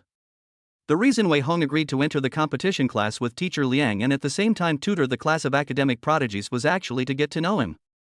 In his previous life, Song Gui was poor, tough, and unyielding. He lived with his seriously ill mother, going to school during the day and working at night. He only ate 2 meals a day to stave off hunger, but still managed to get excellent grades and get into Qingbei University. At that time, Xia Mo used Wei Hong's black card to do good deeds everywhere, not only treating him to dinner for a long time, but also lending his mother money for surgery, thus becoming the only light in Song Gui's bleak youth. After going to university, he was found by the big guy and recognized as his ancestor. Since then, a poor student has become a top second-generation rich kid in the Beijing circle. His status and class have undergone earth-shaking changes. Everyone has to respectfully address him as young Master Song, and I don't know how many people want to curry favor with him. However, Song Gui still hasn't forgotten the kindness of his youth. He has directly become Xia Mo's powerful backer, who can give and take as she wishes. He has forcibly pushed this ordinary girl from a humble background to a height that doesn't belong to her. Having been reborn for a second time, how could Wei Hong possibly let Xia Mo use his money to make these top connections, only to come back and turn against him in the end? Wouldn't it be a shame to sell this big favor yourself? Thinking about this, he decisively picked up his tray and got up to walk towards Song Gui. Seeing this, the two female bodyguards also quickly put down their chopsticks and followed quickly. As the three of them moved, the attention of most of the cafeteria was drawn to them. Xia Mo subconsciously thought that Wei Hong was looking for her, and her hand, which was wiping the table, paused slightly. Her mouth was even more difficult to suppress than AK's, but she quickly adjusted her expression and made a gesture of "I don't want to talk to you." "Humph, I knew you couldn't hold back and would beg for forgiveness. But I'm not that easy to please, and this isn't over until you apologize to Brother Xiaoshang." Xia Mo muttered to herself. At the same time, she had already figured out how to continue to bait Wei Hong. Make him feel bad, make him unable to get what he wants, and make him suffer as punishment. But the next moment she froze in place. Everyone else who wanted to see Wei Hong chase after his wife, and Xia Mo struggling with him, acting out a deep and tortured love affair, was also stunned, because Wei Hong didn't even look away. He simply walked past Xia Mo, who was working, and sat down opposite Song Gui. "Wei, Mr. Wei?" Song Gui was taken aback and quickly got up, timidly saying, "You want to sit here? I'll leave right away, just a moment." "No need to change, it's for you." Wei Hong cut to the chase and directly put his chicken drumsticks and meat dishes on his plate. "Mr. Wei, what is this?" Song Gui was full of astonishment. He subconsciously thought that the other person wanted to humiliate him. After all, he was a poor student at the bottom of the school, and anyone could step on him a few times. Things like being forced to eat leftovers had happened before. But soon Song Gui realized that something was wrong. The food was clean and hygienic, and there was no need for such humiliation. "Eat it, it's clean." Wei Hong raised his hand to indicate that he should sit down, and then he smiled and said, "I can see that you only eat rice and vegetables. You consume brain cells every day solving physics problems, so how can you do without sufficient nutrition? Eat mine." "No, no." Song Gui's face turned red, and he stuttered and stammered, "Mr. Wei, you don't have to be so polite, I have enough to eat." "Eat it." Wei Hong was adamant, and in the end, he could not refuse anymore. After taking a bite of the fragrant chicken leg, Song Gui's eyes became misty.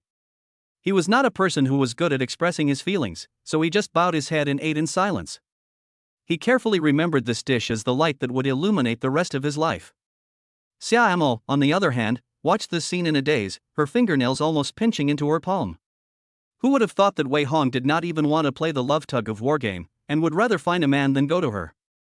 "I've done some research on you," Wei Hong said nonchalantly while eating. "You come from a single-parent family, your mother is seriously ill, and it's not easy for you to shoulder the burden of the family alone.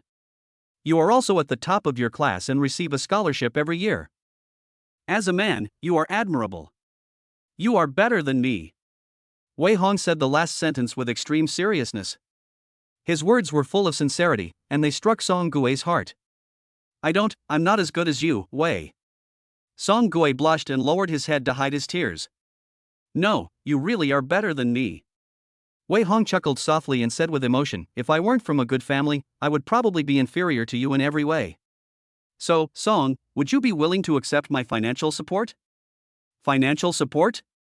Song Gui looked up in shock. He never imagined that someone would come to his door offering money. Yes. Wei Hong nodded and said sincerely, since my grandfather founded the Wei Group, he has been dedicated to public welfare for decades. I don't know how many elderly people and poor students he has helped. I am also influenced by him and do charity every year. From now on, I can bear all your tuition and living expenses, including your mother's medical expenses, and I can even hire the best experts to operate on her. Song Gui took a sharp intake of breath on hearing this. Not only was he not surprised, but he looked uneasy. Wei Xiao. Song Gui timidly asked, what do you want? I have nothing to gain, I dare not do anything illegal, so you might as well find someone else. Chapter 26, you have such a strong ability to fill in the blanks, why don't you become a screenwriter? Everyone knows. There's no such thing as a free lunch. Wei Hong has offered such good terms of support, who would believe that he doesn't have any ulterior motives? Song Gui is cautious and not at all happy, but rather panicked. Ha ha. Wei Hong chuckled, pulled out a black card and pushed it over, saying, don't think too much, I won't force you to do anything. Everything you give is just an investment, understand? Investment? Song Gui was stunned. That's right. Wei Hong nodded and said sincerely, a person always has his value. Investing when someone is poor and waiting for them to climb out of the mud will allow you to reap the greatest benefits. This is one of the ways the upper class ensures their wealth and status. My grandfather has been involved in public welfare for decades. I don't know how many poor students have entered the Wei Group after graduation, repaying him with their lifelong energy and loyalty. You, Song Gui, are hardworking, intelligent, have a strong character, and are filial to your parents. You are the best choice of investor. Those few words. Most of the wariness in Song Gui's eyes dissipated. He asked carefully, what do you want in the end, Wei Xiao, for investing in me? It doesn't matter. Wei Hong shook his head nonchalantly, sponsoring your studies and living expenses plus your mother's medical expenses will cost no more than 2 million at most. That's a huge sum for ordinary people, but a drop in the bucket for me. So I haven't yet thought about what kind of return I want from you, and I won't force you to work for me after graduation. Even if the 2 million goes down the drain, it won't affect me at all. If you make it big and remember my kindness, then 2 million may be exchanged for a profit of 100 or 1,000 times. Would you refuse such a good investment? Song Gui Zhang opened his mouth but could not refute.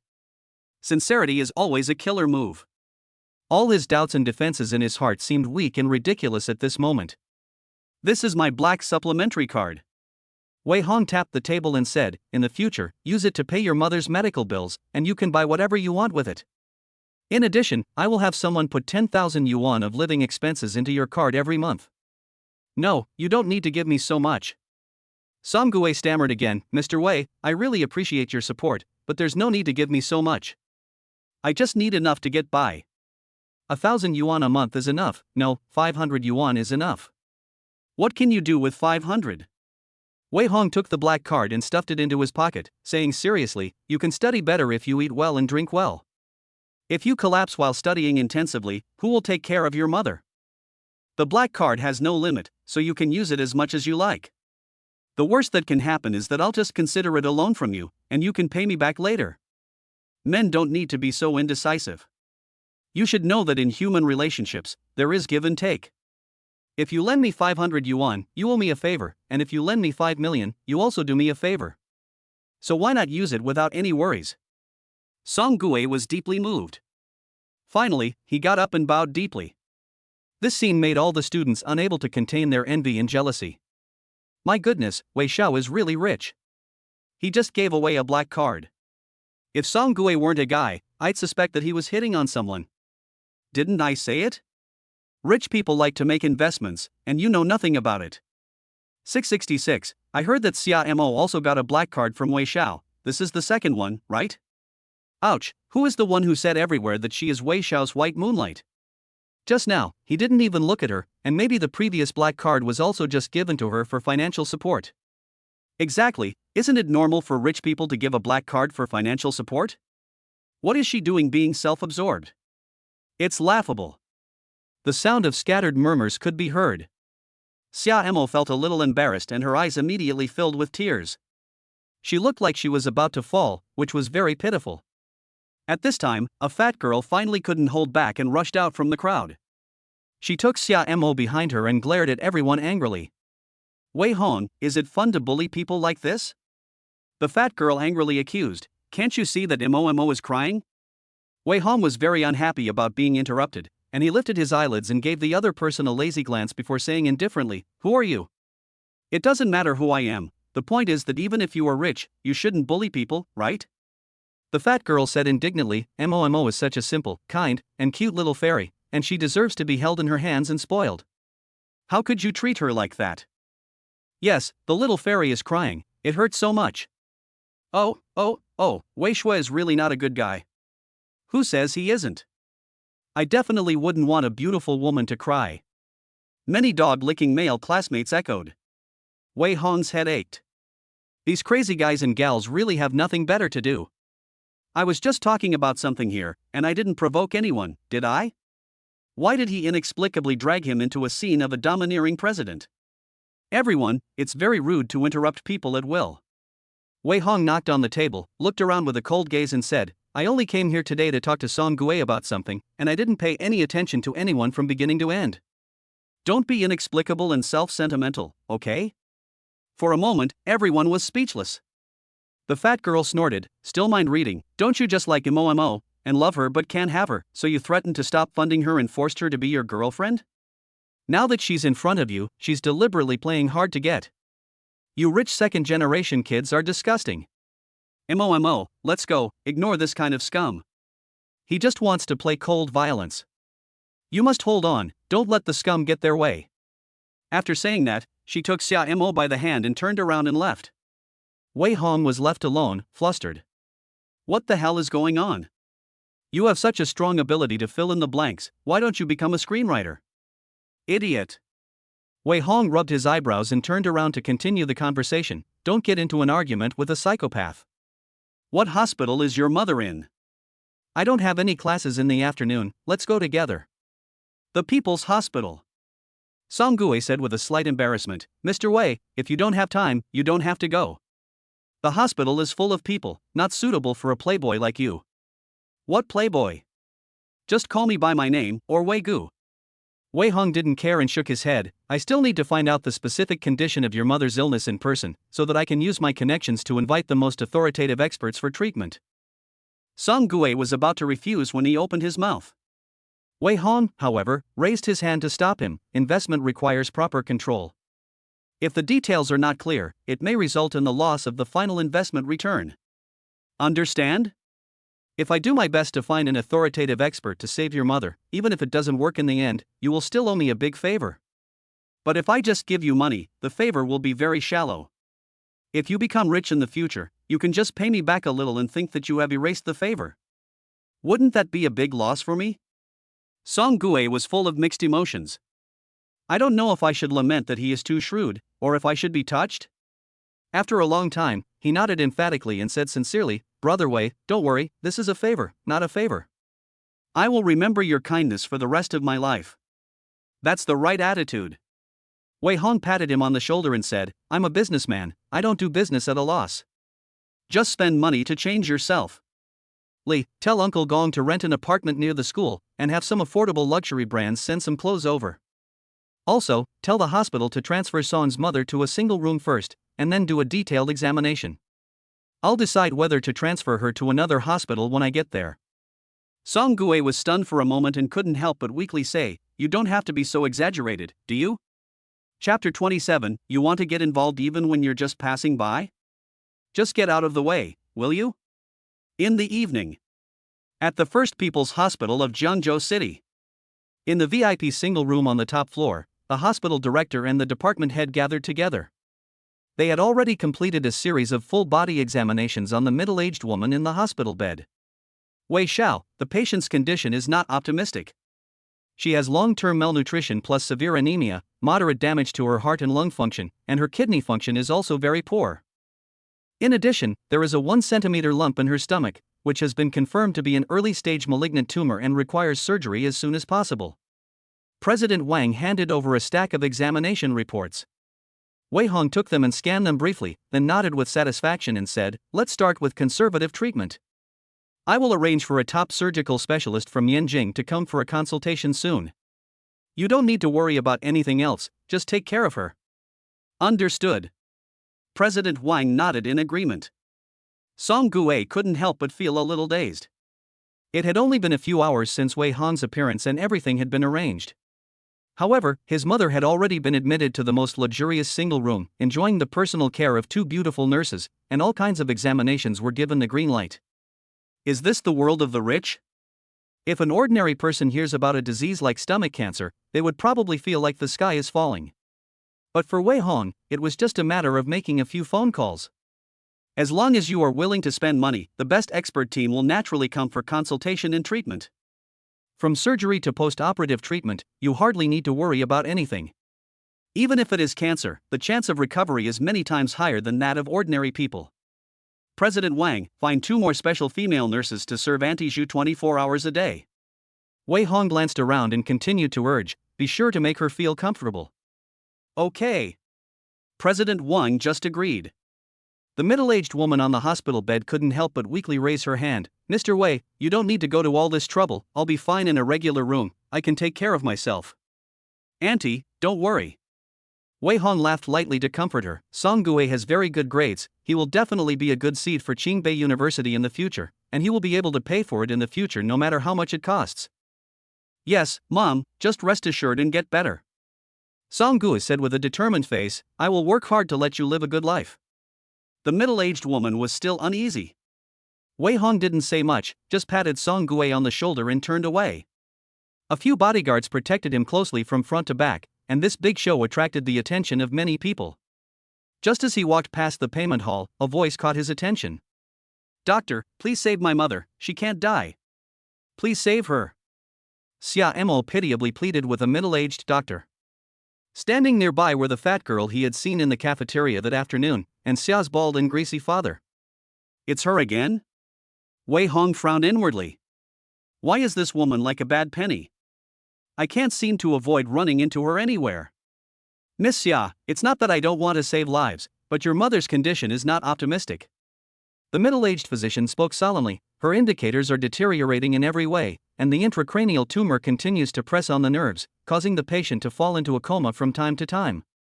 If she continues to follow the previous control standards, she may be able to live a few more years, but if she continues like this, her life will be in danger in less than 3 months. You shouldn't stop the medication without authorization. The imported special medication that the patient was previously taking has always kept her condition under control, so it is really unwise to stop taking it now." Xia Mo was full of grief and said in pain, "Doctor, what if we use conservative treatment? How about using domestic medication?" "It won't work. We've used too many domestic drugs before, and the patient has already developed drug resistance." The middle-aged doctor pushed his glasses up his nose and patiently explained, "The patient's intracranial tumor is not suitable for surgery, so we can only use drugs to suppress it. However, every drug will develop drug resistance, and once too much is taken, it will lose its effect. Therefore, we must constantly buy new foreign special drugs. Recently, there have been several good targeted drugs in Europe. If you have sufficient funds, you can buy them and try them. Apart from that, there is nothing else we doctors can do." After saying this, the middle-aged doctor turned around and left. Xia Mo, on the other hand, fell to the ground in a daze, covering her face and crying. Xiao's father was furious and cursed angrily, "Damn girl, it's all your fault for offending Wei Xiao. Now he's stopped funding us. Do you want to get your own mother killed?" Xiaomo's eyes were full of grievance and helplessness. She never expected this. Everything was fine. How could things have changed so drastically in just a few days? Wei Hong, who used to be warm and favored, no longer indulges her, and is withdrawing all the resources he gave her. Her mother's illness is worsening, and all these things are simply overwhelming her. "Dad, I don't know why this is happening." Xia Mo is still crying, and for a long time she can't say a complete sentence. All you know is to cry, cry, cry. Xia Fu scolds her, pointing his finger at her head. You still don't know to go and apologize to Wei Xiao after you've angered him? You brainless idiot? I'm not going. Xia Mo reacted angrily, covering her face and sticking out her neck, saying, why should I take the initiative to make peace? He's the one who did the wrong thing, and does money give you the right to do whatever you want? Idiot. Xiao's father was emotional and exasperated. If you don't go and apologize, what about your mother? What about our family's external debts? What about your brother's tuition fees and living expenses? Do you want to just watch everyone die?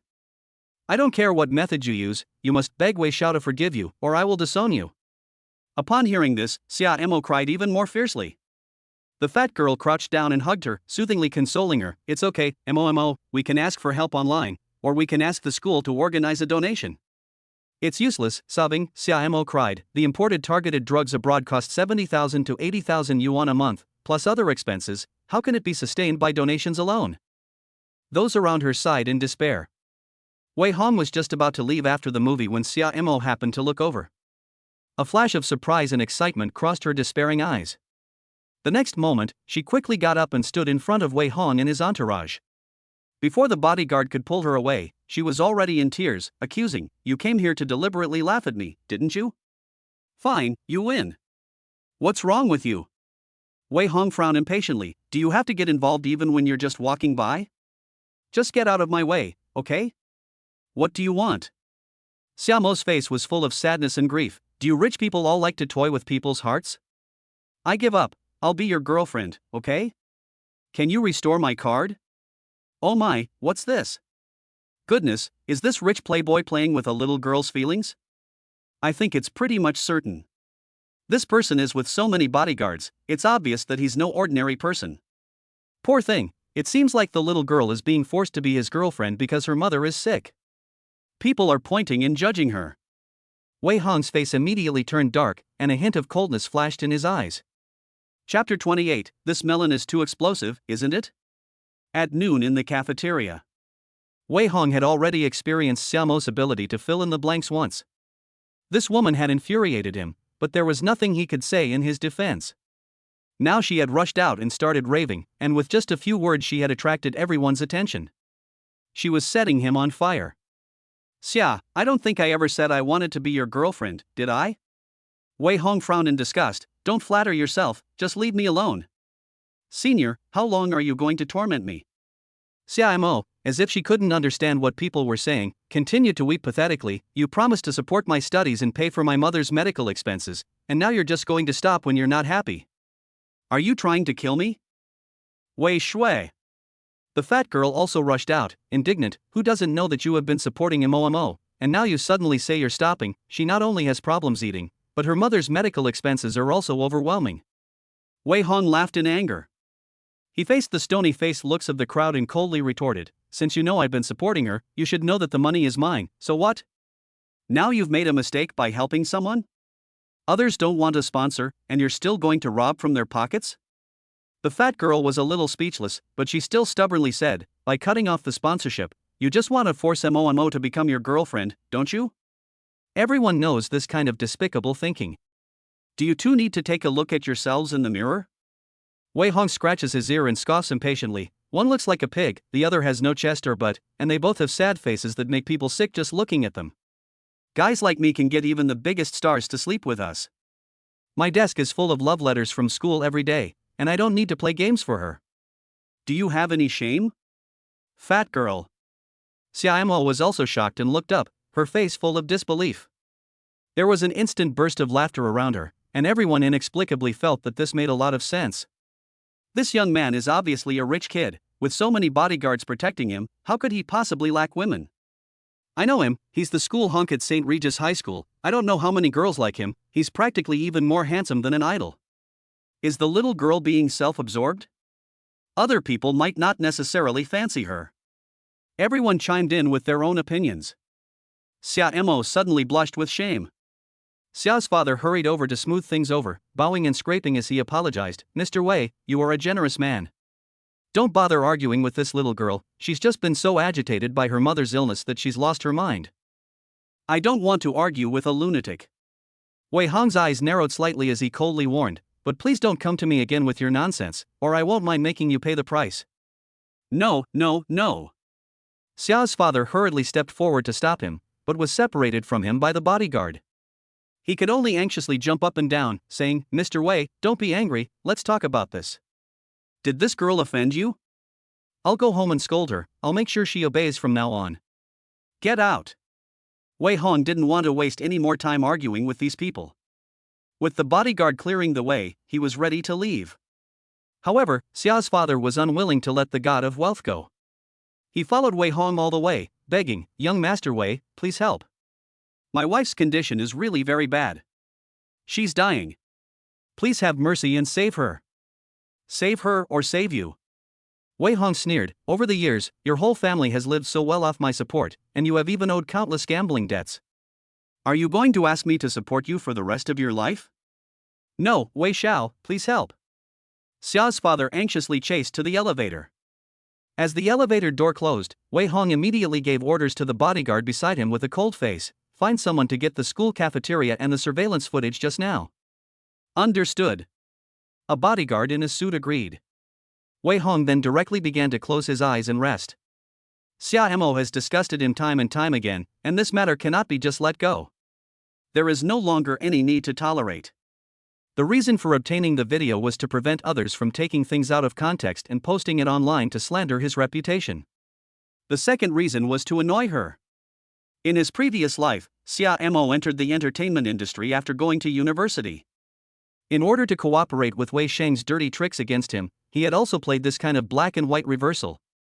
With a few ambiguous words, she easily incited netizens to expose him online. In this rebirth, Wei Hong will not take half a step back. Moreover, he will apply what he has learned to preemptively take the upper hand and let her try the consequences of being exposed online. That night, a detailed list of Wei Hong's financial support for Xia Mo and a short video of the conflict in the cafeteria and hospital were posted on the school's post bar. Shocked, the dream girl is narcissistic and actually tried to touch the porcelain sponsor.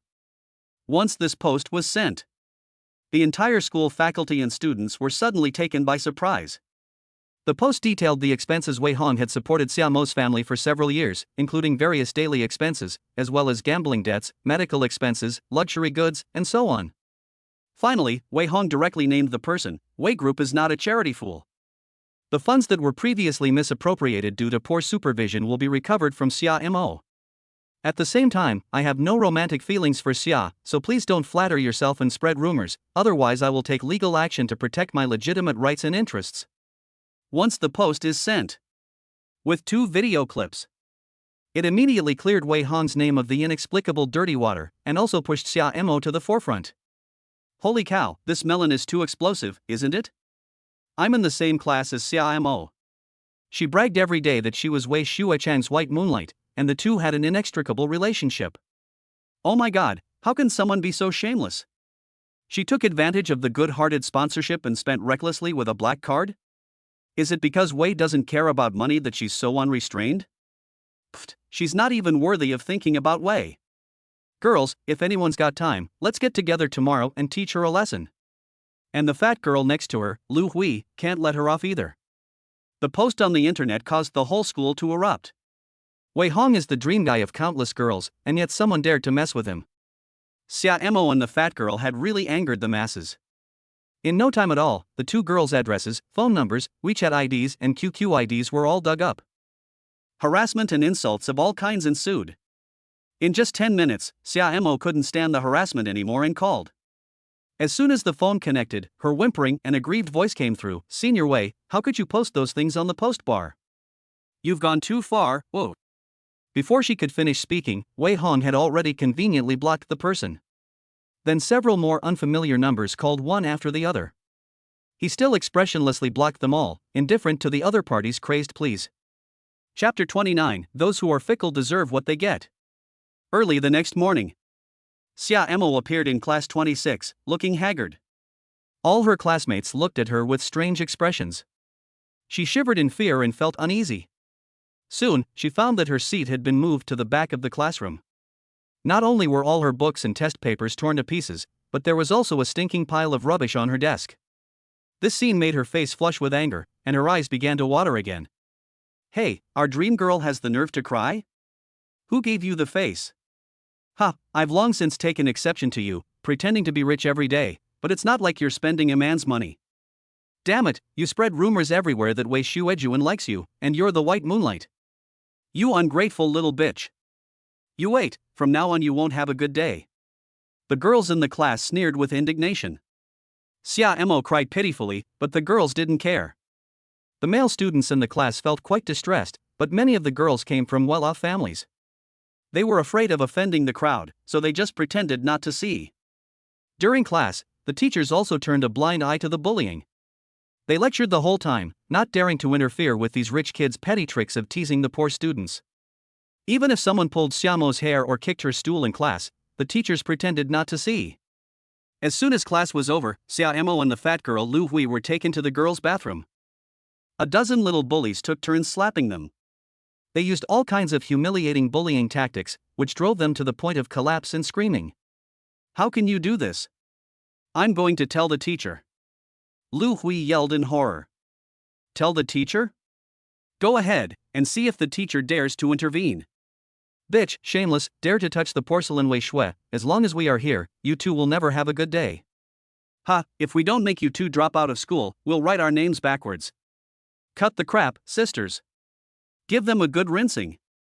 A dozen little hooligans pulled at their hair in all sorts of ways. In Xia Mo Lu Hui's screams, they directly pushed their heads into the toilet. Xia Mo had once been praised by the boys in her class as the only pure white jasmine flower. At the moment, she was in a sorry state, smelling foul, and no longer had the pure appearance of the past. She sobbed, her heart full of grievances that were overwhelming her like a tidal wave. In the corridor, Wei Hong happened to be passing by. He happened to hear Xiamo's screams. But instead of going in to stop them, he stood there and listened for a while. This was exactly what he wanted to see, and what Xiamo deserved. A poor student who likes to pretend to be innocent and weak. At Xingrui High School, she was easy to target by other girls. In the past, Wei Hong protected her, and Xiamo was able to take advantage of his protection and bully others, and she thrived in this aristocratic private high school. Now that the protection is gone, she is just getting the treatment she deserves. She deserves to be treated like this. Wei Hong sneered and was about to leave, but in the corner of his eye, he caught a glimpse of Wei Sheng's figure. He was in the left corridor upstairs, and his gaze was also directed at the girls' bathroom. He was obviously secretly watching Xiamo's situation. Host, aren't you going to save her? Xiamo is being bullied, and her luck is running out quickly. This is a loss for us. Why save her?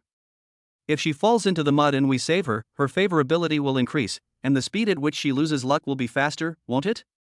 Host, you're so cunning. My apologies. Wei Sheng's dialogue with a mechanical voice. It clearly came into his ears from a distance of more than 10 meters. Wei Hong's eyes flickered slightly with surprise, and without a sound he left the place. A few minutes later, he returned to the competition classroom, and only then did the corner of his mouth slowly curve up, revealing a trace of interest. In his previous life, when he existed in the form of a spirit body, Wei Hong could see the qi of everyone, and at the same time, he also discovered Wei Sheng's true secret. Not only could he transmit the thoughts of others, but he could also absorb the qi of those around him. However, Wei Hong has never been able to figure out how he does it. Now it seems that he has simply bound a system. Everything is an ability granted by the mysterious system. Initially, it seems that this system is not particularly powerful. It only has the mediocre function of transmitting people's thoughts to others, and there are also conditions restricting the absorption of other people's luck. Wei Hong recalled the conversation he had just heard. He quickly extracted 2 key points from it. First, the more someone encounters major setbacks, such as bullying or failure, the more their luck will decrease. Second, the more someone likes Wei Sheng, the faster the system can absorb their luck. Once he understood this, Wei Hong finally understood why all the Wei family members in his previous life and everyone around Wei Sheng ended up with their families destroyed and themselves dead. This bastard is a leech, sucking the luck of those around him to grow stronger. Everyone close to him is unlucky and miserable, which is ridiculous when you think about it. But what exactly is the use of luck? Wei Hong recalled his past life. After Wei Sheng had absorbed enough luck, everything went smoothly for him. He could pick up money just by walking, and he could win the lottery just by buying a ticket. He could buy gems, antiques, and stocks and win at everything he bought, and he was almost worshipped by the people around him. I guess this is the power of luck. So is there any way to stop him from absorbing luck? It seems there is. As long as you suppress someone's luck before they reach full favor with someone, they won't be able to absorb any luck. For example, Xia Mo. She relies on Wei Hong to live a good life, and after being targeted, her luck naturally plummeted. Wei Shang may want to wait until she falls into the mud before saving her and absorbing the remaining luck she has. Wei Hong can prevent Wei Shang from absorbing any of Xia Mo's luck by repeatedly intercepting opportunities for him and suppressing Xia Mo with even stronger measures. He can even go after Wei Shang directly. Whether it's doing dirty work or setting up a trap to harm him, as long as he causes harm and damage, it will inevitably affect his luck. Wei Shang can forget about becoming the sought-after son of luck from his previous life so easily. Thinking about this, Wei Hong decisively took out his phone and dialed Uncle Gong's number. "Young master, you're looking for me?" Su Maogong's weathered voice came from the receiver. "Uncle Gong, do you know anyone from an underground casino?" "Of course. Get some people." Wei Hong said concisely, "There's a guy in the urban village called Xia Dongfeng. Find a way to make him owe a buttload of debt, the more the better. This guy is a gambling addict, you know exactly what to do. Also hire some professional private detectives to keep an eye on everyone in the Wei family, especially Wei Shang's every move. It doesn't matter how much it costs, they need to find out what they did every day and where they went." Understood. Su Maogong didn't ask him what he really wanted to do, and he agreed without thinking. Chapter 30, People are on edge, and the stock price has plummeted. September 21st. Wei's group headquarters, the president's office. Wei Linlang stared at the stock market chart on the computer, her face so gloomy that it could almost drip with water. "What's going on? We've already gone under the market to buy, and in theory the stock price should skyrocket soon, so why has Tingxing Group's stock price continued to fall these past few days? What the hell are you people doing? Where are the investment department and finance department? Have you come up with a feasibility analysis report?" Wei Linlang kept slapping the table to vent her anger. The secretary, trembling from the scolding, quickly handed over 2 reports to explain, "President, in just 2 days, we have invested 700 million to 800 million, and a total of 13.7% of Tingxing's shares have been acquired. We are now the second largest shareholder of Tingxing. Ms. Lu Xilai has just successfully assumed the position of the new chairman of the board of directors of Tingxing Group through a board resolution, and has also issued several appeasing policies, but unfortunately the market stimulation effect is very weak. There are also rumors that Tingxing Group has tax evasion, false accounting, and substandard drug quality. Although the news has not been confirmed, shareholders are all on tenterhooks, and many minority shareholders have even less confidence." A lot of explanations. Wei Linlang finally understands what's going on. She slumped in her boss's chair, her face full of depression and frustration. So this Tingxing Group is a mess? No wonder the former chairman Li Tang jumped to his death. This guy is in a lot of trouble and just waiting for the storm to hit. The Wei Group did not do a proper background check, rashly signed an investment agreement, and even took advantage of the storm to buy low. Now they are in deeper and deeper trouble. Although this is not a large sum of money, it will be extremely difficult to get back. The investment department has given 2 suggestions. The female secretary spoke carefully. First, increase the amount of bargain hunting again and reconvene the board of directors. After becoming the largest shareholder, completely merge Tingxing Pharmaceutical under the umbrella of our group, and then carry out a lengthy asset reorganization and restructuring. Second, cut off the tail and survive. Speculate to drive up the stock price and take the opportunity to get out, let retail investors take over, and minimize losses. Wei Linlang fell silent on hearing this. Neither of these is a good choice. Even if she is a bag of straw, she is clear about the basic process. If the first option is chosen, the Wei Group will enter the unfamiliar pharmaceutical industry. In the future, the landmines planted by Tingxing Pharmaceutical may very well explode in their own hands. Even if there is no explosion, the asset restructuring will require a huge investment of time, energy, manpower, and resources. This is a very costly thing to do. Investors hate it when things go wrong. Wei Linlang would never choose the first option, even if she were crazy. The second option is quite good. On the surface, it only requires the stock price to be manipulated to allow retail investors to take over and quietly withdraw, but in reality, it will also result in heavy losses. After all, people are panicking. Once someone starts pushing up the stock price, a large number of small shareholders will definitely panic and sell. Wei Linlang may not have escaped and instead become the largest shareholder of Tingxing Pharmaceutical. At that time, she will be the biggest buyer. Of course, she can also just let it go. She can remain the second largest shareholder of Tingxing Group and wait for the stock price to return to its peak. But what if Tingxing Group has a major problem and is delisted? Wouldn't the 1.7 to 1.8 billion be completely gone? Ding ling ling. The phone suddenly rang at this time. Wei Linlang glanced at the phone and couldn't help but look pale. It was Wei Jialian calling, and needless to say, he was going to come and lecture her. Dad. The phone just connected. Wei Jialian's irritable voice did indeed come through the receiver. Dad, my ass, look at the big mess you've made. You've never made such a basic mistake before. Couldn't you even do the most basic backup properly? Dad, let me explain, it was an accident. Wei Linlang hastily defended herself. Accident my ass. Wei Jialiang said angrily, the Wei Group's annual profit is about 14%. You lost 1.7 to 1.8 billion, which means you lost a quarter of the group's annual profit. Think about how you are going to explain this to the shareholders. Wei Linlang's cold sweat was running down her face, but she gritted her teeth and said, I will find a way to remedy the situation. Just give me some time. At worst, I will just make the accounts look better. No need.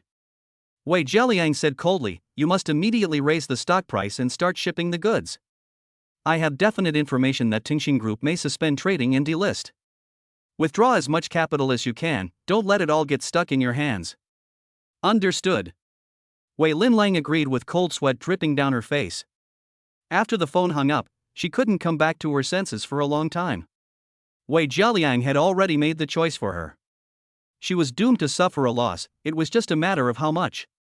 She thought about the image of investment genius she had worked so hard to establish over the past few years. It had collapsed overnight, and she couldn't help but want to vomit blood. Could it be that without Wei Hong to evaluate her projects for her, she really couldn't get anywhere?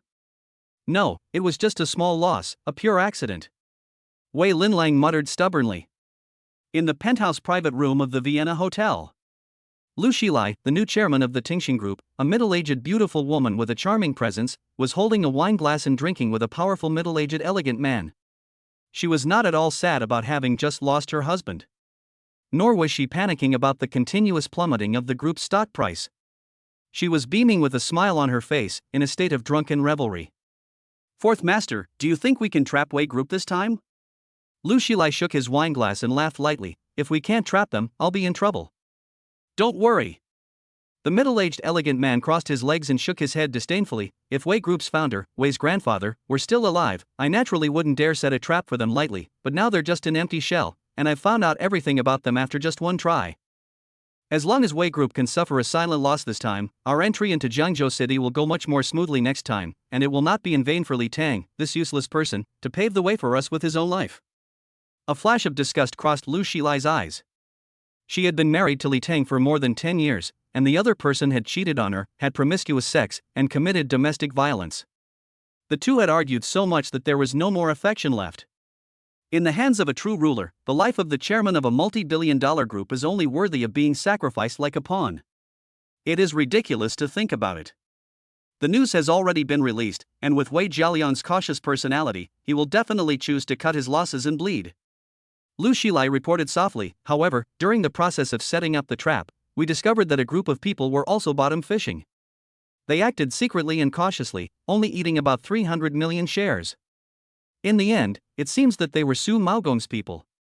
Is that him? Interesting, but 300 million is not much. Let him be. The middle-aged elegant man casually played with her jade hands and casually instructed, in the next few days, you keep an eye on the stock market. Once Wei's group cuts their losses and leaves the market, you immediately release the news of the successful development of the new drug. I want to humiliate Wei Jialiang severely. Understood. Lu Xilai put down her red wine glass with a coquettish smile. She straddled the man and the two of them began to tangle ambiguously. Chapter 31, This is a serious threat that cannot be underestimated. Over the next 2 days, the share price of Tingxing Pharmaceuticals began to rise slightly. All kinds of false information circulated on the internet, attracting investors to rush to buy at the bottom. Wei Linlang cut his losses and left the market after pouring in huge amounts of capital to push up the share price. When the news spread, the shareholders of the group all had strong opinions. Early on Wednesday morning, in the conference room on the top floor of the Wei Group, 20 to 30 major and minor shareholders gathered to accuse them. Wei Jialiang and Wei Linlang sat at the head of the table, both of them looking very uncomfortable. Everyone, Wei Jialiang said in a deep voice, today's meeting is mainly to discuss the recent mistakes made by the group's CEO Wei Linlang in the investment in Tencent Pharmaceuticals, which has resulted in heavy losses. After saying this, he raised his hand. The secretary immediately placed a stack of documents in front of the shareholders. Everyone frowned when they saw the documents. Goodness, 3.2 billion in liquid capital was used? The final loss was 860 million yuan? Linlang's niece, you've made money on every investment you've made in recent years, but this is the first time you've made such a big mess, isn't it? 860 million is nothing, but we don't have a lot of liquid capital in our accounts, and we lost so much at once, we have to give an explanation for this, don't we? Yes, our shareholders' money is not made from thin air.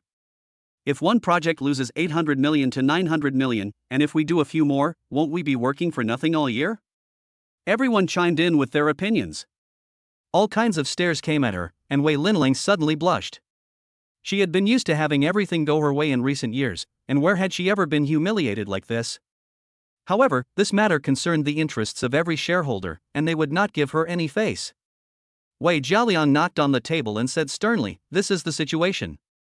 Wei Linlang bears the main responsibility for this matter, and as the chairman of the group, I am also responsible for failing to supervise. We must all seriously review the situation. However, this project has complicated circumstances. Considering that Wei Linlang has earned a lot of benefits for the group in recent years, and she has worked hard even if she has not earned any credit, I hope to give her another chance. The shareholders all looked different when they heard this. It was only natural that Wei Jialiang would come to Wei Linlang's defense. After all, she had never made any mistakes over the years. On the contrary, she had made a lot of money, and one mistake didn't seem unbearable. Dear uncles, Wei Linlang got up and bowed apologetically, saying, this investment was purely accidental. Tengxing Group's situation is very complicated. No one expected that just after signing the investment contract, Li Tang would jump to his death. I bear a large part of the responsibility for this, but after the incident I have done my best to minimize the losses. I hope that you can forgive me in light of our past relationship. Next quarter I will work hard to earn more profits for the group and try to make up for this mistake. The group looked at each other for a few moments, and most of their expressions softened. But just then the door to the meeting room opened, and a female secretary walked in anxiously. She whispered something in Wei Jialiang's ear, and he couldn't help but stand up with a crash. What's going on? Why is Chairman Wei so agitated? Everyone was puzzled. Wei Linlang, however, felt a sudden pang in her heart and realized that something was wrong. Sure enough, Wei Jialiang gestured towards the secretary.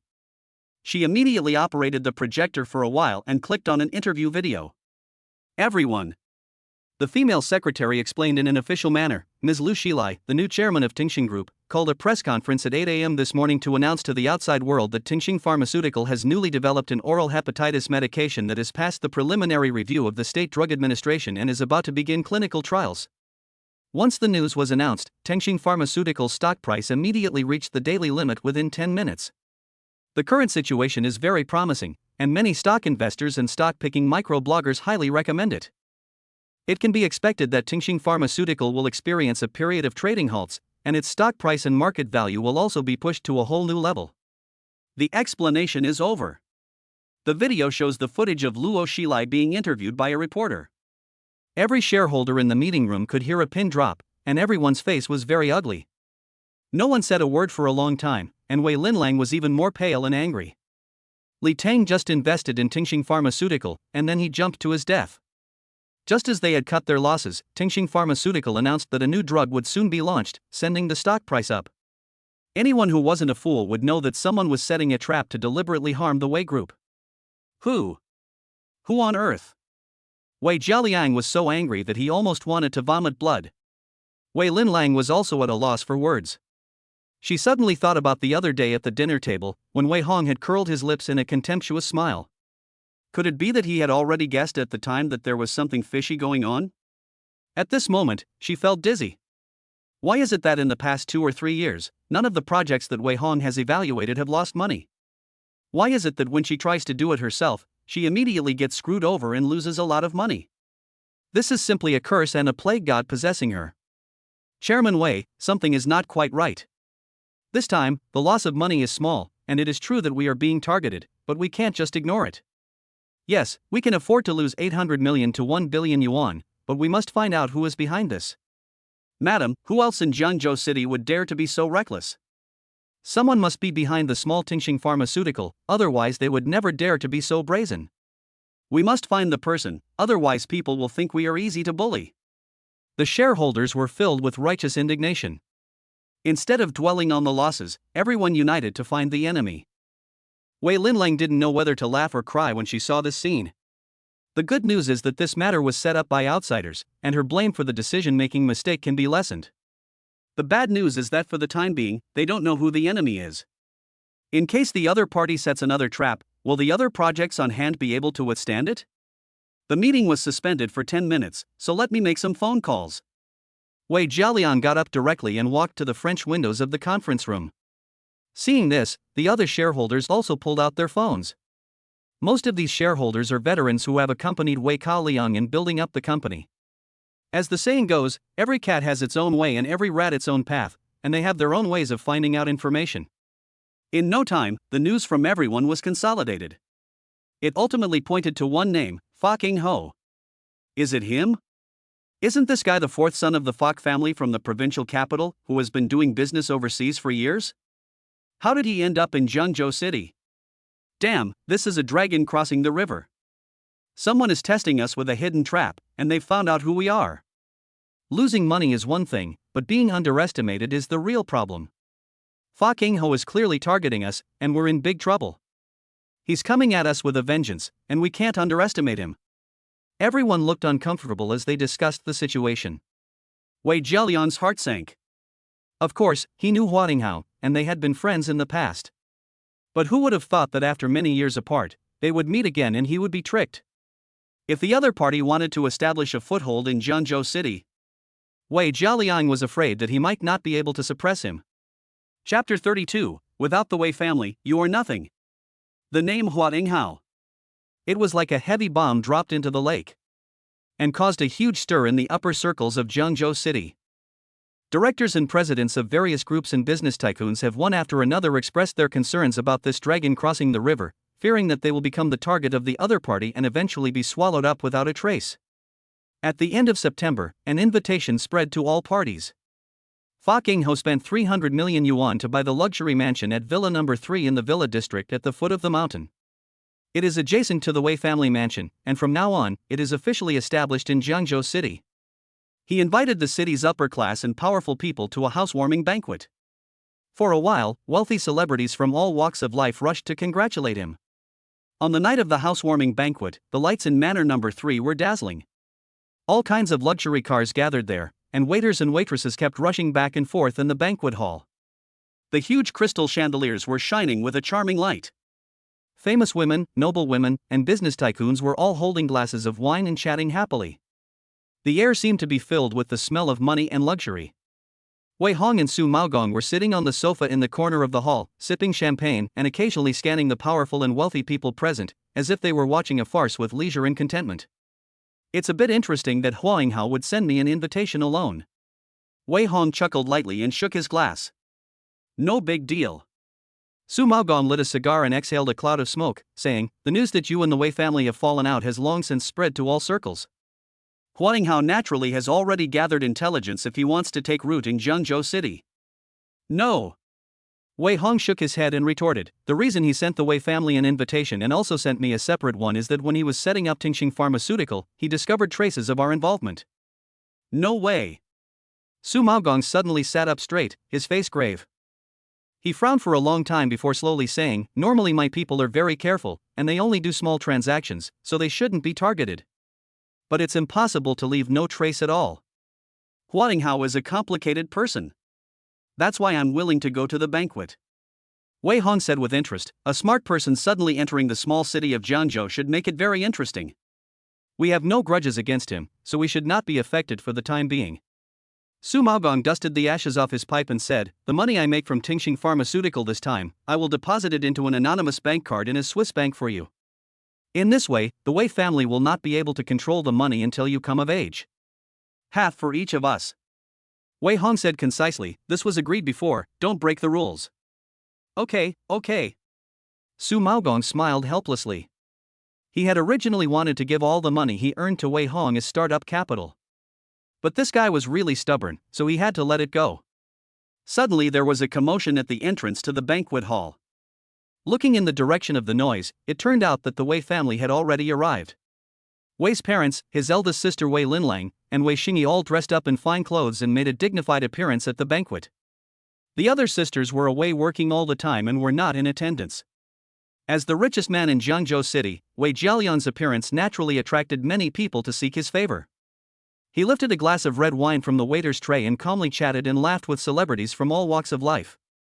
After greeting a group of noble women, Du Sihui subconsciously looked around and quickly found Wei Hong sitting in the corner. "Xiao Hong, you really are here. Why didn't you wait for us? I even had someone order a high-end suit for you. My dear, don't drink too much, it's bad for your stomach. Have you eaten dinner yet? Are you hungry? Shall I get you some cake?" Du Shihui was acting like a caring mother, asking after his every need. This made Su Maogong, Wei Linlang, Wei Sheng, and the others frown. Even the surrounding rich young ladies and noble women couldn't help but be surprised. Didn't they say that Master Wei had fallen out with his parents? Why is Mrs. Wei being so nice? Strange, I've never seen her show so much affection for her son before. You're right, in the past, whenever Mrs. Wei talked about her son, she was full of grievances. When did she become so easygoing? The murmurs of the crowd reached her ears. Du Sihui's face turned a little red. But she still looked at Wei Hong with a kind smile, just begging her favorite son to change his mind and look at her a little more. She secretly vowed in her heart. As long as her son is willing to forgive her past coldness, she would definitely try her best to be a good mother. Unfortunately, Wei Hong didn't even bother to look at her, and frowned directly at the bodyguard, asking, "Where did this fly come from?" Buzzing and annoying. The bodyguard stepped forward 2 steps to block Du Sihui, and said coldly, "Madam, my young master likes to be alone, please go."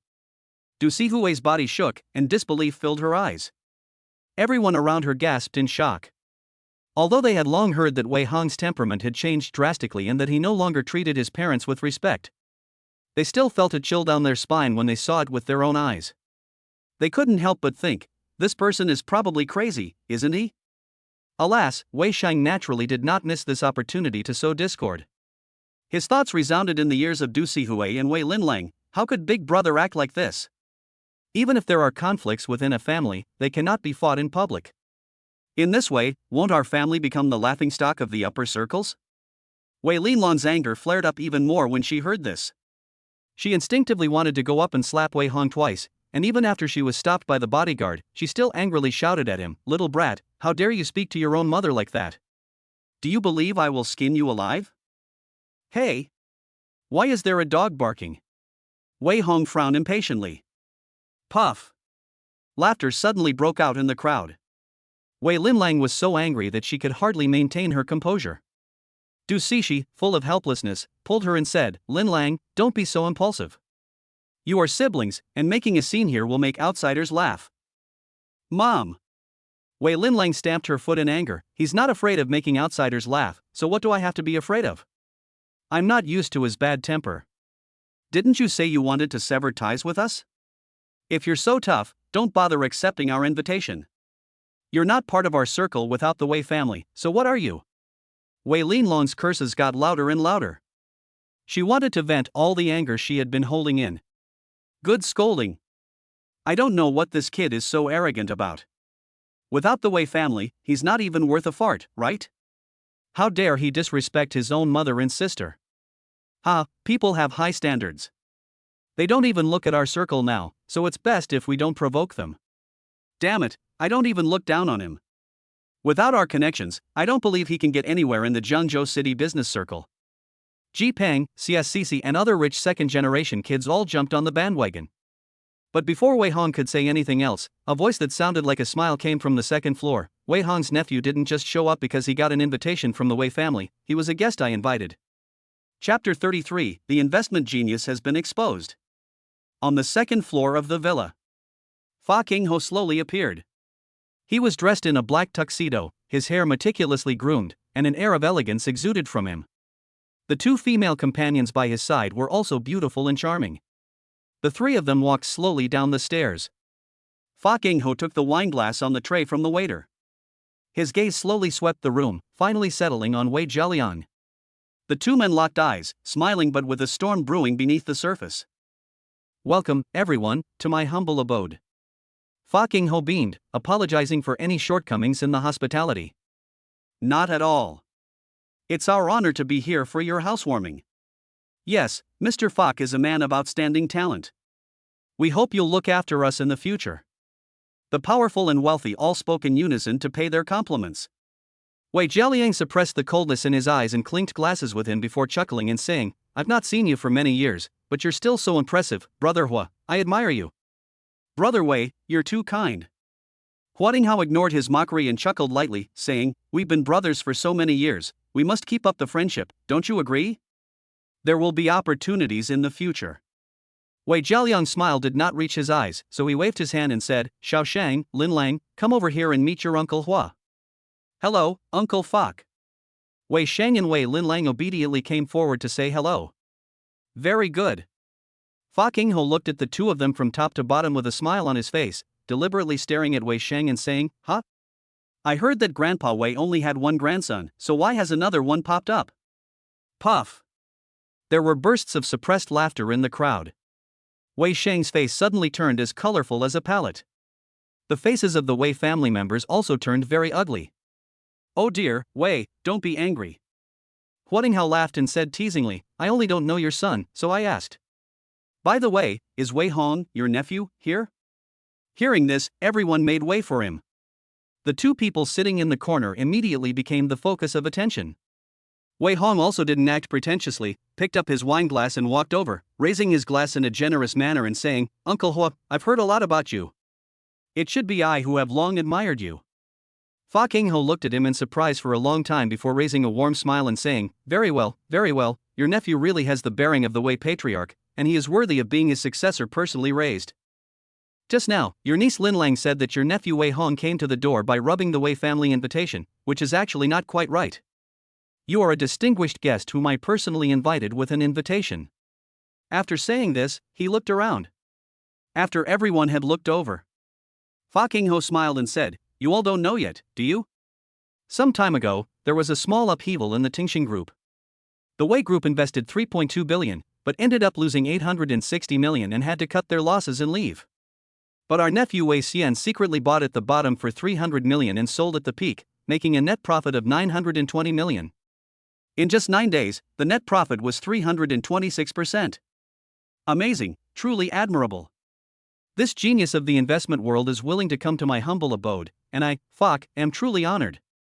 As he spoke, Fa Qingho looked teasingly at the faces of the Wei family members. It was as if he was silently mocking them for being blind.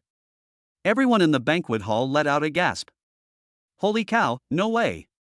The Wei Group took a small loss during the fluctuation of Tingxing's stock price, but someone was still able to successfully bottom fish?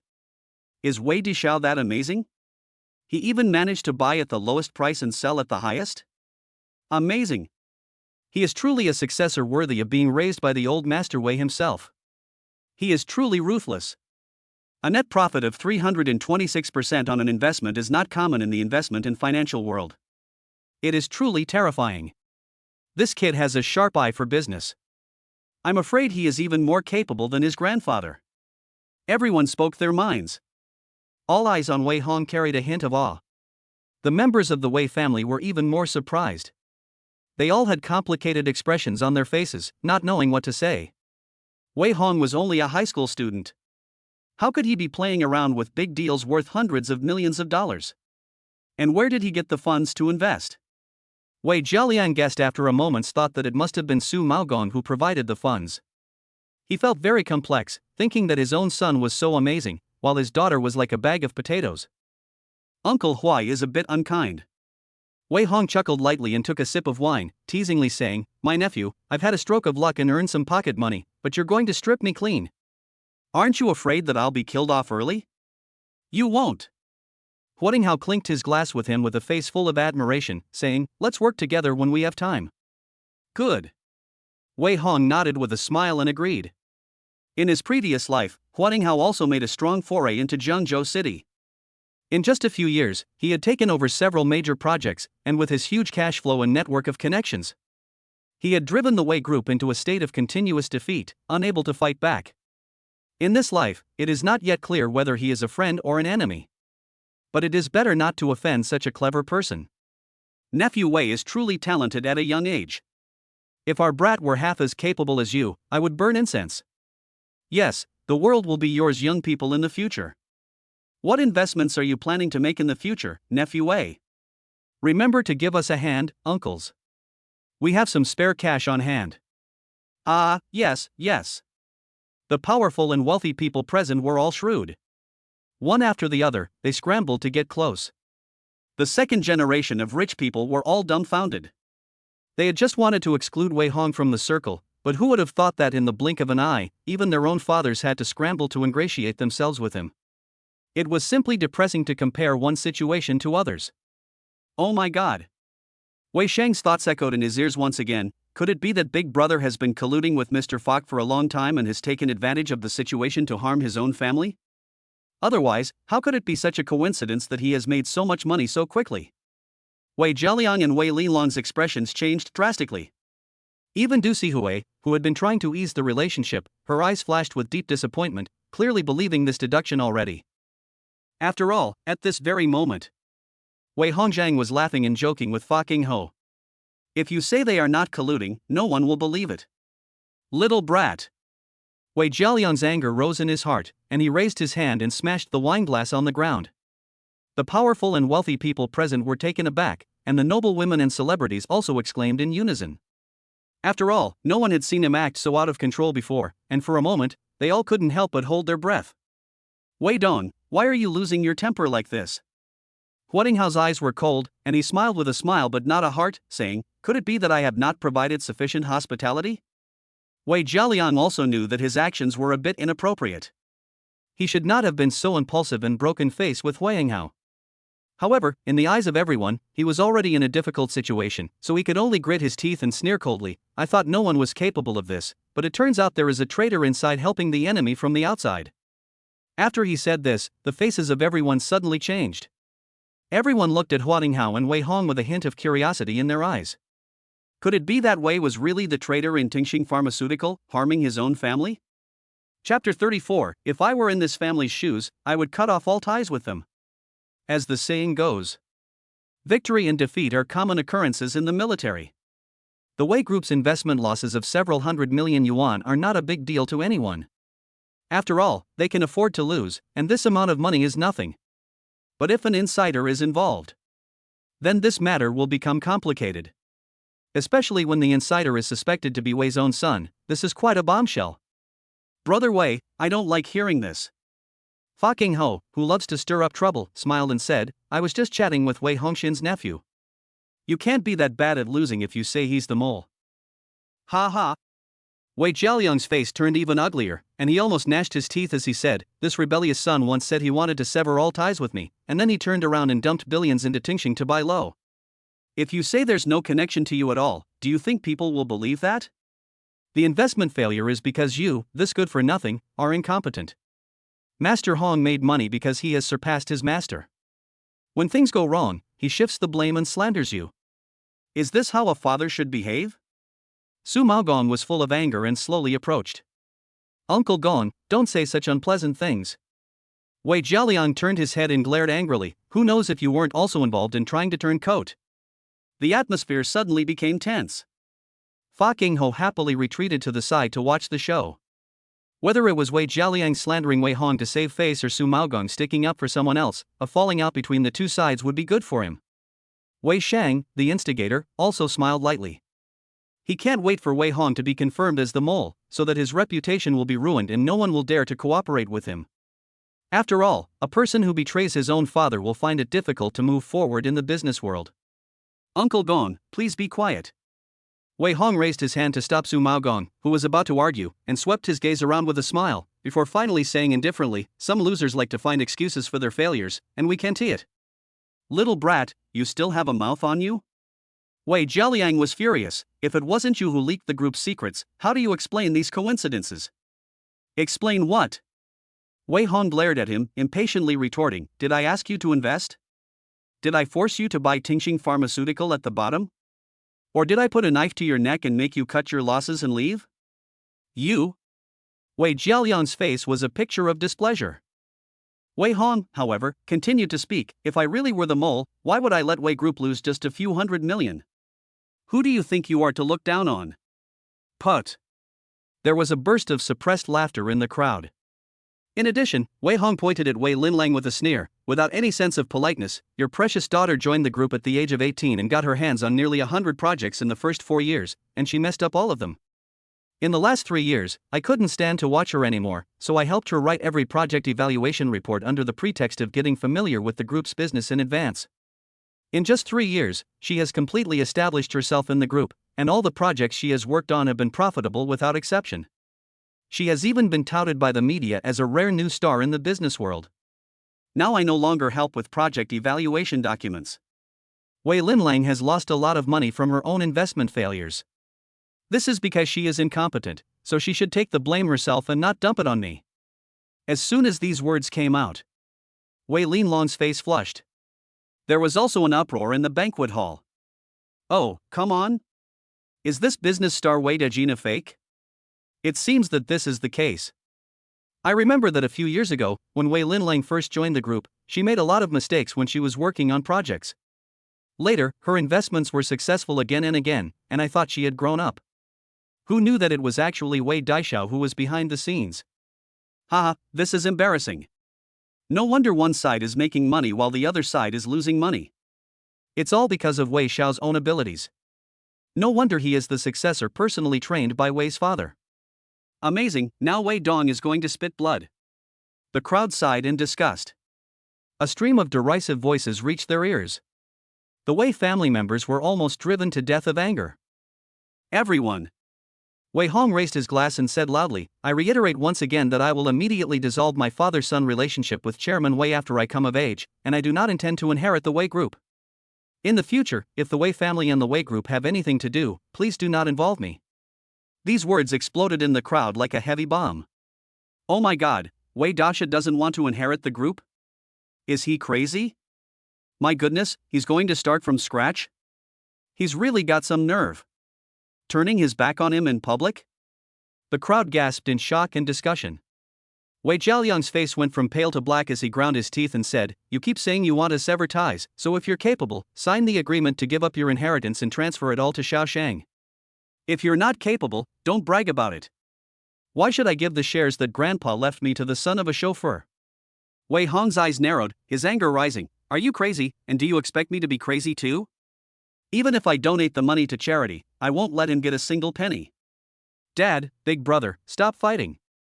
Wei Shang rushed out to assert his presence. "I'm already lucky to have been able to enter the Wei family, I don't deserve the shares." "Xiao Shang, don't worry about it."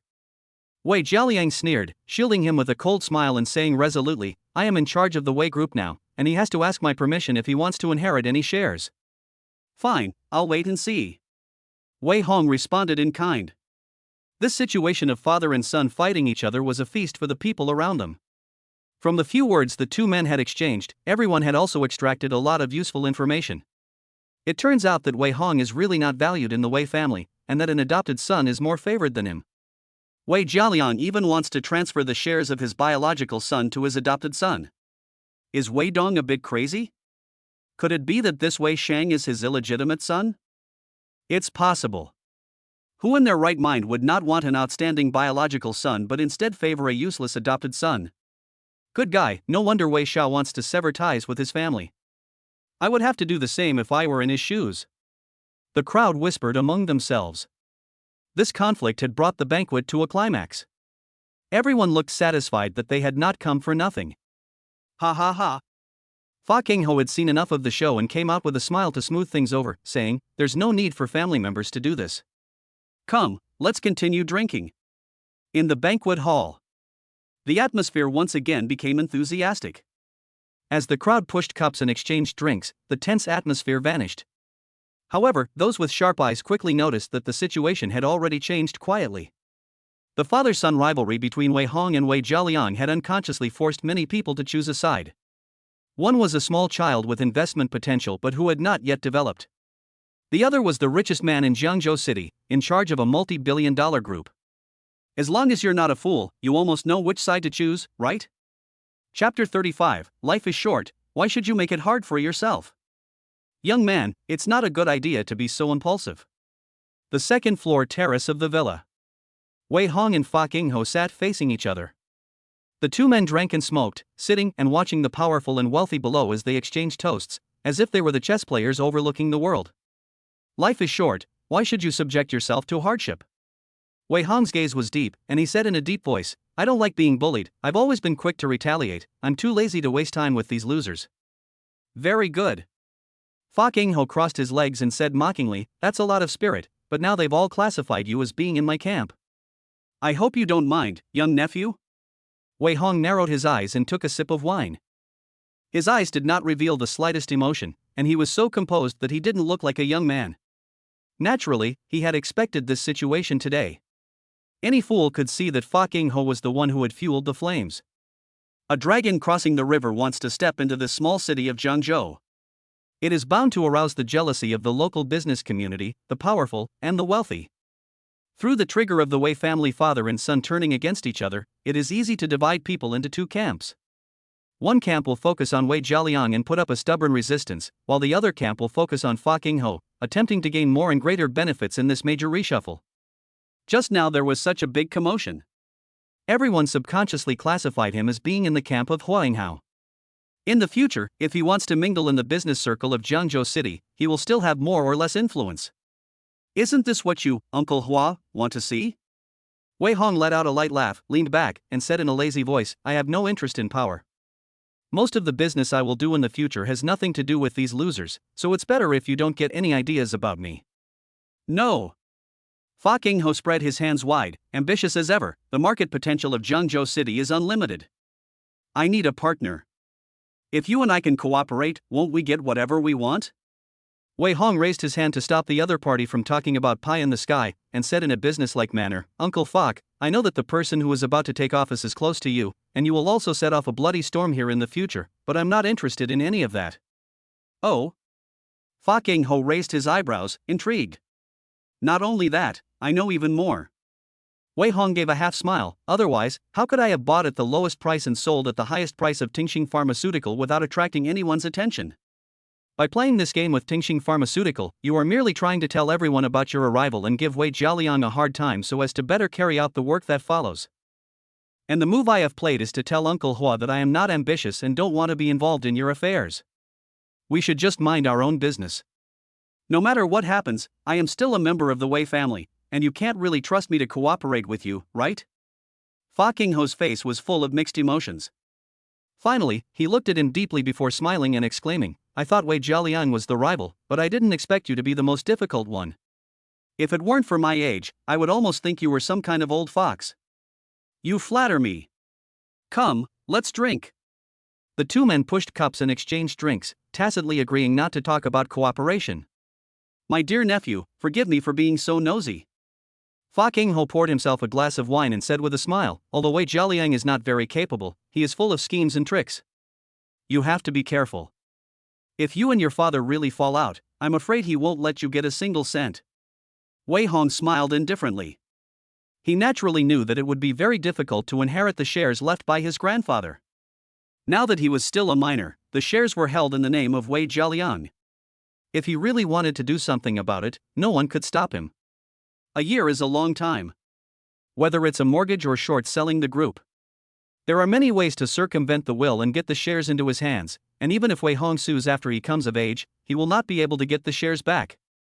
In other words, in the eyes of most people, Wei Jialiang is still the sky of the Wei family.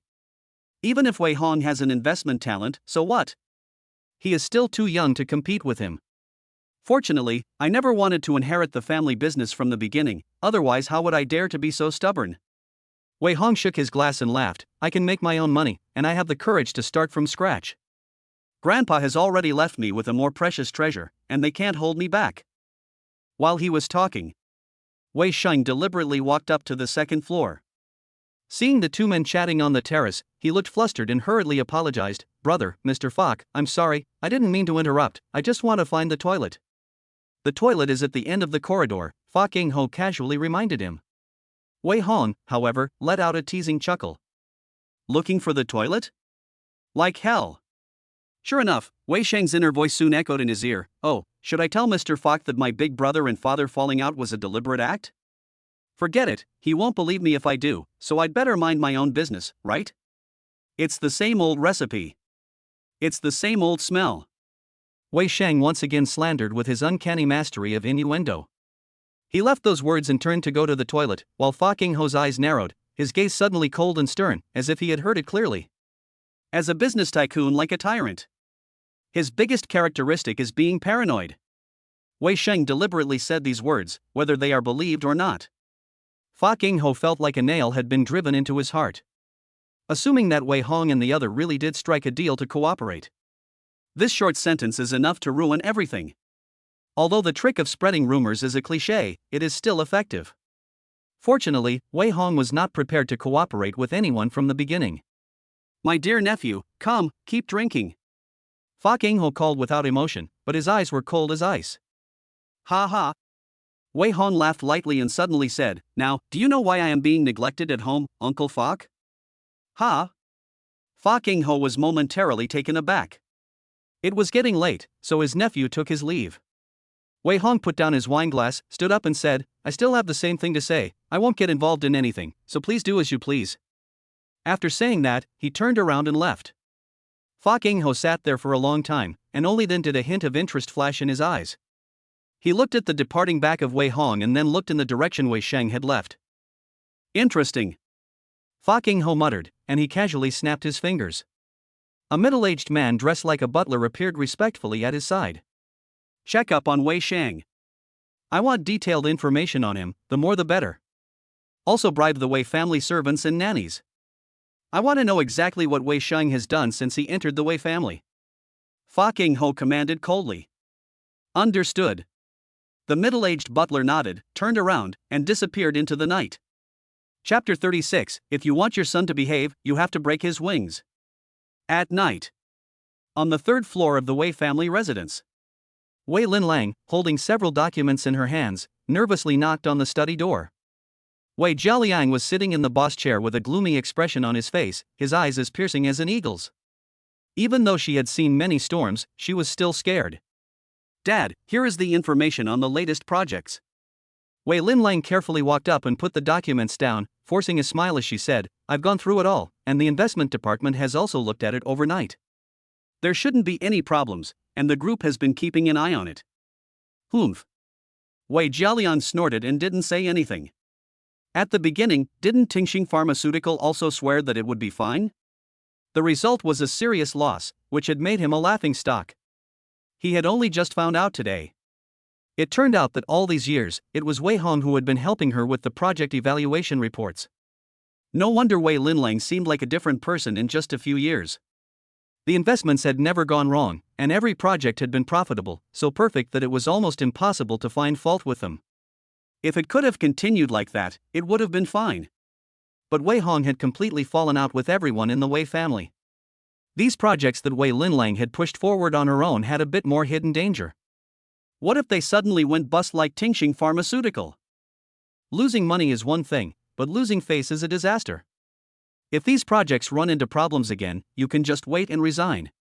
Wei Jialiang warned coldly, there are many pairs of eyes on you right now, and many shareholders are questioning your abilities, so don't even think about muddling through. Yes. Wei Linlang wiped the cold sweat off his face. Wei Jialiang looked down and continued to go through the projects. A while ago, a total of 5 projects were launched. Apart from the investment in Tingxing Pharmaceutical, the other 4 involved clothing, finance, real estate, and catering, with a total investment of 1.8 billion yuan.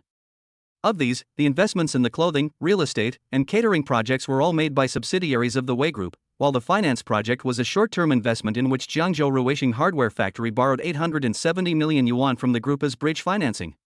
Is this project reliable? Has a background check been done?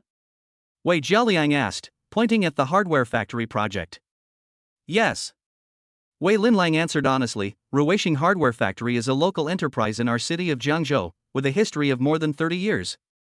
Every year, when it has difficulty turning over its funds from bank loans, it will borrow a short-term loan from other enterprises. This time, Ruisheng Hardware Factory is going to spend a lot of money upgrading its equipment, but they haven't finished paying back the loans they owe the bank, so it's not good to continue borrowing from the bank. So the president of the township bank, Liu, personally recommended that they borrow 847 million yuan from our group for a short-term bridge loan, which would only take 45 days and have an interest rate of 0.1% per day. Wei Jialiang frowned. This project seems like a good deal. It only involves lending the money for a month and a half, with interest paid every day. It's a local, long-established enterprise, and it was recommended by the township bank, so it seems like a no-brainer. Dad, you're not thinking of suspending the project, are you? Wei Linlang cautiously reminded him. After the contract was signed, the money was already transferred to Ruisheng Hardware Factory. It's impossible for us to get it back. Suspending halfway through is equivalent to breaking the contract, but we have to pay a huge penalty. Humph. Wei Jialiang snorted and didn't say anything more. He subconsciously felt that this project had great risks. But the die was cast, and it was impossible to stop it. He could only carefully examine the remaining 3 projects, hoping that they were not too risky. Extra staff were assigned to monitor all these projects, and every step of the way must be carried out without any mistakes. The use of funds must be legal and compliant. Wei Jialiang solemnly instructed, "We cannot afford to make the slightest mistake, understand?" "Don't worry, I will." Wei Linlang let out a sigh of relief and quickly nodded in agreement. In addition, Wei Jialiang's eyes flashed with cold light as he said, word for word, assign personnel to check the projects Wei Hong has been involved with, especially those that are still in progress, and strict controls must be implemented. Also, thoroughly investigate the middle and senior management within the group. Anyone who might possibly defect to Wei Hong's side must be kicked to the 2nd or 3rd tier and made to sit on the bench. Dad, are you afraid that he will resort to dirty tricks? Wei Linlang exclaimed. Not afraid, but inevitable. Wei Jialiang tapped the table with both hands, smirking. As the saying goes, the father knows the son better than anyone else. Although this son of a bitch Wei Hong is not close to any of us, he grew up by the side of the old man, and his methods are ruthless. The first 2 times he said he wanted to sever ties, I never took it seriously, just thinking he was acting like a child to get our attention. But today, when he brought up the subject again, I knew he must have made up his mind, so I can't take it lightly anymore. Wei Linlang couldn't help but look complex when she heard this. We're all family, why are you causing such a scene? She couldn't help but think of Wei Hong's kindness to everyone in the past. A heart full of bitterness and sorrow, she just felt a little sorry for her younger brother. But now Wei Hong wants to sever ties, what can she do? With Wei Jialiang's ruthless personality, he definitely will not bow his head. He ordered a thorough investigation of all projects, first to eliminate hidden dangers, and second, I'm afraid he also wants to take over all of Wei Hong's shares, right? Is that really what he wants? Wei Linlang gritted her teeth and said with a heavy heart, although I usually don't treat him very well, I don't think I should go so far as to drive him away. How about this, I'll go talk to Hong. If he's willing to apologize to you, we can still be a family, right? If you want your son to behave, you have to break his wings. Wei Jialiang pondered for a moment and said, my philosophy is that loyalty is always more important than ability. This son is indeed very good. If he is willing to be obedient and listen to reason, I am not unwilling to accept it. As long as he is willing to apologize in public and transfer 15% of the shares to Xiaoxing's name, I will forget about what happened today. Otherwise. A fierce glint flashed in his eyes. 7 or 8 methods had already appeared in his mind, enough to ensure that he would not get a single bit of the inheritance. I will talk to him. Wei Linlang sighed. And turned, walking step by step towards the 2nd floor. But before she could think of the right words, Wei Hong happened to walk out of the gym. The two met eyes at the top of the stairs, and the atmosphere was inexplicably a little cold. Let's chat. Wei Linlang suggested. No interest. Wei Hong turned around and was about to go inside. Wei Linlang raised her foot to catch up with him, but was immediately stopped by the bodyguard on guard duty. She anxiously said, don't be so stubborn, go apologize to your father, or you will regret it. Regret what? Wei Hong turned his head and sneered, What can a worthless person who only knows how to fight among themselves make me regret? Isn't it just trying to secretly mortgage my shares and then embezzle them clean using all kinds of dirty tricks? You know that. Wei Linlang increased the volume. There are ways to reasonably avoid risks and get your hands on the inheritance before you inherit it. This family is still under Dad's control, so don't be stubborn. I prefer to be stubborn. Wei Hong sneered back, you'd better worry about yourself. Wei Linlong's heart skipped a beat. What does he mean? Is he hinting that the new project will go bust? Chapter 37, this kind of family is enough to drag down anyone, isn't it? Mid-October. Inside the gym on the second floor of the villa, Wei Hong changed into a set of Sanda clothes. With the accompaniment of 3 tall and strong coaches, he began to practice various combat skills such as Muay Thai, Sanda, Jiu-Jitsu, wrestling, and grappling. Since he was young, his grandfather has always focused on his all-round development. Not only did he need to study various academic subjects, finance, horseback riding, piano, painting, dance and etiquette, but combat skills were also a top priority. But fighting is not the same as studying. Wei Hong's super high IQ made it easy for him to learn any subject. The only thing was that combat skills required a lot of long-term practice to improve. After his grandfather died, he had neglected it for a few years. Although he could easily beat a few adults, he would lose to a real master, so he had to make himself strong in all aspects as soon as possible. Bang! Bang! Bang! Wei Hong strikes with a reverse stance, his hands and feet attacking all around him. The 3 coaches are all wearing protective gear and are constantly moving with the target. The sound of the fists and feet hitting the target is deafening. Sometimes he attacks with straight kicks. Sometimes he uses Thai boxing sweeps and elbow strikes. Once he got close, he immediately switched to wrestling and jiu-jitsu. Although there were 3 sparring partners around him, he attacked like a storm, easily suppressing them all by himself, and his repeated heavy punches almost burst the pads. Ooh! Wei Hong suddenly turned around and delivered a side kick. The left-hand coach was kicked in the pads on the spot, and he flew 2 meters away with a groan. You were distracted. Wei Hong shook his hand to remind him, pay attention next time. Sorry. Coach Lee stood up, rubbing his chest, and said awkwardly, Wei Xiao, you've improved a lot, have you practiced before? Well. Wei Hong nodded and admitted, I started practicing when I was 5 years old. I've gotten rusty over the years, and I'm just barely getting the hang of it again. Awesome, no wonder you're so fierce. Yes, whether it's orthodox or reverse stance, ground standing, wrestling and grappling, Wei Xiao is on par with top-notch fighters. It's hard for us to spar with you. The other 2 coaches also lamented. Wei Hong frowned inwardly. The 3 coaches were all fighters who had won many awards in the city. But compared to the real masters, they were still a bit lacking.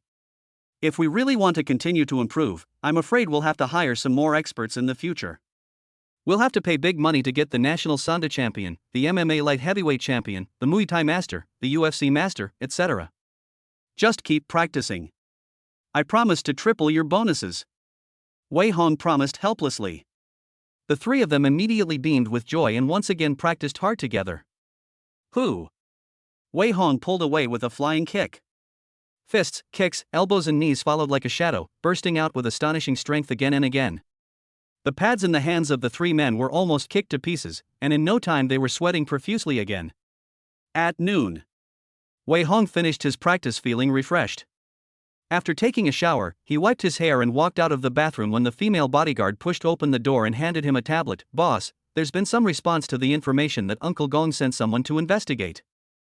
Oh? Wei Hong was suddenly interested. Recently, he had only asked Uncle Gong to keep an eye on Wei Shang, so it seemed that the investigation had produced results. After taking the tablet and swiping it, detailed information about Wei Shang's life from childhood to adulthood popped up.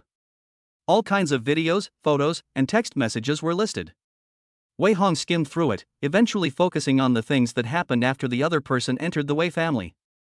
Ever since changing his surname to Wei, this guy seems to have been extraordinarily lucky. Not only did his grades suddenly go from middle of the class to top 50, he can get almost any multiple choice question right, and he has also won 5 major prizes, ranging from 3,000 to 5 million, totaling over 8 million. Wei Shang usually buys lottery tickets and scratchers, and the Wei family doesn't know about it. If it weren't for Uncle Gong checking, he would have kept it a secret even longer. So, is luck equivalent to good fortune? So he is exceptionally lucky, and he can pick the right answer in exams no matter what he chooses, and he can win the lottery no matter what he buys? Good guy, it took you so many tries to win 8 million yuan, why don't you just spend it on leveraged funds? However, Wei Shang is still underage, so even if he wants to speculate in stocks and funds, he is temporarily unable to open an account. It seems that he can only win small prizes in the lottery. Wei Hong frowned and continued reading. As expected, Wei Shang has recently become close friends with Xia Mo. She couldn't stand being bullied at school every day, and finally, when she had no way out, she cried and sought refuge with Wei Shang. The two hit it off and became accomplices.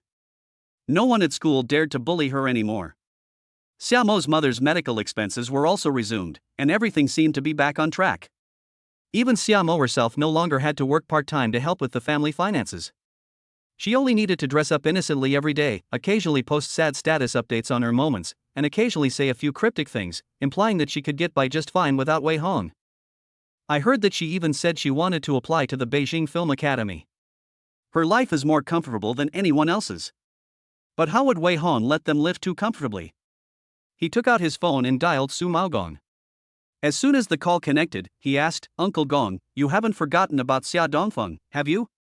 "No, don't worry, young master." Su Maogong replied with a smile. "I've asked my friends at the underground casino for help. They specialize in killing pigs and have a lot of tricks up their sleeves. Xia Dongfeng is a compulsive gambler. I asked someone to take him to the casino and let him win a little money, and he fell for the trap. He lost more than 1 million yuan in just a few days. But I specifically told the casino not to rush him to pay back the money, and instead let him borrow money. I guess he already owes a few million yuan now, and with compound interest, geez." Wei Hong couldn't help but smirk. Xia Mo, this little white flower, is really the standard model. She is weak and unable to take care of herself, her mother is seriously ill, and her father is a compulsive gambler. This kind of family is enough to drag down anyone, right? But in the last life, she relied on her own luck to climb up to Wei Shang and Song Gue. In the future, she will also enter the entertainment industry and become a big star who comes from a poor background but works hard to improve herself, stays pure and untainted, and is well known to everyone as a pure little white flower, revered as a goddess by countless fans. Luck is really a good thing. Get someone to collect the debt. Wei Hong said indifferently, "Let the casino step in and find some professional debt collectors. The bigger the commotion, the better. In short, don't let them have an easy life. And find me another outlaw, someone who can keep a secret and is willing to do the job, and be ready to take orders at any time." Understood. Su Maogong didn't ask any more questions and simply agreed. Wei Hong put down the phone, a sneer curling the corner of his mouth. Wei Shang was loved and doted on by the Wei family, but his pocket money was only 100,000 or so a month.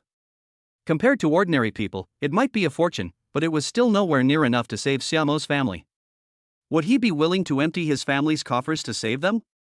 It was really something to look forward to. You should get revenge for your enemies and settle scores. Although he couldn't kill him for the time being, he could still make him feel sick. Chapter 38. It's just money, isn't it? Who cares? In the afternoon, the old neighborhood where the Xia family lived was bustling with activity. A dozen or so young thugs and 7 or 8 old people surrounded the Xia family building, quickly attracting a crowd of onlookers from the neighborhood. "Hey, what's going on? Why are there so many people?" "I don't know, it seems like the old Xia family owes gambling debts and people are coming to collect." "Oh my, is it that serious? I thought the old Xia family's daughter married a rich man and didn't lack money?" "Who knows, the old Xia likes to gamble, and people come to collect every other day, get used to it." The crowd gathered around and discussed it. A few big brothers with tattoos rushed directly to the 3rd floor and dragged Xia's father down. In full view of the crowd, they slapped him. "Damn you, Xia Dongfeng, when are you going to pay back the money you owe? Do you really think we're vegetarians? Money? What money?" Xia Dongfeng stared with wide, confused eyes. It wasn't until the other party produced the IOU that he suddenly woke up from his dream. He yelled emotionally, "Did Brother Su ask you to come over? Shit, didn't he say he wasn't in a hurry to pay? I go to your business every day, what's the rush? Maybe I'll turn over a new leaf in a couple of days." "Turn over a new leaf? I think you'll be turning over a new boat." A burly man slapped him again, angrily saying, "Brother Su told you to pay back when you can, what's the fuss?" It's only natural to pay back debts. If you keep talking nonsense, I'll kill you. I don't have any money. Xia Dongfeng finally realized that something was wrong. He shivered and said apologetically, "Brother, can you give me a few more days? If you don't have any money, sell your house, car, kidney, or buttocks, just sell whatever you can." The burly black man roared, "No matter what you do, you must get the money together today, or I'll show you the consequences." "Brother, please let me think of something." Xia Dongfeng was sweating profusely and quickly pulled out his phone to make a call. Of course, he didn't have any money, and he didn't even own a car. He was even renting the house he currently lived in. The only person who could get him money was Xia Mo. As soon as the call connected, Xia's father couldn't help but cry out, "Mo, come back quickly, someone is here to collect a debt. If you don't pay, they're going to chop off my hands and feet. You can't just ignore your father." Xia Mo obviously wasn't new to this kind of situation. Less than 10 minutes after the phone call had ended, she hurriedly dragged Wei Shang along. Behind them, 2 police officers hurriedly followed. "Dad, how could you owe someone money again? I thought you said you weren't going to gamble anymore." Xia Mo wiped away tears as she anxiously explained.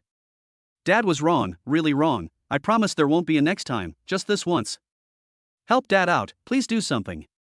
Xia Dongfeng habitually licked his face to ingratiate himself. Although Xia Mo was furious, she was at her wits' end. This had happened many times before, and the police were used to it. A middle-aged police officer said matter-of-factly, "What are you all doing here? Scatter, scatter. Debt collection must be reasonable and legal. Anyone who breaks the law will come with us." A burly man with a smile on his face came forward, offering cigarettes and vowing, "Don't worry, comrades, we are absolutely legal. Scatter, scatter." He waved his hand. A dozen muscular socialites immediately dispersed. A few old men and women began to make their entrance. They gathered around Xia Dongfeng and Xia Mo, ready to stage an elderly on-tile scene. Seeing this scene, the police knew that the other party was definitely professional. If they continued to intervene, they would have to physically drag the old men and women back to the police station, and in the end, they would only be asking for trouble. Therefore, they were too lazy to meddle in other people's business, and after giving a few casual reminders, they quickly left. "Ouch, it's only natural to pay your debts, someone's defaulting on a payment. Come on, take a look, this family has no shame. Who will give us justice?" The old man and woman were adept at wailing and screaming. Xia Dongfeng couldn't hold back his embarrassment and hurriedly urged, "Mo, pay up." Xia Mo looked pitifully at Wei Shang on hearing this, with a strong plea in her pair of pleading eyes. "How much?" "I'll pay it." Wei Shang smiled confidently. He had come here to win over Xia Mo's favor. The more miserable she was, the more trouble she would cause. If he could solve the problem himself, he would gain more favor and ultimately attract more luck. So he didn't care about the gambling debt at all. Yes, you should talk to him." Xia Dongfeng immediately became excited. "This is my daughter's boyfriend, he promised to pay off the debt." "Okay, you're the man, right?" The burly man pulled out a stack of photocopies and sneered, 8.37 million in total, pay up." "How much?" Wei Shang's eyes widened in shock. Xia Mo and Xia Dongfeng were also full of disbelief. The 2 men grabbed the documents and looked through them carefully, beads of sweat already forming on their foreheads. "No way, how could it be so much?" Xia Dongfeng muttered. Xia Mo was also full of despair. In the past, gambling debts ranged from 200,000 to 300,000 yuan, and as little as a few tens of thousands. Now how did it suddenly soar to more than 8 million? Just look and flip through, these are all signed by you in your own handwriting. The burly man sneered, "Don't you have any idea how much you borrowed? You're a usury." Wei Shang said angrily, "It's illegal, believe it or not, I'll call the police to arrest you." "Report it, just report it." The burly black man shrugged his shoulders, full of mockery, "Take a good look for yourself, this is an investment loan agreement, not usury. Every one of our documents is legal and compliant, and every interest payment is within the limits allowed by law." Wei Shang snatched the documents and looked through them carefully. Eventually, his face turned black, as if he was about to sink and drip out. These documents did not contain the word gambling from beginning to end, and they were all legitimate loan agreements, divided into many financial companies, each with Xia Dongfeng's personal signature and thumbprint. A gambler loses his temper at the gambling table. When he wants to turn the tables, he just signs whatever he is asked to sign, doesn't he? The gambling capital is not protected by law, but the investment loan is legal and compliant. The casino has long since accounted for this money in batches, and unknowingly set Xia Dongfeng up. It's useless to go to court, they are just legally collecting the debt. Kid, you can't pay, can you? The burly man sneered, why pretend to be rich if you can't pay? Damn, you're wasting my time, get lost and go play in the mud, or I'll beat you up later. Don't talk nonsense. Xia Mo was afraid that he wouldn't pay, so she quickly scolded him, Brother Sheng is the prince of the Wei family, what's a few million? Even if it's tens of millions or hundreds of millions, it's just pocket money. You lowly people look down on others, but it's just money, right? Who cares? Wei Sheng's face turned red. Although he had won the lottery a few times, after deducting taxes from the millions of prize money, and after his usual lavish spending, he only had a little over 5 million in his hands. Where was he going to find 8 million to pay back the money? But in the face of Xiaomo's pitiful and aggrieved expression, he couldn't bring himself to say no. Host, Xiaomo's luck is decreasing, please choose whether to help. The system sounded a reminder in his mind. Wei Sheng's heart once again became conflicted. Help or refuse, it was a difficult choice. Chapter 39 Desperado, Test. Bound to the system. Wei Sheng has basically figured out the nature of Qi Yun. This thing is a consumable. Once in trouble, those with strong Qi Yun can often rely on luck to get through the difficulties. If he chooses to stand by and do nothing today, Xia Mo will most likely win the lottery or meet a benefactor, and she will somehow pay off her gambling debts. But that would mean she would consume a lot of her luck, and he would lose a perfect blood supply package. Isn't his intention of increasing Xia Mo's favorability score to draw on the other person's luck? If Xia Mo loses her luck, then what's the point of playing? I'll pay back the money. Wei Sheng made a choice with the gritted teeth, but you have to give me half an hour to raise the money. Okay, go raise it. The burly black man sneered and raised his hand, indicating that he was free to do as he pleased. In the tea house across the street, Wei Hong and Su Maogong were sitting together drinking tea. Their gazes, separated by a distance of several dozen meters, took in everything. Although they couldn't hear the sounds, they could guess what was going on. This kid is quite eccentric. Su Maogong frowned and muttered, winning the lottery 5 times in just a few months, and being so favored in the Wei family, and yet he still needs to borrow money? Wei Hong took a sip of tea and chuckled lightly. No matter how much he is favored, he is still an outsider, so he dares not ask the Wei family for money, and he can only go to the rich second generation in the circle to borrow. Who cares who he borrows from? Is it worth you coming here personally to keep an eye on a few million? Su Maogong is still a little puzzled. Wei Hong waved his hand to indicate for the bodyguards to disperse a little, before saying in a deep voice, do you know why he can keep winning the lottery? Because this guy can not only make people hear his true feelings, but also absorb other people's luck. Hiss. Su Maogong drew in a sharp breath. His eyes narrowed, and many things suddenly made sense. No wonder Wei Sheng's adopted son was favored more than his own son. No wonder this kid's luck seemed to be bursting out of the seams ever since he entered the Wei family. So this was not about a few million gambling stakes at all. Rather, this person was weird, and Wei Hong had to take the initiative to suppress the other party. I've heard of people using evil magic to borrow luck, but I don't know how this kid does it. I've lived most of my life and I've never seen it before. Su Maogong sighed in amazement, not doubting the truth of these words for a moment. Ha ha. Wei Hong snorted in derision and continued watching the show, his gaze fierce. The idea of luck is too vague and intangible, but if you try a few times, you can always find a pattern. Have you found the fugitive you were looking for? Of course. Su Maogong snapped his fingers. Immediately, a bodyguard handed him a tablet. He swiped it and a message about a middle-aged man with a sallow complexion, emaciated and weathered, appeared. The man's name was Li Gui, 39 years old, and a local. Su Maogong introduced him without batting an eyelid. He used to hang out on the streets when he was young, but after turning 30, he got married and had children and retired from the underworld. Last year, he was diagnosed with liver cancer and only has 3 months to live. Wei Hong satisfiedly curled his lips. He has been in the underworld, he is willing to fight and kill, he has children, and his life is about to end. With so many advantages stacked up, as long as the money is in place, any man will turn into a mad dog and dare to do whatever he is told. Don't mistreat him. Wei Hong earnestly cautioned. I won't mistreat him. Su Maogong poured himself a cup of tea and sighed, saying, these days there are too many unfortunate people. If I'm willing to give him a chance, he'll only be grateful.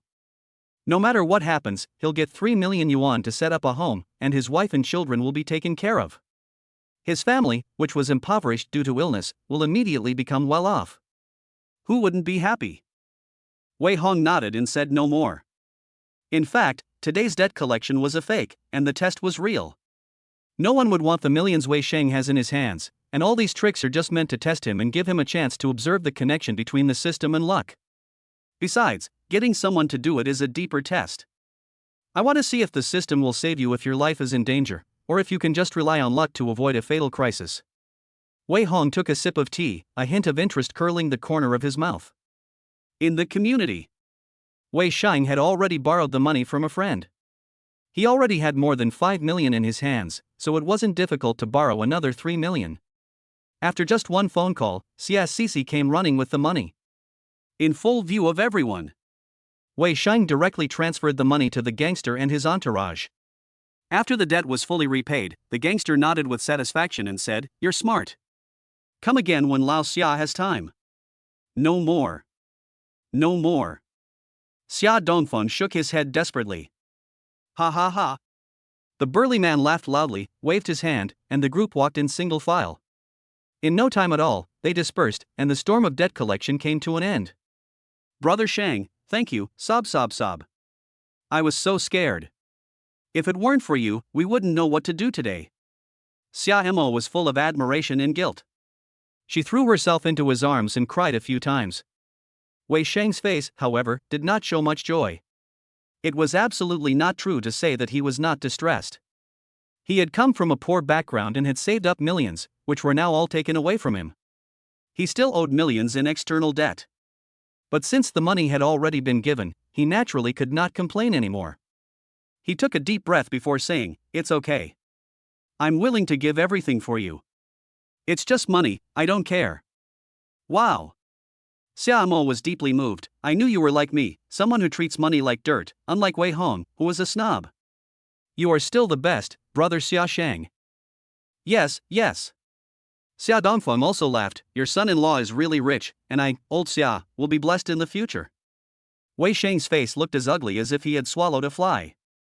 He knew he had been trapped by a gambler's curse. Someone like Xia Dongfeng could never quit gambling, and with a fool like him footing the bill, the guy was afraid that he would gamble even more recklessly. "Uncle, you should go to casinos less often in the future. Places like that can empty the pockets of billionaires." Wei Sheng advised helplessly, "I won't help you next time." No, not next time." Xia Dongfeng casually dismissed the matter, obviously not taking it too seriously, and immediately changed the subject. "Mr. Wei, do you want to go up and have a seat?" "No, I still have things to do." Wei Sheng didn't want to continue being upset, so he turned around and walked towards the outside of the community. "Dad, I'll see him off." "Go ahead." Xia Mo waved goodbye to Xia Dongfeng. He chased after Wei Sheng, skipping and jumping, and intimately took his hand. After a gentle persuasion, his heart's distress finally eased quite a bit. The two walked hand in hand towards the luxury car at the entrance of the community. The driver, Xiao Wu, quickly started the Mercedes-Benz and slowly pulled away. However, none of the three noticed that there was a dirt bike parked at the corner of the street. The driver, expressionless, unscrewed a bottle of erguotu and took a few gulps. He casually threw the bottle out the window and decisively started the vehicle. Boom! The dirt bike began to accelerate like crazy. It charged straight at the two people at the entrance to the residential compound. Chapter 40. I will make sure you go to jail for good. Oh, the car! Be careful! Screams and exclamations of alarm sounded all around. The entrance to the residential compound was already crowded, and now they saw the dirt bike speeding towards them. Everyone was terrified and fled in all directions. Wei Sheng and Xia Mo were also stunned by the scene. The two subconsciously tried to avoid it, but one pulled the other to the left.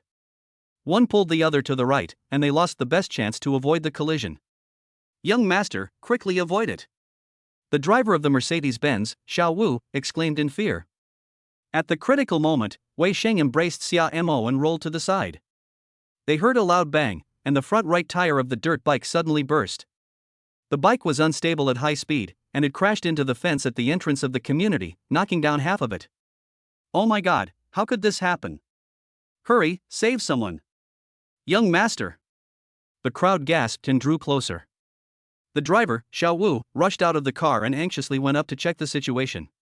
Wei Sheng and Xia Mo avoided the collision by brushing against the dirt bike, but because they fell onto the cement floor, they still had multiple abrasions on their bodies. The two of them were covered in blood and looked particularly scary. On the dirt bike, the driver was also shaken by the airbag and was bleeding profusely. However, he was still full of ferocity, frantically turning the steering wheel to try to start the vehicle again. At this time, even a fool could tell that something was wrong with this person. A few strong men hurriedly smashed the glass in their anxiety. They joined forces to drag the driver out of the cab and control him, ending this unwarranted disaster. Brother Shang, are you okay? Xia Mo was full of anxiety and shock. Wei Sheng finally came back from his shock.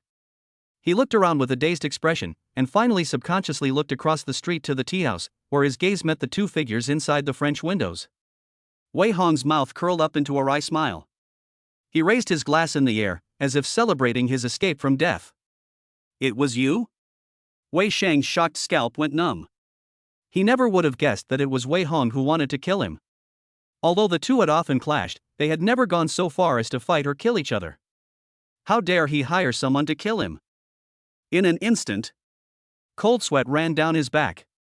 All kinds of emotions of panic and fear welled up in his heart. Wei Sheng couldn't help but yell at the driver, Xiao Wu, call the police right now, and call my parents again, someone is trying to kill us. In the midst of the chaos, the siren sounded slowly from afar. Host, when danger struck just now, your luck automatically avoided the fatal risk.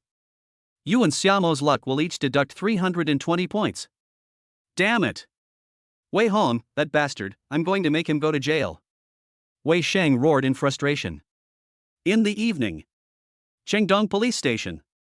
Wei Hong accepted the summons and just walked in the door with Su Maogong and a group of bodyguards when a mineral water bottle smashed into his face. Bang! A female bodyguard kicked the mineral water bottle away with a high kick. Wow! The other bodyguards all blocked in front of him and assumed combat positions. Opposite them were Wei Jialiang and Du Sihui, the couple, as well as more than 10 Wei family bodyguards. As the two sides were on the verge of a fight, the police officer impatiently knocked on the table and shouted, "What's going on? This is a police station, not your home. Unrelated people, please wait outside." The police officer was right. Wei Hong looked at Wei Jialiang with a smile, and said coldly, "Some people shouldn't bring their family's airs and graces here and dare to fight in a police station. Do you want to go to jail? You animal!" Wei Jialiang's fingers trembled with anger. "You even tried to kill your own brother, are you even human?" "I don't have a brother." Wei Hong shrugged with disdain. "Don't drag everyone and their dog into this, I don't even have parents, so where would I get a brother from?" "Oh, you mean this driver's son, TSK, is he even worthy?" Wei Jialiang and his wife were so angry they almost vomited blood. Wei Sheng and Xia Mo were also full of anger. "Wei Sheng, how could you do this? It's downright lawless." Xia Mo looked indignant, as if she hated him. "Big brother, even if you don't like me, you can't hire someone to kill me, can you?" Wei Sheng accused with a trembling voice, "You treat human life so lightly, it doesn't matter if you kill me, but what if you accidentally hurt someone else?" Wei Hong waved his hand to signal the bodyguards to go out and wait, while raising his hand to summon the lawyer. This was a middle-aged and elegant lawyer wearing gold-rimmed glasses. He pushed his glasses up and said in a businesslike manner, "I am Mr. Wei Hong's attorney. I advise you all not to say anything, otherwise we have the right to sue the other party for slander." Wei Jialiang and the others looked unhappy when they heard this. They immediately shut their foul mouths. At this time, two police officers walked out and said after checking Wei Hong's ID card, "We need to take a statement from you." "Let's go." "Wait." Wei Jialiang frowned and said, "No need to go to the interrogation room, find a meeting room to record it. We all have to witness it with our own eyes. He is the richest man in Jiangzhou City, and his connections in all aspects are very strong. Although the police officers cannot act in bad faith, they can still agree to such a small request." After nodding, the group directly found a small meeting room to sit down. A middle-aged and burly police officer took the main seat, while the younger police officer next to him took notes. He asked directly, "Mr. Wei Hong, where were you between 4 and 5 p.m. this afternoon?" "At the Hongyun Tea House, opposite Jingfuyuan Community." "Why did you go there?" "To drink tea." "Why did you go so far to drink tea?" "Because I like it, it's my freedom." Do you know Li Gue? No. The interrogation lasted more than 10 minutes. Wei Jialiang and Wei Shang's faces grew increasingly ugly. After all, Wei Hong had denied everything, treating them like complete nonsense. And no one is stupid. To accuse someone of murder, the evidence chain must be complete, with eyewitnesses, physical evidence, motive, stolen money, etc. From the statement, it was impossible to implicate him. Even if Wei Hong was there at the scene. Even if everyone knows that he hired someone to kill someone. In the face of the law, he is still an innocent member of the public. Wei's lawyer listened to the confession the whole time, his brows furrowed in a way that could kill a fly, and he leaned over to Wei Jialiang and whispered in a low voice, "Wei Dong, there is insufficient evidence. Unless the driver can identify him, otherwise this case will have to end here today. As far as I know, the murderer is a cancer patient who doesn't have a few months to live." Master Hong's men are very cautious in what they do. From beginning to end, they never had any overt contact, and the money for the murder has never been found. The murderer's motive for the murder is even more childish. He said that he only had a short time left and wanted to take revenge on society, and the time and place were chosen at random. In short, one sentence. The other party was too professional, and it was almost impossible to convict. Wei Jialiang was shaking with anger, and his gaze coldly met Wei Hong's. At this moment, the father and son no longer had the slightest trace of warmth. All that was left was a sense of foreboding. Today, Wei Jialiang spoke word by word, "I will make sure you spend the rest of your life in prison." Chapter 41, You dare to kill and set fire to people, are you crazy? The recording of the statement is over. The police officer quickly exited the meeting room on the pretext that the case still needed to be investigated. The two sides resumed their standoff once again. Everyone stared at each other, each with a very complex expression on their face, obviously unable to think of why the family had fallen out like this. "If I'm not wrong, this whole thing was your doing, wasn't it, Uncle Gong?"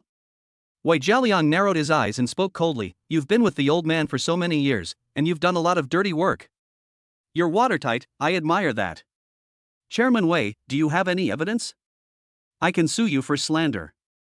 Su Maogong stood solemnly behind Wei Hong and raised his head in warning when he heard this. "Ha, you dare to do it but not to take responsibility, right?"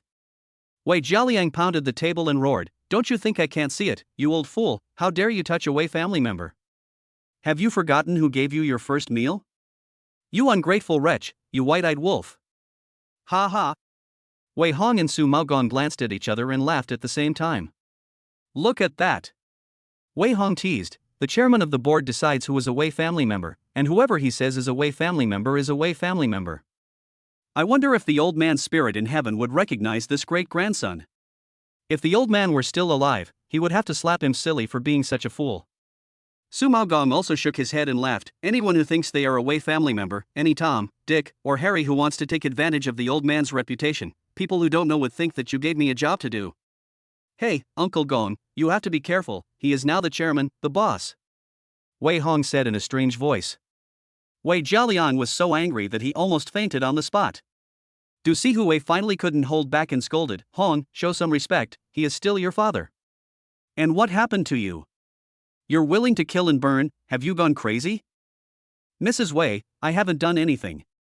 Wei Hong shrugged and said frankly, "Don't falsely accuse me. In the past in the Wei family you didn't need evidence to falsely accuse me, but here you need evidence." Du Sihui couldn't help but think of the past. Breaking a vase, pushing someone down the stairs, stealing antiques.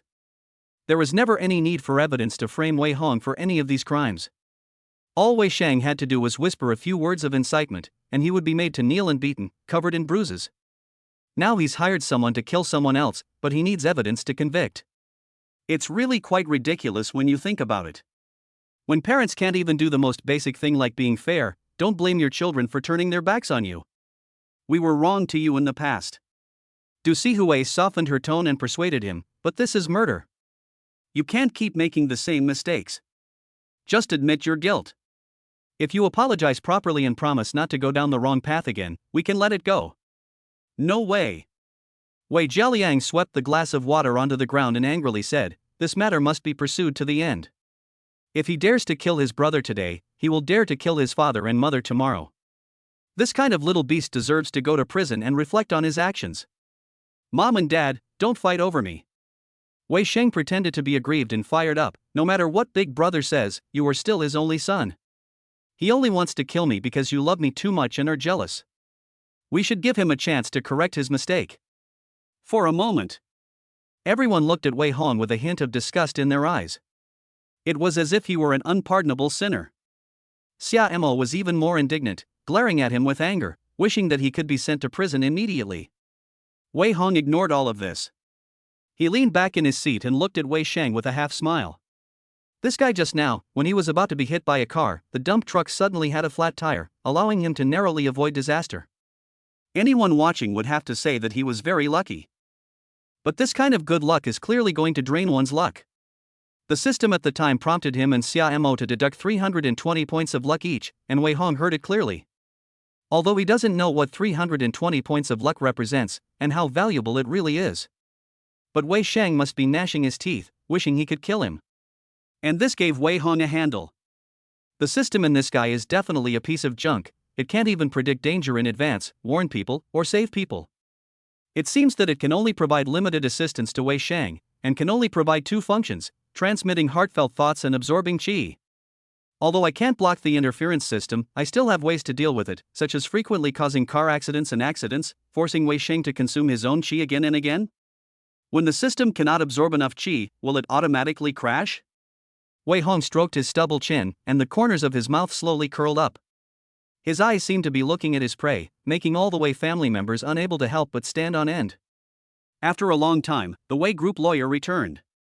With a complex look in his eyes, he leaned over and whispered in Wei Jialiang's ear, "Chairman Wei, we tried to find someone to deliver a message to Li Gui, offering him 10 times the price to identify the person behind it, but he still refused." What? Wei Jialiang was so angry that he slammed his hand on the table, nearly breaking his teeth. He had already made it clear today that he would send the ungrateful son to prison. But who would have thought that the other party would not even care about the 10 times the price? Chairman Wei, don't you think that money can really do whatever you want? Wei Hong tapped his fingers leisurely on the table and spoke in a calm voice, "Remember, never underestimate the wisdom of the people at the bottom, they are smarter than you think. It is better to have one bird in the hand than 10 in the bush. Uncle Gong has a reputation and prestige in the industry. His words are ironclad and he will never go back on them. And you? What do you have? Why should people trust you? Do you really think that throwing money around will make people turn against you? You are being naive, aren't you?" Li Gui is afraid that even if he lives to collect the money, his family may not live to spend it. The chairman of the Wei Group, in charge of a multi-billion-dollar group for so many years, is still so naive. No wonder the old man has never looked down on you as trash. Wei Jialiang was so angry that his heart was rising and falling. Wei Hong, however, was already too lazy to waste any more words with him and simply got up and led the way out the door. Just as he was about to walk out the door, he suddenly turned to Wei Shang and said with a half smile, "You've had good luck today, I hope your luck continues to be good in the future, otherwise someone could die." Son of a bitch. Wei Shang finally lost his composure, his cheeks twitching with anger. He never imagined that Wei Hong would become so difficult to deal with. In the past, he could casually slander someone and the Wei family would casually humiliate and punish him. But now Wei Hong had gone crazy and was even refusing to give Wei Jialiang face. The situation had long since developed from a petty schoolgirl-level palace struggle to a life-and-death battle between men, completely out of control. Damn it, system, you piece of junk, can't you have more functions? The Wei family is shameless. They keep saying they treat me like their own son, but why don't they give me 8 bodyguards? Wei Hong, that animal, will kill me sooner or later. No, I have to make money as soon as possible and hire bodyguards too. Wei Shang's heart grew anxious. Chapter 42, A Loving Family? Everyone has turned their back on me. As night fell. The WeChat group for a loving family. Wei Jialiang edited a long message and solemnly posted it at everyone. Starting today, Wei Hong will no longer be a member of the Wei family. No one is allowed to have any private contact with him, or else they will be punished according to the family rules. Once this message was sent, the group immediately erupted. Eldest sister Wei Linlang, "Dad, what are you doing? Why are you saying such angry things? Did Xiaoqi upset you again?" Third sister Wei Qiuyan, "No way. How dare he upset our father? What trouble has he got into this time?" Sixth sister Wei Xia, "Xiaoqi has been getting more and more outrageous recently. We're all too busy to be at home, so you can't handle him, can you?" Facing their daughter's doubts, Wei Jialiang didn't bother to explain one by one, and directly sent a photo of today's police report receipt, and then said, Wei Hong is jealous of Xiao Sheng for being too favored by us, and has gone mad enough to hire someone to kill him. You figure it out for yourselves. Eldest sister Wei Linlang, what? How could this happen? How dare he? Second sister Wei Kailan, no way, is he crazy now? He must be out of his mind. Wei Qingqing, the fifth sister, no way, no matter what, Xiaoqi wouldn't go this far. Is this a misunderstanding? Wei Ruyun, the fourth sister, this little brat is completely lawless. Let's invite him out, and see what kind of explanation he has. Wei Qiuyan, the third sister, he's not even in this group, so how can we invite him? The group fell silent instantly. Everyone suddenly felt a little embarrassed. How come there's no Wei Hong in this loving family? Du Sihui, have we been too hard on Hong, so that he was driven to the wrong path? There was another moment of silence. Wei Shang, Mom and Dad, I'm sorry, it's all my fault that the family is falling apart. I shouldn't have come. Why don't we dissolve the family ties, so that big brother won't be jealous? Wei Jialiang, bullshit. He's not in a position to make decisions in this family. He thinks he can drive you away with these tactics, but he's dreaming. I will never want a ruthless son, and you will always be my son, Shang. Du Sihui, that's right, Shang, don't think too much about it. Eldest sister Wei Linlang, yes, blood ties are not the most important thing, it's character and morals that count. If he dared to hire someone to kill his brother today, he will dare to kill us tomorrow. Fourth sister Wei Ruyun, Shang is already very pitiful, and Wei Hong still won't let him go, this is too much. Second sister Wei Kailan, exactly, he must be punished for what he did. Even if we don't kick him out of the house, we have to ignore him for a while. The Wei family members argued back and forth. Eventually, they quickly reached a unanimous decision. They had to protect Wei Shang and absolutely could not let anything happen to him. Eldest sister Wei Linlang, Mom and Dad, assign a few bodyguards to Shang. He needs to be protected 24 hours a day, whether he is at home or out. Second sister Wei Kailan, good idea. If Wei Hong really hired someone to kill, then he must be mentally deranged, not hesitating to kill his own family. We can't let our guard down. Fourth sister Wei Ruyun, yes, we must assign bodyguards to Wei Shang. If he dares to do it once, he dares to do it a second time. Wei Jialiang, okay, I'll assign a few people from my entourage to protect him. Don't worry. Inside the villa. Wei Shang took a sip of red wine, his face full of mockery. The Wei family is as stupid and gullible as ever. A few casual remarks were enough to turn Wei Hong's family against him. Ha, ridiculous, ridiculous. It must feel bad not being able to trust anyone. No wonder he's desperate enough to hire a hitman. But a few bodyguards sent by Wei's father are not enough to guarantee my safety. With Wei Hong surrounded by the likes of Su Maogong, an old fox who helps him, and all kinds of characters from all walks of life emerging in endlessly, it won't be too difficult to kill me. I've had some serious luck today, avoiding a car accident, but what if it happens again and again? When my luck runs out, I'll end up dead at his hands, won't I? No, I have to make money too. As long as I have money, I can hire dozens of bodyguards to protect me 24 hours a day. Why would I be so passive? Wei Shang became more and more dissatisfied. Why was Wei Hong born with everything? Why did someone get a bulletproof car and bodyguards ready at his command? Someone is willing to do his dirty work for him if he wants to hire someone to kill someone? And he can only be passively attacked? After all is said and done, it's just about money. If he had money, why would he be so miserable? Whether it was paying off Xia's father's gambling debts or nearly getting killed in a car crash, Wei Shang realized that he was desperately short of money. But how could he make money quickly? The lottery? No, buying lottery tickets too often would attract the attention of people with malicious intent. Wei Shang frowned and analyzed. If he wanted to make money by chance, he could only go the way of gambling stones, the stock market, and funds. Unfortunately, he doesn't have any capital. He borrowed a few million from a friend just today, and it's not a good idea to ask for more money. After all, the rich kids in his circle also spend a lot, and they're not likely to lend him much. After thinking it over, Wei Shang found Wei Linlang in his WeChat list and sent her a message. Big sister, have you been trading stocks recently? Wei Linlang, of course I have. I manage my own assets. Wei Shang, I suddenly realized that I'm very lucky. I've won the lottery a few times recently, and when I try to buy stocks, whatever I buy goes up in value. Unfortunately, I don't have any capital. Wei Linlang, that's good news. Are you trying to borrow money from me? Wei Shang, no, no, no. I want to invest and make money with you. You provide the capital, I'll do the investing, and we split the profits 50-50. What do you think? Wei Linlang. Wei Shang, if you don't trust me, you can invest a few million first. If it loses, I'll make it up to you. Wei Linlang, okay, I'll send you my private stock account.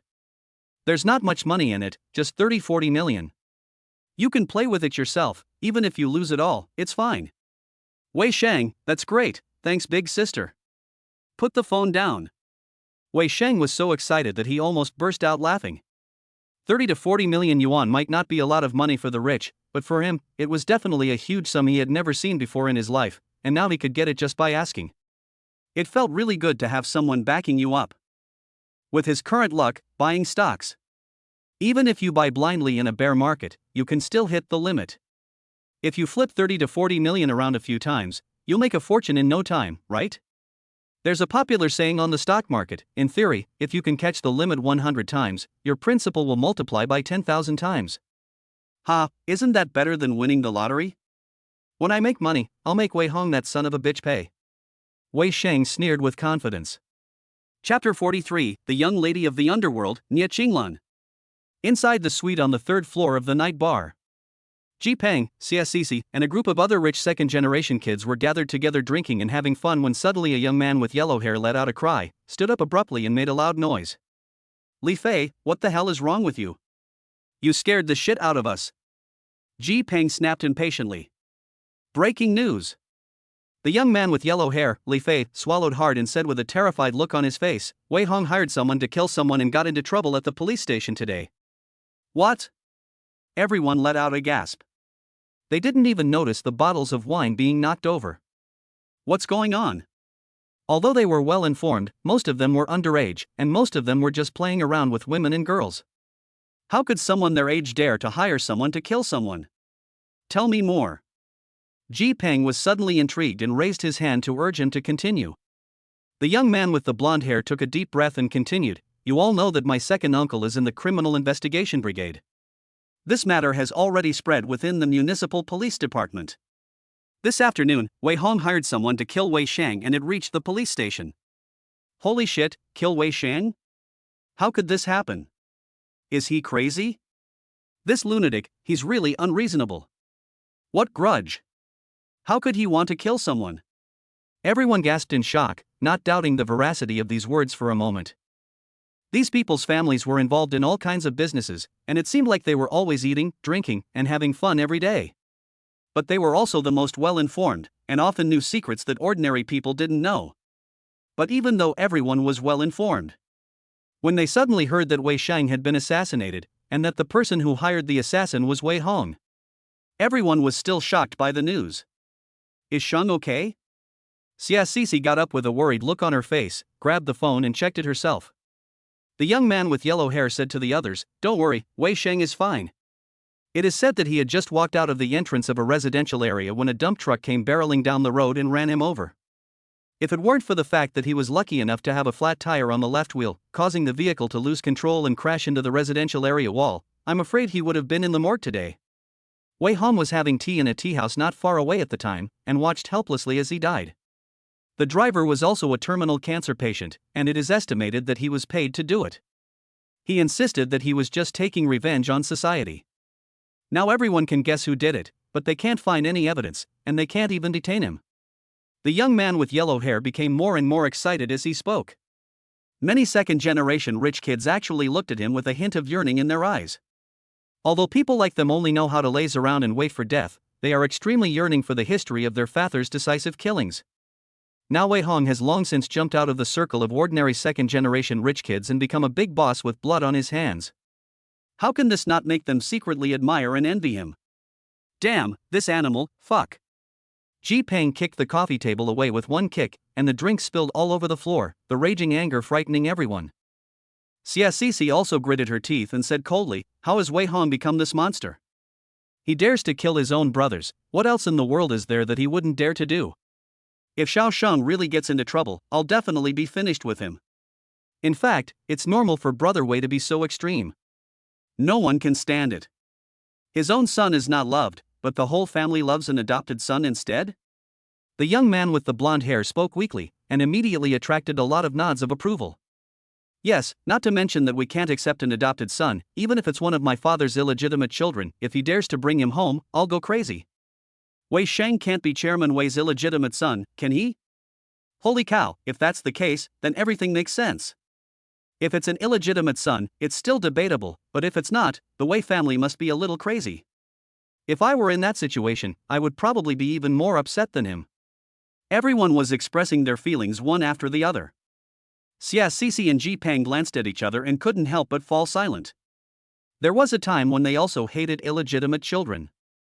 Most of the parents and the families present were in a marriage of convenience, pretending to be affectionate in public but going their own ways in private. There were simply too many illegitimate children. The second generation of rich kids who grew up in this environment hated illegitimate children the most. But why were they so friendly with Wei Shang, the adopted son of the Wei family? And why did they stay away from Wei Hong, their childhood friend? Strange. Ji Peng and Xia Sisi both had a suspicious thought. They suspected that they had been bewitched. Alas! The young man with yellow hair sighed again. In our circle, people are always fighting for power and wealth, and it's always life and death. Brother Wei's actions seem to have nothing to do with us, so let's not comment too much. Anyway, if Li Shang hadn't changed his surname to Wei, there wouldn't have been so much trouble. Everyone nodded in agreement when they heard this. In the corner, a young girl in tight leather clothes and pants, with red hair and a shawl, looked shocked and asked with raised eyebrows, "What did you say?" I said that young people in our circle subconsciously repeat what they hear. The red-haired girl interrupted with a raised hand, frowning and asking, "The last sentence?" "Oh." The young man quickly said, "The last sentence, if Li Shang doesn't change his surname to Wei, there won't actually be so much trouble." "Sister Lan, do you think there's a problem?" "I'm sorry, I'm just being nosy." Li Shang, Wei Shang, he. Nia Qinglan's expression was complex, a mixture of elation and excitement, as well as a hint of realization. For a moment, everyone was stunned. This was a top second generation who didn't often appear in the circles. She was the only daughter of Nia Shangyuan, the overlord of the Jiangzhou city underworld, and was nicknamed the Hei de Chen Jinlit. Hei de Princess.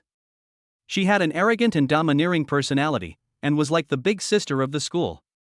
Her father's influence is deeply rooted, with businesses spanning entertainment venues, mines, and sand pits. He has many underlings, and both the black and white worlds have to give him face when they meet. Nia Qinglan has imitated her father since childhood, and she is a little tomboy at school. Most of the smart boys and girls at number 13 middle school treat her as their big sister, and she can almost pick on anyone she wants. Therefore, she has a supreme status in the circle, and ordinary second-generation rich kids simply dare not provoke her. She usually doesn't like to hang out with everyone, preferring to hang out in the game room. Today, for some reason, she lost her temper when she heard Wei Shang's name. "Lan, are you okay?" Xia Sisi, full of confusion, came forward to help her, and asked in a low voice, "Why are you so agitated?" "Nothing." Nia Qinglan grabbed her arm with her other hand and asked anxiously, "Does the Wei Shang you are talking about have a mole on his left ear?" "Left ear?" Xia Sisi racked her brains. Ji Peng, however, was the first to nod and reply, "Yes, he does have a mole on his left ear." After saying this, he quickly pulled out his phone. He found a photo of Wei Shang and passed it over. Nia Qinglan's gaze focused on the screen, and her pupils suddenly contracted. Her eyes also became a little lost. Chapter 44, This time, I'll protect you. It turns out that Li Shang is Wei Shang. I finally found you. Nia Qinglan looked at the handsome young man on her phone, and a gentle curve unconsciously formed at the corner of her mouth. The scene 3 months ago, after she had an accident while drag racing on the Pan Mountain Highway, came to mind. At the time, in a daze. It was this young man who saved her. He was gentle, kind, and restrained, like a ray of light entering her numb world, and she would never forget it. The young man said his name was Li Shang. After waking up from her coma after a few days, Nia Qinglan immediately mobilized all her strength to find the other person. However, Li Shang seemed to have vanished from the face of the earth. Even after searching the entire city of Jiangzhou, she never found him again. It was as if the two of them were meant to be. But today, she heard Li Shang's name again. It turned out that he had long ago changed his name to Wei Shang. He had also become the adopted son of the Wei family, the wealthiest family in the land, and it looked like he was caught up in a struggle for fame and fortune. He is so kind, he must have been bullied to death. How could this happen? What happened during this period of time? Nia Qinglan was full of concern and couldn't wait to find out everything about him. Xia Sisi and the others also sensed that something was wrong. She cautiously asked, Lan Lan, do you know Wei Shang? He saved my life and I have been looking for this savior recently. Nia Qinglan calmed down and sat back down on the sofa. She asked, what happened to him recently? Can someone tell me? I know. The young man with yellow hair hurried over, pouring wine while apologizing. Sister Lan, you don't know yet, but the Wei family has been in an uproar recently. Li Shang's father was Wei's driver. Half a year ago, he died in a car accident trying to save Wei Dong. Before he died, he couldn't let go of his son, so Wei Dong immediately decided to adopt him and dotes on him very much. The young man with yellow hair talked with confidence. The others also chimed in with their own opinions. In no time at all, Nia Qinglan had heard the whole story about Wei Shang's entry into the Wei family. She subconsciously imagined a poor orphan entering a wealthy family and being bullied by the eldest son. If it had been anyone else, she would have ignored it. But Wei Shang was the person who had entered her heart. She heard that he had suffered so much, and today he was almost hit by a hired killer. Nia Qinglan's face turned very ugly, and her heart couldn't help but ache. You guys play, I have to go first.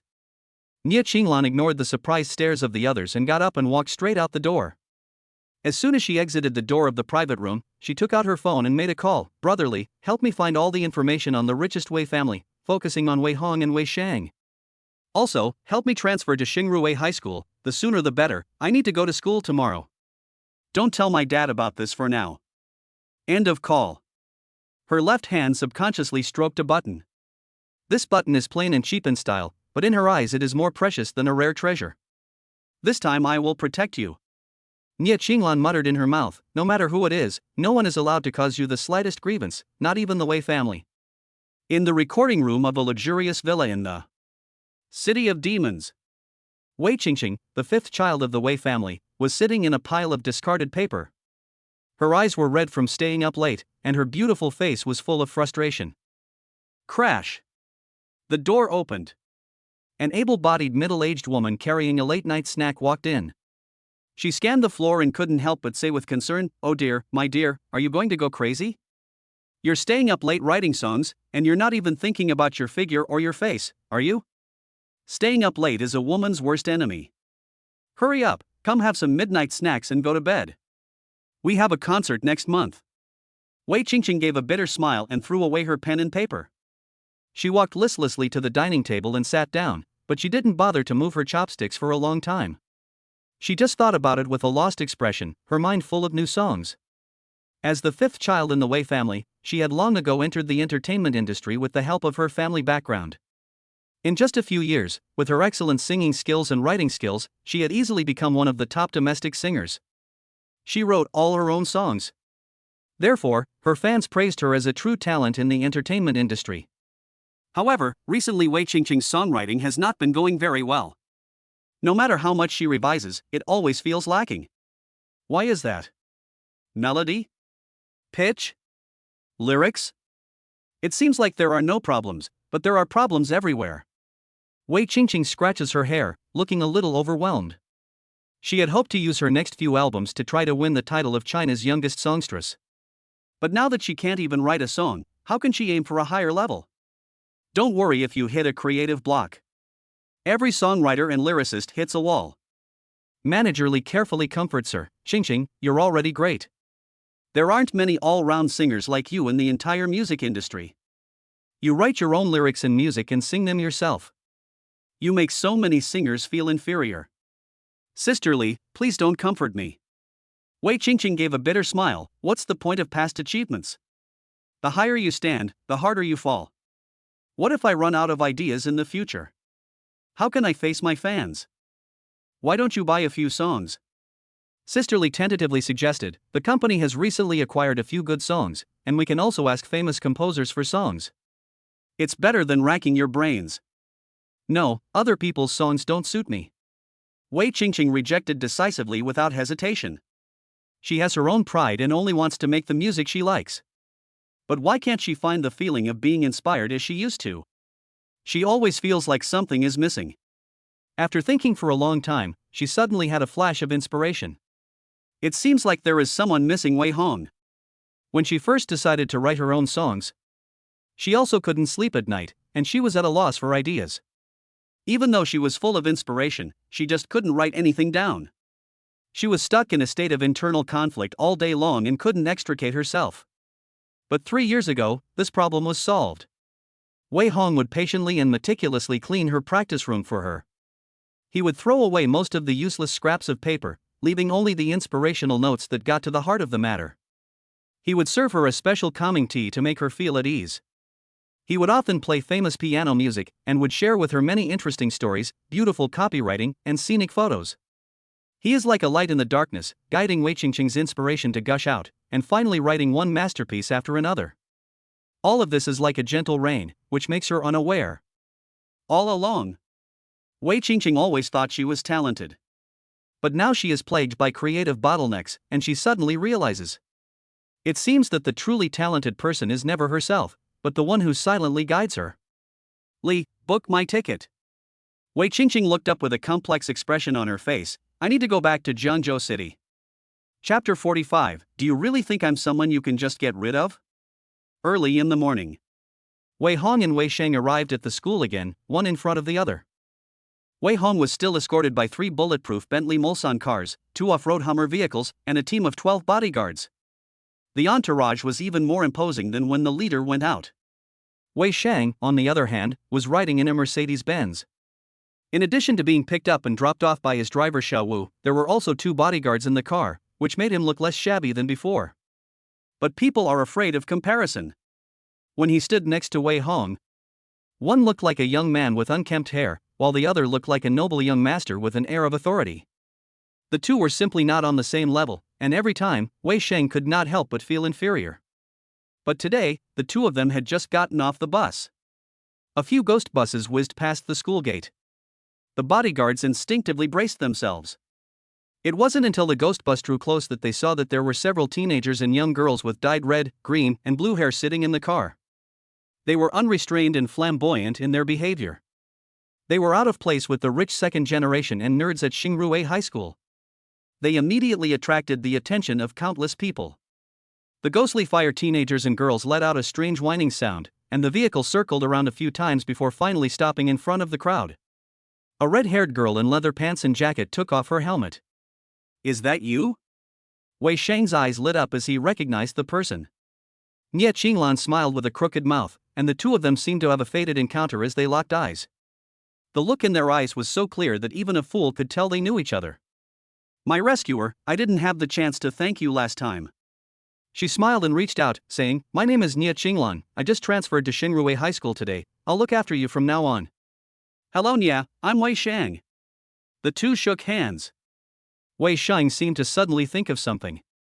He looked shocked at the other person's smiling face, and couldn't help but take a cold breath. He obviously recognized her as the daughter of the mob boss, whom many rich second-generation kids avoid like the plague. He thought to himself that he was actually her savior. Wei Sheng couldn't help but be ecstatic, and his expression almost lost control. Ha! I never thought that a lucky person I saved casually would have such a status. I told you, how could an ordinary person have so much luck? A true heart that only Wei Hong could hear sounded. The next moment, Wei Sheng gathered his thoughts and began to output fake heartfelt thoughts to Nia Qinglan. Oh, she's so pretty, so beautiful, like a fairy. Oh my, how did she grow up to look like this? How can she be so pretty? She seems to be the daughter of that very powerful mobster, and she's going to protect me, so does that mean Big Brother can't bully me anymore? A series of rainbow farts were output. Nia Qinglan's pretty face instantly turned red. At the same time, she also believed in his heart. Thinking about Wei Sheng being bullied for a long time, she couldn't help but her eyes burst into flames. She turned her head and looked viciously at Wei Hong, who was surrounded by bodyguards, with a strong warning in her eyes. Wei Shaoshi, this is my man. Nia Qinglan spoke coldly, you'd better show some respect. If I find out that you've touched a single hair on his head in the future, I promise to make you wish you were dead. Oh? Wei Hong scratched his ear. He didn't take this ridiculous warning from a schoolboy seriously. He naturally knew this crazy woman Nia Qinglan. Both families developed on the borders of Jiangzhou City, and they saw each other all the time. Although they weren't very familiar with each other, they could be considered nodding acquaintances. The other party called Wei Xiaoshi right away, obviously with contempt and defiance. Plus, in his previous life, this crazy woman had caused him no end of trouble. Wei Hong naturally had no good feelings towards her, and immediately retorted, "Miss Nia, if you're trying to show off, have you come to the wrong place? Do you really think I'm someone you can just mess with? I'm a waste that the Wei family doesn't value, so why can't I mess with you?"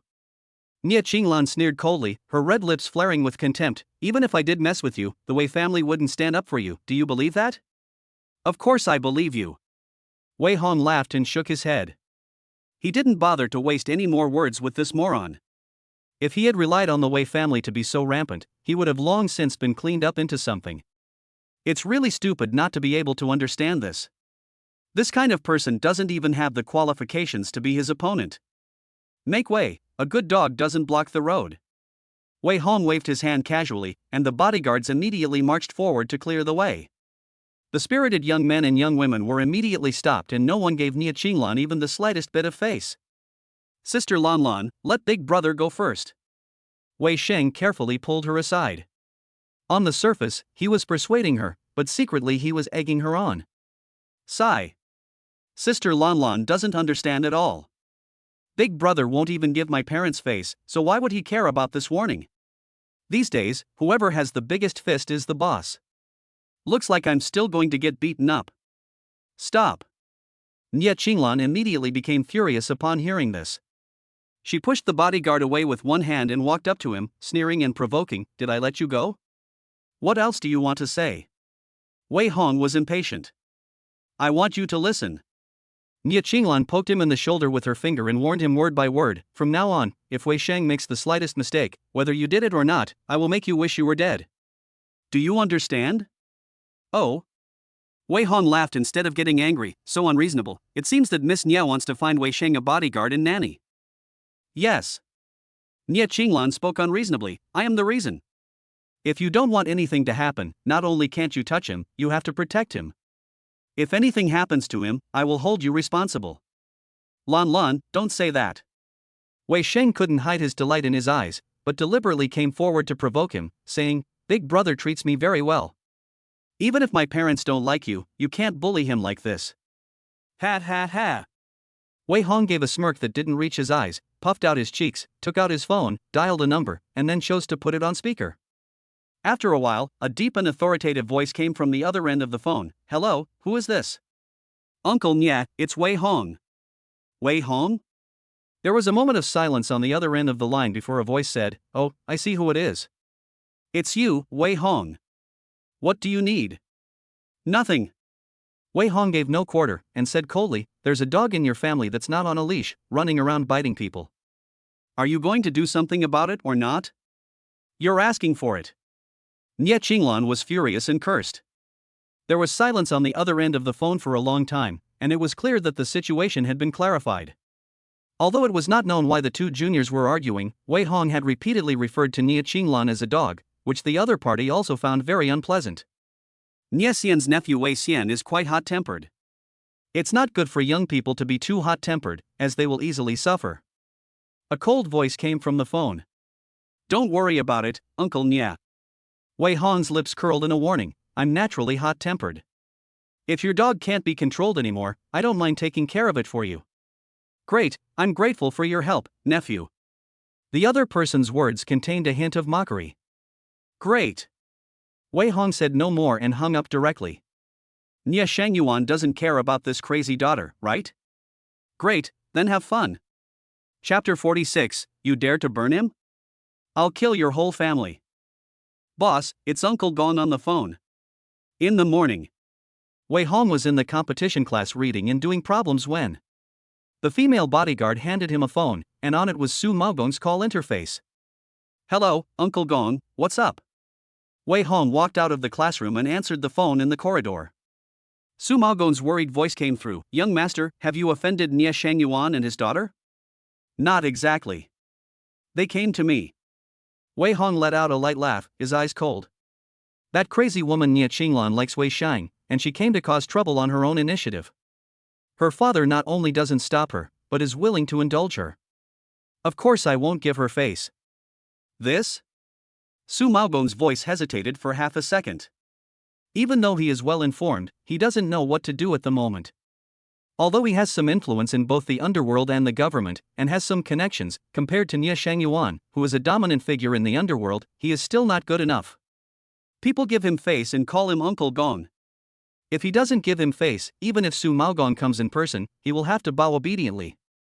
Wei Hong, this young bull, is not afraid of the tiger and dares to directly confront him. I don't know if I should say that he has courage or that he has no brains.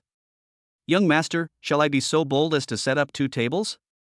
Su Maogong smiled bitterly. Maybe he will be willing to reconcile on my account, but if that doesn't work, I'll find someone to act as a mediator. I called his daughter a dog, and you're still talking about reconciliation? Wei Hong asked with a smile. Ha? Su Maogong suddenly gasped, and said in a trembling voice, you can't be joking, that would be fatal. No kidding. Wei Hong spoke solemnly, reconciliation is impossible. If you're afraid, you might as well go hide outside for a while. I'm not afraid of shit. Su Maogong said discontentedly, at my age, even if I die, it's worth it. But if something happens to you, how can I face the old man's spirit in heaven?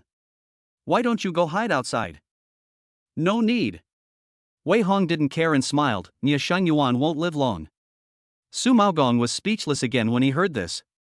People have been entrenched in Jiangzhou City for so long without incident.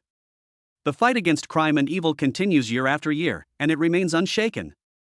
It's not that easy to get him to die. He has a huge network of connections. You watch yourself, and I'll take care of this. Wei Hong didn't explain too much, but after a few reminders, he hung up. He could feel Su Maogong's unease. After all, in the face of the mad dog like Nia Shangyuan, no amount of money or power is useless. The other party is completely capable of making anyone in Jiangzhou City disappear easily. Even if you have bodyguards protecting you, you may not be 100% safe. What's more, he didn't know that Wei Hong was not afraid of the other party.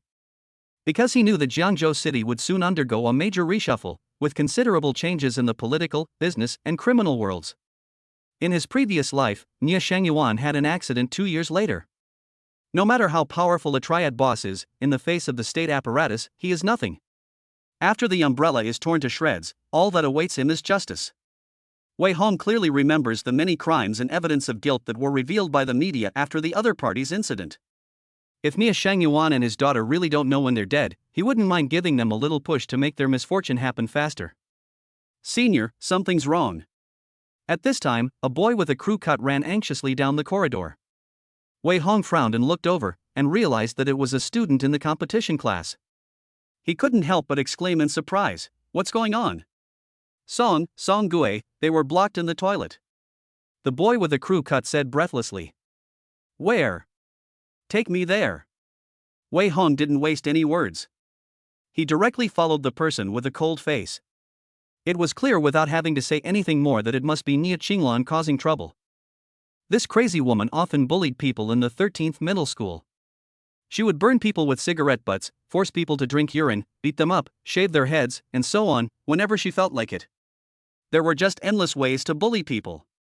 She once even drove someone to jump off a building, completely acting like a gangster. But she happened to have a deep background, and no matter how big a mess she made, there was always someone to cover it up. This has also made her develop a lawless temperament. Since they had already had a falling out in the parking lot in the morning, she naturally could not let it go. However, Wei Hong never expected that she would not set her sights on him, but instead went after the other students in the competition class.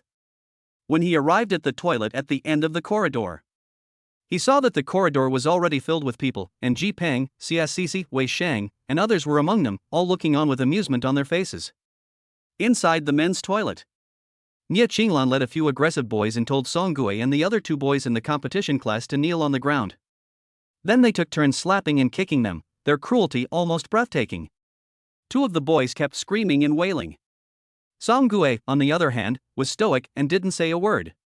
But the more stoic he was, the more vicious the bullying became. When Wei Hong pushed his way through the crowd and arrived, a mentally unstable young man was taking a harsh drag on a cigarette, preparing to press the scarlet butt against him. You dare to burn him? I'll kill your whole family. Wei Hong said coldly, and the words instantly scared the young man, who went pale. Big brother, don't get worked up. Wei Sheng chattered on the side, Sister Lan Lan was just joking with them, you can't protect them 24 hours a day, can you? Just calm down, she'll get her revenge soon enough. Pop.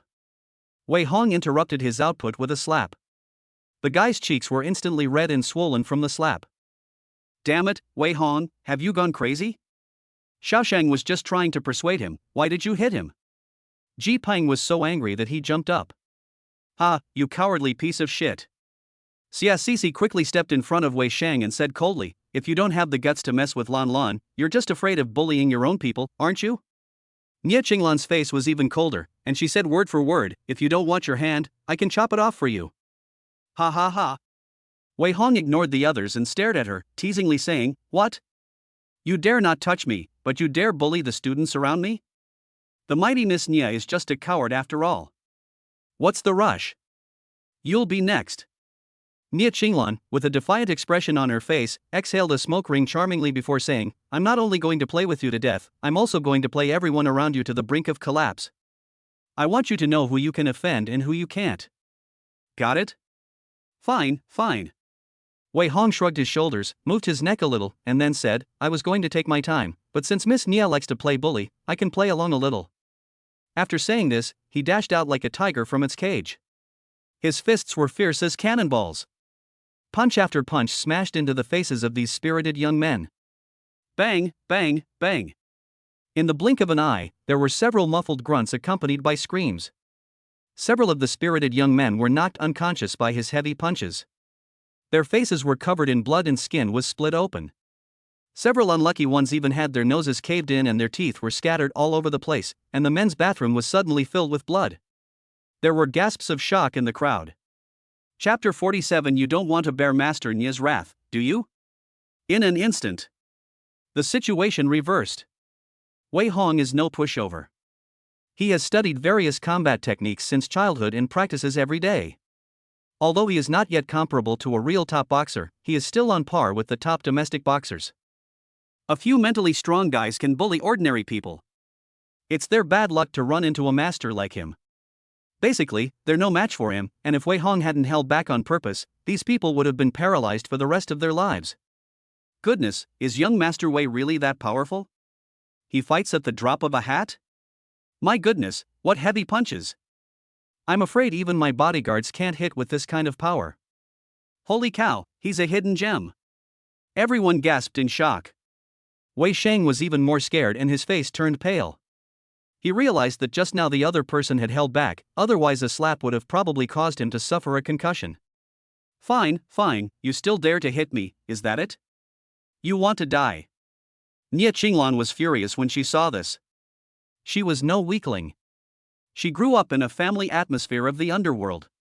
She was also very interested in fighting and combat, and her greatest hobby every day was practicing boxing and sanda. Now she saw Wei Han's domineering attack. She immediately spit out her cigarette in anger and kicked fiercely. Bang bang bang. The two exchanged punches and kicks. They fought furiously in the small toilet.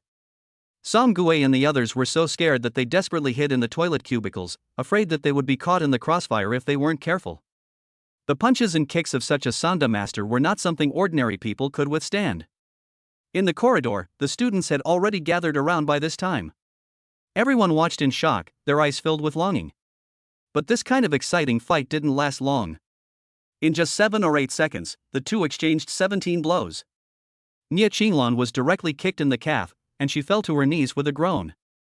You're trash. Wei Hong sneered as he closed in on her. His Thai boxing elbow and knee attacks came one after the other like a shadow. Nia Qinglan was suddenly at a loss, desperately defending herself. After a few more punches, she was blown away and crashed into the toilet wall, groaning and nearly vomiting blood. That's it? Wei Hong didn't give her a chance to catch her breath at all. He went up and kicked her twice, knocking her out and directly disabling her resistance. At this time, Wei Sheng and the others came back to their senses, and they all gasped in fear. Xia Sisi couldn't help but exclaim, Stop, don't hurt Lan Lan. Why didn't you say stop when she was bullying others? Wei Hong looked back with disgust and asked coldly, Don't tell me you didn't see it. Me? Xia Sisi's face flushed slightly, and she didn't know what to say for a while. Wei Shang, on the other hand, brazenly said, "Big brother, don't be like that, Sister Lanlan was just joking with them." "Fine, I'll joke with her too." Wei Hong grabbed her hair and viciously slammed her head against the wall. Two thuds. Nia Qinglan let out a scream. There was gushing blood from the back of her head, and she looked miserable. "Are you crazy?" Wei Sheng couldn't help exclaiming. "Cut the crap, if she dares to bully others, I dare to return the favor in the same way." Wei Hong sneered and pointed his finger. "You want to save her, right? Come on, kneel down and kowtow 3 times and I'll let her go." Wei Sheng was stunned, and the others were also dumbfounded. "If not you, then who?" Wei Hong sneered, "This incident started because of you. You won't just stand by and watch your friend who stood up for you get beaten up, will you?" Wei Sheng immediately understood his plan when he heard this. If he agrees, he will have to kneel on the ground and be humiliated. But if he refused, the image he had cultivated would collapse, and everyone would think he was a heartless ingrate. Even Nia Qinglan might resent him. In any case, he would suffer a great loss. Wei Hong is really a ruthless guy. "Xiao Shang, don't kneel. I'll call someone to save Sister Lanlan right away." Xia Sisi anxiously persuaded. Nia Qinglan also weakly shook her head. "Don't kneel. I'm fine. He wouldn't dare do anything to me." "Really?" Wei Hong grabbed her head and grinned evilly. "I'll count to 10, if you don't kneel, I'll push her head into the urinal." 10. 9. 8. 7. He counted down. Everyone was dumbfounded, they couldn't believe their ears. He was going to shove Nia Qinglan's head into the urinal? Was he out of his mind? Does he really think she is someone he can bully? Does he know the consequences of what he is doing? Oh no! Wei Shang's heart kept saying, "What should I do? Should I kneel down? If I kneel down, my parents will definitely be very disappointed with me, thinking that I have disgraced the Wei family and may very well throw me out of the house. But if I don't kneel, do I want to watch Sister Lan be humiliated like this? What if she can't hold her head up for the rest of her life? Forget it, I'll be thrown out of the house but I'll save Sister Lan, I'm willing to risk it all." After his performance, he was full of determination and was about to kneel down. Nia Qinglan was suddenly full of emotion and indignation, growling, "Don't kneel. He's bluffing, he wouldn't dare do that to me." "Really?" 321, time's up. Wei Hong didn't say another word. He grabbed her hair and slammed her head into the urinal. "No! Woo woo woo!" In full view of everyone. Nia Qinglan finally let out a miserable scream. The next moment the scream turned into a whimper, and there was still a lot of yellowish-brown liquid in the urinal. Her originally smooth and delicate pretty face and well-maintained hair had an intimate encounter with it in an instant. In an instant. The pungent smell hit her nose. Nia Qinglan almost vomited in her scream. This scene completely terrified Ji Peng, Xia Sisi, and the others. They all looked at Wei Hong with the eyes of a mad dog, and they only had one thought in their minds: how dare he? Even Ji Peng wouldn't dare do this, right? When had Nia Qinglan, this young lady, ever been treated like this? Once she retaliated, even the Wei family would suffer greatly. Crazy, this guy is really crazy. Damn, if Miss Nia is pushed into the urinal, when the story gets out, the entire upper class of Jiangzhou City will be in an uproar, won't they? Master Nia has doted on his daughter his whole life, and if his daughter's slave learns of this, he will have to dismember Wei Hong into 8 pieces. Everyone is shocked and discussing it. In summary, there is only one sentence: he is going to be unlucky. Dare to do such a thing to Nia Qinglan, it is even more humiliating than publicly castrating Nia Shangyuan.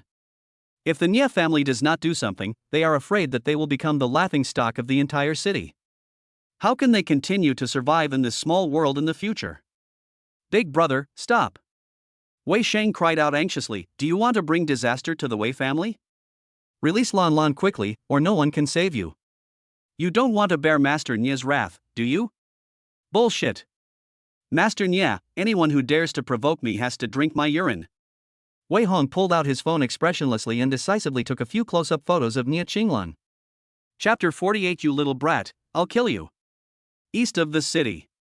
Jianian Haoding Villa District. Nia Shangyuan was dressed in a white tracksuit and brandishing a golf club. Although he was smiling, he exuded an air of authority. Not far away, a dozen bodyguards were on patrol. A few young and beautiful girls were at his service at all times, acting like successful businessmen. Suddenly, his phone in his pocket rang. Nia Shangyuan casually opened WeChat and took a look, only to discover that it was a friend request from Wei Hong. Could it be that this guy wants to make peace? Forget it, I was going to teach him a lesson, but since he's come to me for peace, I'll do it for his grandfather's sake. As long as he sincerely apologizes to Lan Lan, I'm not unwilling to forgive him once. Nia Shangyuan gave a small smile. As he got older, he gradually began to hold back his sharp edges. No longer as hot-headed as he was in his youth, he was occasionally willing to forgive people. So he quickly approved Wei Hong's friend request, wanting to see how the other person would apologize. The next moment, a few photos were sent over. Nia Shangyuan nearly had a cerebral hemorrhage when he clicked to view them. In the photo, his beloved daughter was being held down in the urinal in the men's bathroom, with urine stains all over her head and face. It was a shocking sight to behold, and there was also a lot of blood on her body, so it was obvious that she had just been brutally beaten up. Then, a voice message came through. Wei Hong, old dog, I told you that if your brat couldn't be controlled, I would do it for you, no need to thank me. Son of a bitch. Nia Shangyuan slammed the golf club in his hand. He was so angry that his veins were popping out and he almost wanted to pull out a gun and kill someone. His precious daughter had been bullied? Nia Qinglan had always been the one bullying others, so how dare Wei Hong? Kid, I want you dead. Nia Shangyuan pressed the phone to his ear and let out a hysterical rant, terrifying the waiters and bodyguards around him, who speculated as to who had the nerve to anger him so. You know, when you get older. Nia Shangyuan is very careful about his health. He basically doesn't get emotional about anything, big or small. This kind of violent rage is probably the first time in over a decade. Let her go, right now. Nia Shangyuan continued to send voice messages, growling with clenched teeth, if anything happens to my daughter, I'll kill you 1,000 times. What, do you want her to drink 2 more pounds of urine? Wei Hong quickly replied, okay, Uncle Nia, I will definitely fulfill your request. Fuck you. You little brat, I'll kill you.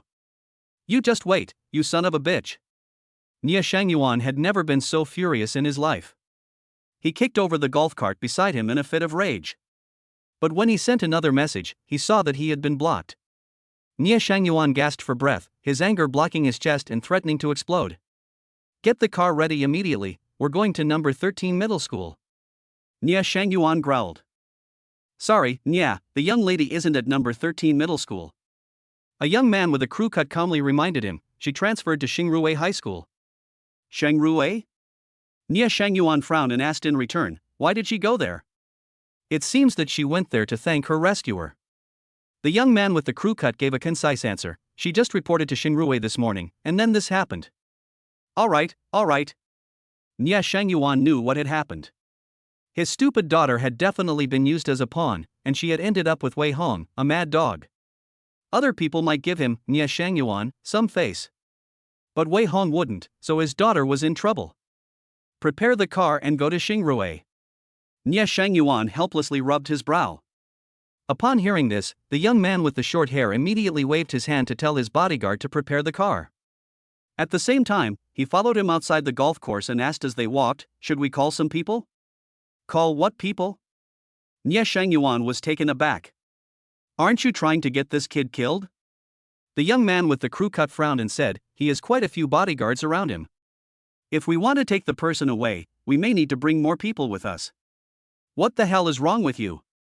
Nia Shangyuan scolded angrily, you're going to charge into the school with a bunch of people in broad daylight, ready to fight with someone and then forcibly abduct him.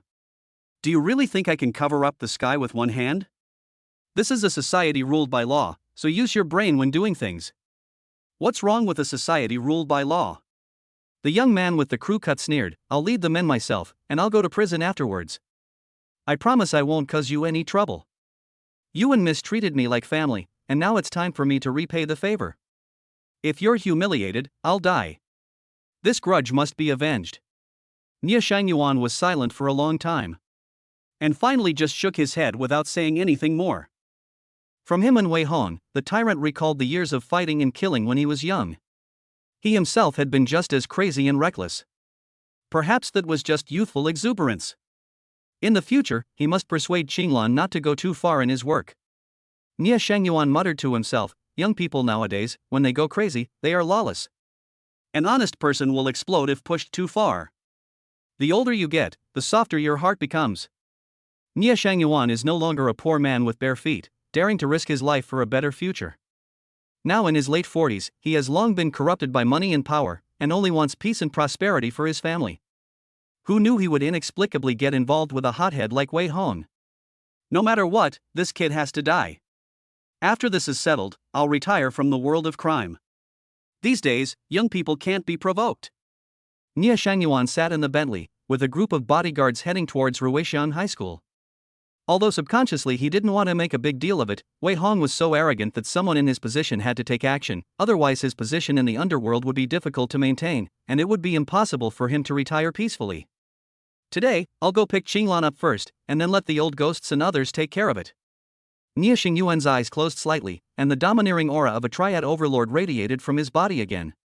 He spoke coldly and gave orders. I want the Wei kid dead, and if the Wei family tries to protect him, I'll move against them as well. Understood. The young man with the crew cut excitedly curled his lips. He quickly took out his phone and prepared to shake someone up. However, as soon as he opened his phone, he couldn't help but change his expression. The WeChat group rang with a ding-dong sound, and the first thing that came into view was a photo of Nia Qinglan being held down in a urinal. Damn it! The young man with the crew cut was furious, grinding his teeth and saying, the Wei family doesn't give a damn about face. They directly posted a photo of the young lady being brutally bullied on the campus post bar, and it has now spread. That's ruthless. Nia Xingyuan's face instantly turned dark. This kind of character who goes all out to get what he wants is really like Grandpa Wei. As soon as he makes an enemy, he does his best to get rid of them. It seems that this matter cannot be settled amicably. Settling amicably my ass, I'll have to personally skin him alive. The young man with the crew cut growled inwardly. Chapter 49, in the future, when my family is destroyed, I will remember to settle scores with him. Explosion. The top girl in the 13th middle school transferred to Xingruwei High School, and she still didn't forget about bullying on campus. As a result, she was tragically killed and made to drink urine. A shocking headline appeared out of nowhere.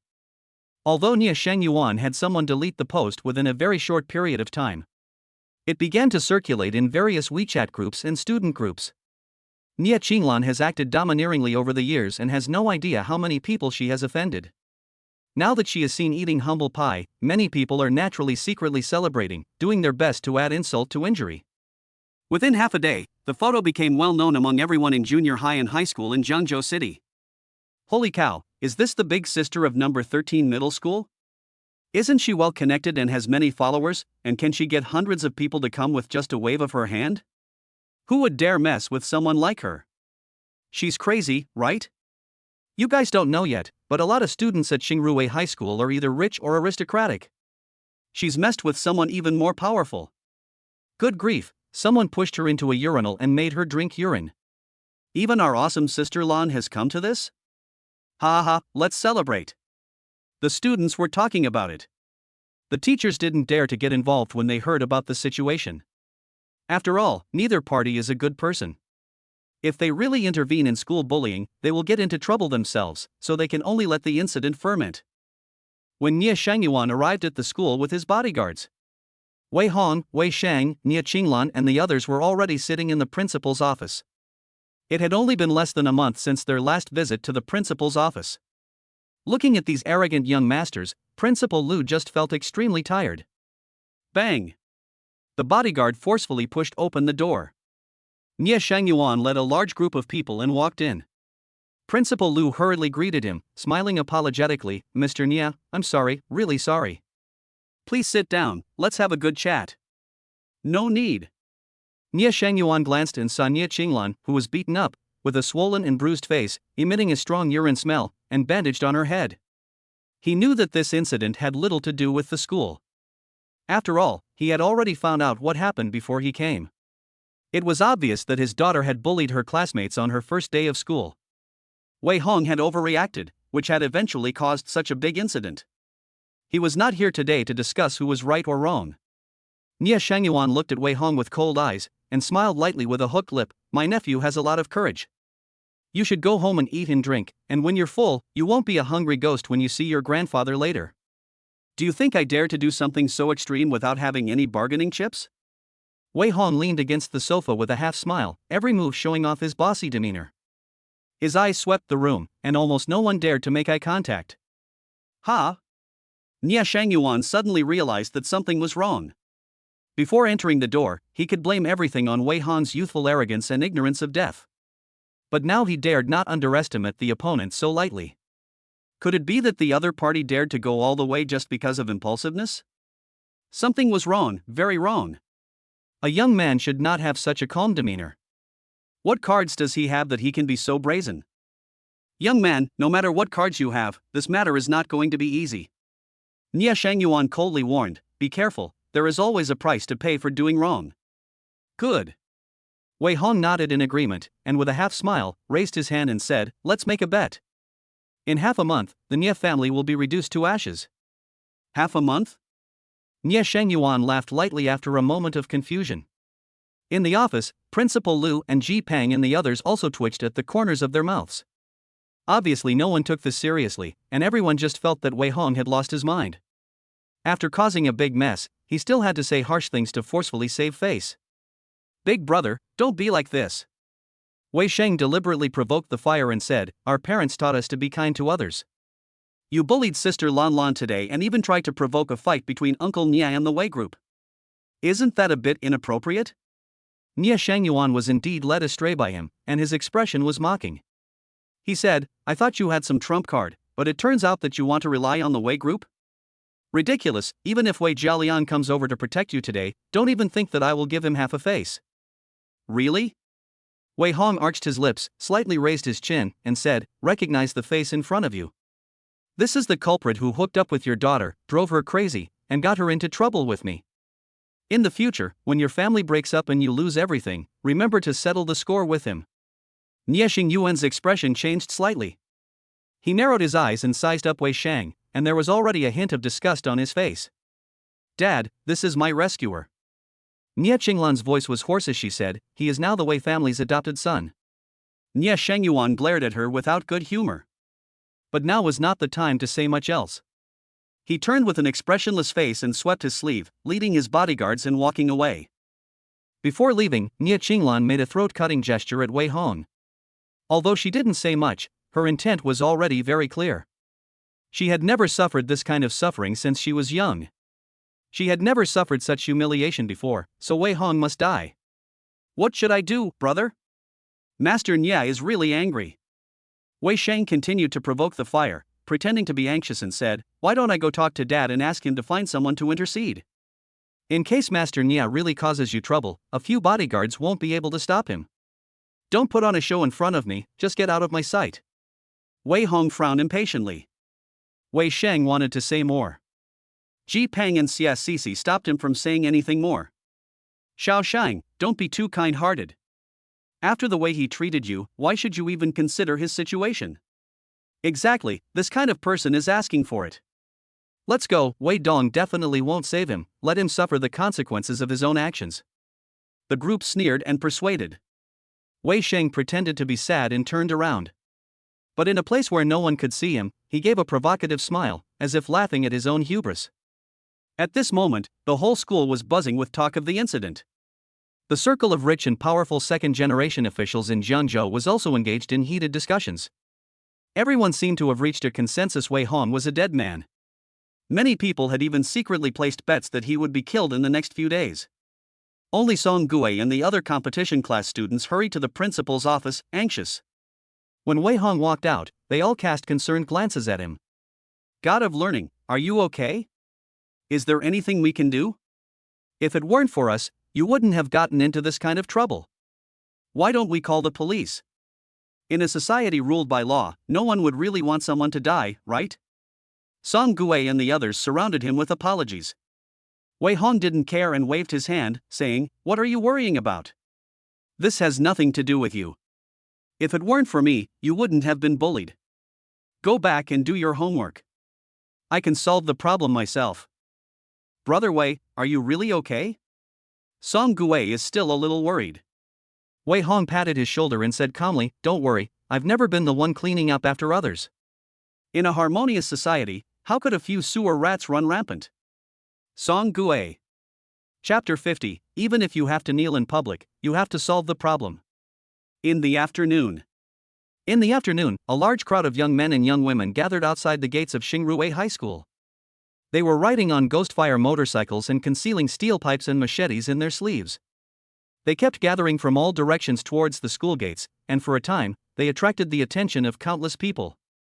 Obviously, these people had all come from number 13 middle school. They knew that their leader Nia Qinglan had been abused at Xingrui.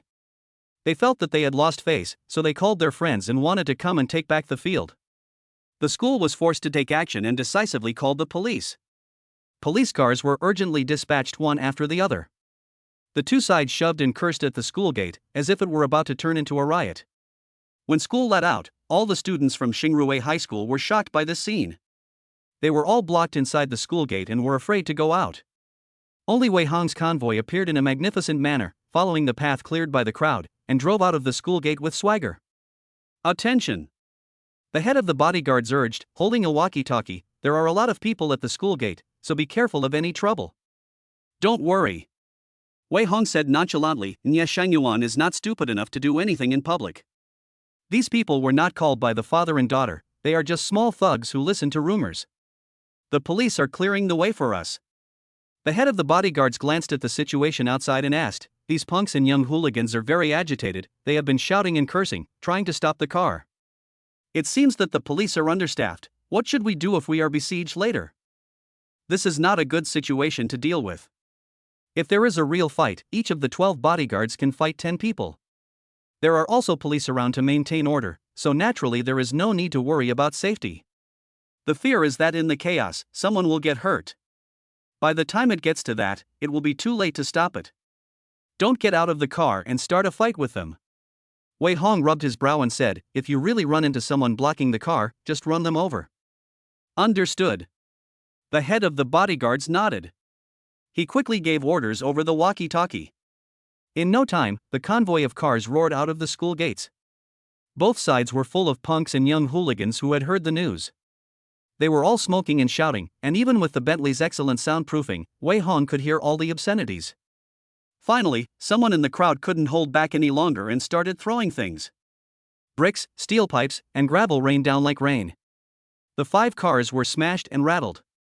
However, the bulletproof car is made of high-quality steel and bulletproof glass, so even if a brick hits the car body, it will only cause a white spot and will not cause any damage.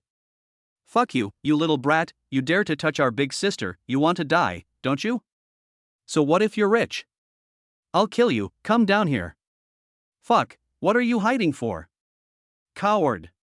The young punks yelled obscenities and provoked the convoy. Many people were already enraged and blocking the way in front of the convoy. "Crash through them," Wei Hong ordered.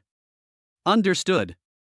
The head of the bodyguards ordered with a raised walkie-talkie, "Crash through." Boom. The drivers of the 5 cars accelerated by stepping on the accelerator. The Hummer in the front even rammed forward at full speed. "Shit! Watch out!" The punks exclaimed in alarm and avoided it. In the end, the Hummer slowed down slightly and no casualties were caused. However, it easily cleared a path, and no one dared to block the front of the convoy. In the evening, Wei Hong returned to the villa leisurely. As soon as he entered the door, he saw Wei Jialiang and Du Sihui sitting at the dining table with angry expressions on their faces. Wei Sheng was pretending to be worried and sighing by their side, and there was also an additional person at the table, Wei Qingqing, who had just returned from the Magic City. "You wicked son, kneel down." Wei Jialiang saw him enter the door and, as usual, picked up his teacup and smashed it on the ground, spitting out his words of rebuke. "Who told you to offend Nia Shangyuan? How dare you offend him? Do you want to drag the whole family down with you? Wei Dong, you should know what kind of relationship we have." Wei Hong frowned, turned around, sat down on the sofa, crossed his legs, and said, "Notionally, we are still father and son, but in reality, we are only waiting for me to sever ties when I come of age, so please don't put on the airs of an authoritarian parent in front of me, understand?" "You?" It was only then that Wei Jialiang remembered the discord between the two. Embarrassed and annoyed, he said stubbornly, "Even if you don't recognize me as your father, to outsiders, you and I are still father and son. Now that this big deal has happened, do you expect the Wei Group to take the blame for you? I don't need you to take the blame for anything I do." Wei Hong idly played with his fingernails and spoke in a neutral tone. "Besides, this whole thing was caused by your dear adopted son. Even if Nia Shangyuan and I are mortal enemies, with his relationship with Nia Qinglan, this incident can't be blamed on you. Wei Jialiang was blocked and had nothing to say. His face turned red, and in the end, all he could do was snort dryly, "I'll see how capable you are of getting through this without relying on the Wei family." Xiao Hong, don't be so stubborn. Du Sihui couldn't help but persuade him. How can there be any grudges between family members? Your father is just a softy with a sharp tongue. Now that you've encountered this kind of thing, we're also worried. How can we just stand by and watch you get into trouble? Yes, brother, mom and dad don't know how worried they are. Wei Sheng also added fuel to the fire with a sarcastic tone. Why don't you apologize to your parents, and we'll figure something out together? If that doesn't work, our whole family will apologize to Uncle Nia, even if we have to kneel in public to resolve the matter. Ha ha. Wei Hong's mouth curled up in mockery. He also didn't bother to care about the appearance of these people. No matter if they were well-intentioned or malicious. He didn't want to get involved with these people anymore. Auntie Wang, dinner is served on the second floor. Wei Hong casually gave an order and turned to walk upstairs. Seeing this, Wei Qingqing couldn't help but frown and scold. Stop, what kind of attitude is this? Are you not even willing to sit down and eat together as a family? What are you pretending? Wei Hong stopped in his tracks and sneered with a crooked lip. Do you really think I don't know what you were chatting about in this family of love? Do you want me to print out the chat history and paste it on your faces? What's wrong with you? Wei Qingqing's face turned pale. Wei Jialiang and Du Sihui also looked uncomfortable. The two of them glanced at each other, each feeling embarrassed that they had been caught talking behind someone's back. That was your father's nonsense, he was angry at the time. Du Sihui quickly explained with a smirk, it's not your fault that you keep angering him, after all, we have an unbreakable blood relationship, no matter how ugly things get, we should be more tolerant, let's sit down and eat together. No need. Wei Hong sneered and turned around, looking at you both makes me lose my appetite, it's disgusting. Wei Jialiang and his wife were once again furious. Wei Qingqing, on the other hand, felt a little lost. She realized that she had only been gone for a short period of time. How had Wei Hong's relationship with his family become like this? What had happened to him? Chapter 51, Alone in the Game, once the king, once the subject. At night. In the study. Wei Hong's fingers crackled as he typed on the laptop, various codes scribbled across the screen, eventually forming a series of hacking programs that invaded the designated accounts. As a genius with an extremely high IQ, he had already taught himself many skills in his previous life. Among them, hacking skills are among the best in the world. In less than 10 minutes, he had easily implanted a Trojan horse on the phones of Wei Shang, the Wei family, and Nia Shangyuan and his daughter. As long as they receive or make calls from their mobile phone numbers, the Trojan horse will automatically record and send the recording to a designated email address. Although it may not record any useful information, it can always provide advance notice of some information. At the same time, Wei Hong tapped the keyboard a few more times. A video call interface popped up and then forcibly connected to a certain computer interface. A middle-aged man in pajamas with a square face appeared on the other side of the video. He seemed to be taken aback by the sudden pop-up video and couldn't help but frown and say, "What is this?" "Fan Ju, let's chat." Wei Hong spoke with a light sneer. "Ha?" The middle-aged man finally realized that this was not a virus on the computer, and the pop-up was not a video image, but a video call that had been forcibly popped up after his computer had been invaded. "Who are you?" Fan Shen's face darkened slightly, and he subconsciously sized up the other person. His eyes were deep and sharp, as if a tiger were about to choose someone to devour. "Wei family, Wei Hong. You just had a little disagreement with your sworn brother today, and the disturbance at the entrance of Shengruwei High School also gave you a headache, didn't it?" A burst of self-introduction. How could Fan Chen not know who he was? At the same time, the information revealed in the other person's words also secretly surprised him. What sworn brothers, nonsense! Fan Chen subconsciously rebuked, I abide by the law, stick to my principles, and never engage in any gangster-like activities. Don't think that just because you're young and have a little hacking skill, you can act recklessly. Misusing information technology is a crime. Keep pretending. Wei Hong laughed lightly and retorted, you don't think that if you wear a mask for a long time, you'll really become a person, do you? I've sent something to your personal email, so you'd better read it before talking to me. Fan Chen's face fell. He quickly took out a spare machine from the safe. After checking the contents of his private mailbox, he couldn't help but gasp, his face so ugly it looked like it was about to drip with water. His voice also contained a hint of trepidation. What do you want? You're a smart guy, so you naturally know what I want. Wei Hong arched his lips and said, Of course I want your sworn brother to die. What are you pretending to be stupid for? Are you kidding? Fan Shen took a deep breath, casually threw his phone aside, and said coldly, We only maintain social order and the peace of the people, so how could we possibly do anything illegal? I'm not asking you to do anything illegal, just arrest and shoot him in a reasonable and legal manner. Wei Hong raised the corner of his lips. Isn't that what you want to do yourself? You just haven't made up your mind yet. Fan Shen's pupils trembled again at this. He realized that this handsome young man in front of him was even more difficult to deal with than an old fox. His eyes seemed to have seen through everything long ago. Once the emperor changes, so do his ministers. Wei Hong continued to speak with confidence. The small city of Jiangzhou suddenly had a new boss, and the new boss was transferred from the province with a deep background. You must be having a hard time these days, right? Fan Shen's face changed again. Wei Hong continued with a smile. You must be unable to sleep at night, constantly wondering whether to align yourself with the new powers or to remain in your original faction, right? What are you trying to say? Fan Shen's voice trembled. I want to say that the Ji family will soon fall.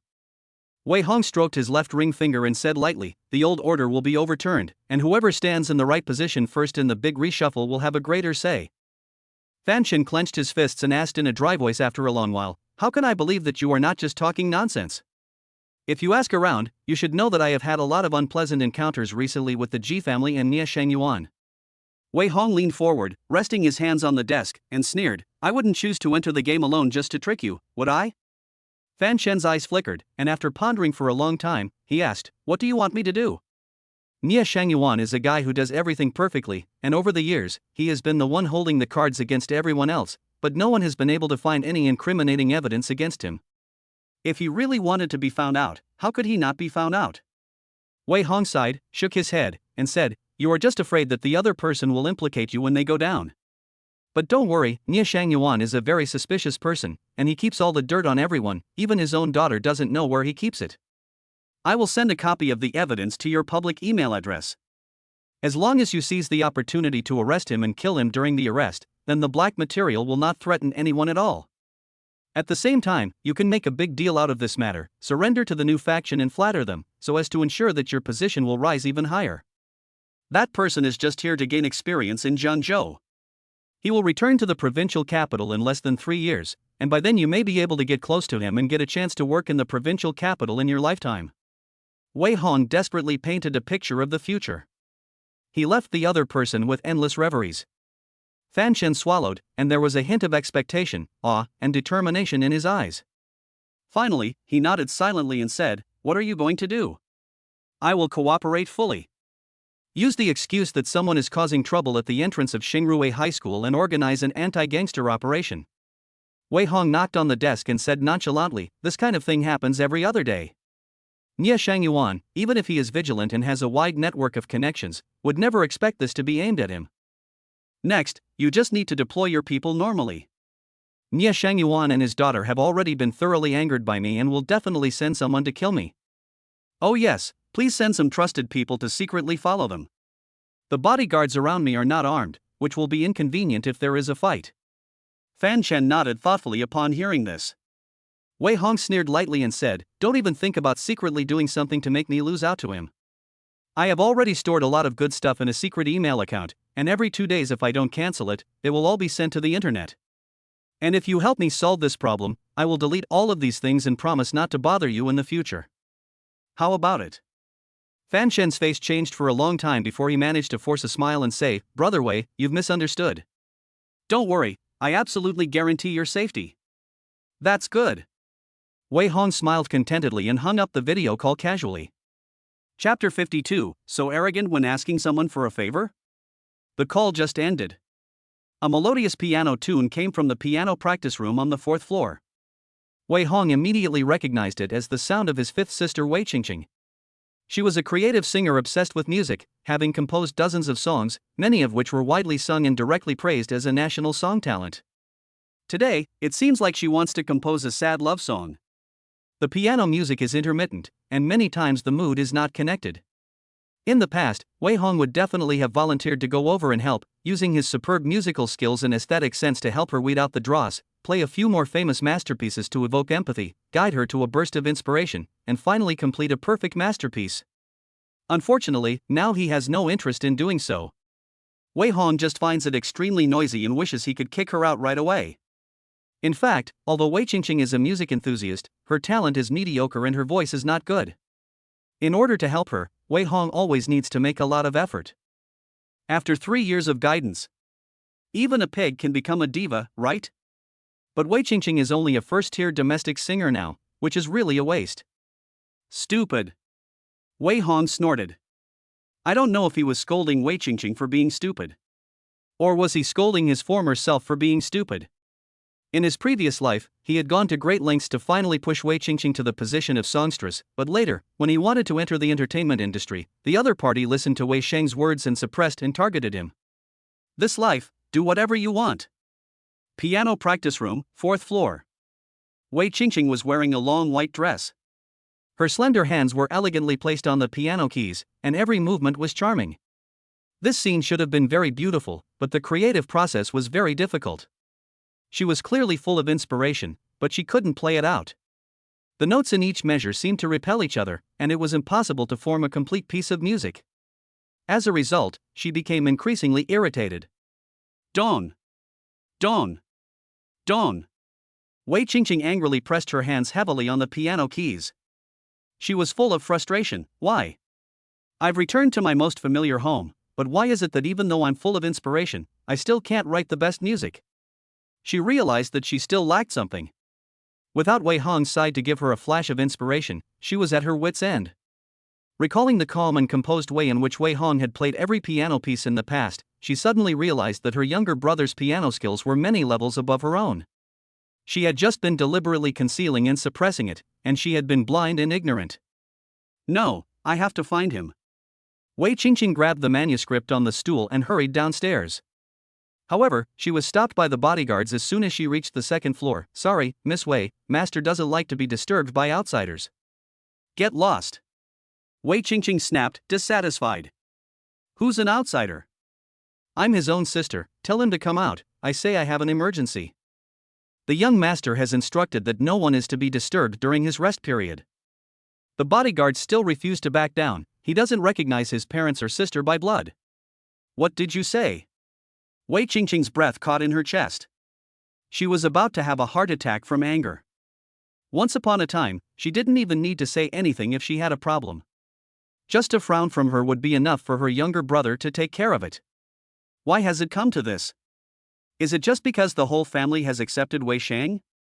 Wei Hong, come out here. Wei Qingqing yelled angrily. I'm your sister, what kind of attitude is that? How long are you going to keep this up? Is it because we accepted Sheng that you are so jealous and reject him? Haven't I not beaten you for a long time? Come out quickly, don't make me slap you. Why can't a family talk things out? You have to be so indecisive like a woman. A man with such a strong sense of jealousy really has no character at all. Wei Qingqing cursed angrily. She wanted to vent all the pent-up anger she had accumulated over this period of time. The bodyguard was about to force the person to leave, but Wei Hong had already walked out of the room with his hair brushed. He glanced at the other person lightly, his eyes full of mockery. What? Want to take out your anger on your good brother again? Wei Hong frowned and sneered. What are you talking about? Wei Qingqing snapped, dissatisfied, aren't you my brother? Stop it, don't try to get close to me. Wei Hong raised his eyebrows in disdain. I don't even recognize my parents, and you expect me to recognize you as a sister? If you want me to help you compose a song, just say so. You're still as shameless as ever, acting so condescending when you want someone to do you a favor. You? Wei Qingqing was at a loss for words and her face flushed. She really wanted to refute these words, but it seemed that she couldn't. Didn't she come here herself just to ask Wei Hong for help? Why did they suddenly have a conflict? Fine. We'll talk about Xiao Sheng some other time. Wei Qingqing swallowed her anger and pretended to be magnanimous, saying, come and rewrite the song for me, quickly. I have a concert next month, and if I don't have a new song to close the show, I'm afraid I won't be able to hold the audience. Now you want me to work like a horse? Go to hell. Wei Hong gave her no face at all, and turned directly to go back to his room. What did you say? Are you crazy? Wei Qingqing was furious and her face turned red. How dare you talk to me like that? I'll cut you if you don't believe me. All along, the 6 Wei sisters believed in the theory that you should hit your younger brother while you still can. In addition, they have never been close to Wei Hong, and they are not gentle when they fight. In the past, they have taken advantage of the age difference to bully him, and it was not uncommon for them to pinch his waist, slap him, or kick him. When he was young, Wei Hong thought that this was his sister being close to him. It was normal for siblings to fight and play around, so he never resisted. This led to Wei Qingqing's reckless remarks. Wei Hong's eyes cold upon hearing this, and after pausing, he smiled with a crooked lip. In the past, when you were my sister, I could let you win a little, but now if you move again, try it. Wei Qingqing's body stiffened and her face was full of disbelief. She suddenly remembered the scene of Wei Hong attacking Wei Jialiang. This little wolf cub dares to beat up his own father. If I try to act like an older sister, I'm afraid I won't fare too well either. You bastard. Treating your family like this, sooner or later you'll be struck by lightning. Don't think that the world will stop turning without you. No one in the world is indispensable to anyone else. We are definitely not the ones your family will regret. Just wait, I'm going to make the perfect melody for you to see. Wei Qingqing jumped up in a rage and swore. Wei Hong, however, simply didn't bother to respond to her anymore, and slammed the door shut, blocking out all the annoying noises. What's the point of being stubborn? You have to actually be able to do it. Everyone in this family, one and all, has received his meticulous help in the past. Now that Wei Hong has pulled away, all they can expect is endless suffering. Chapter 53, How could you lose such a good brother? Young lady, go back to bed early. Wang Ma appeared at the top of the stairs without warning. She spoke with a face full of mixed emotions, her eyes full of sorrow. Wei Qingqing angrily turned around and walked downstairs. She poured a glass of red wine from the wine cabinet and gulped it down menacingly before wiping away the tears of grievance seeping from the corners of her eyes.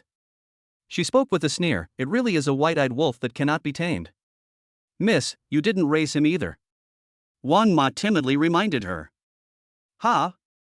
Wei Qingqing turned back in shock. Wang Ma quickly laughed. I'm sorry, miss, I'm just being nosy.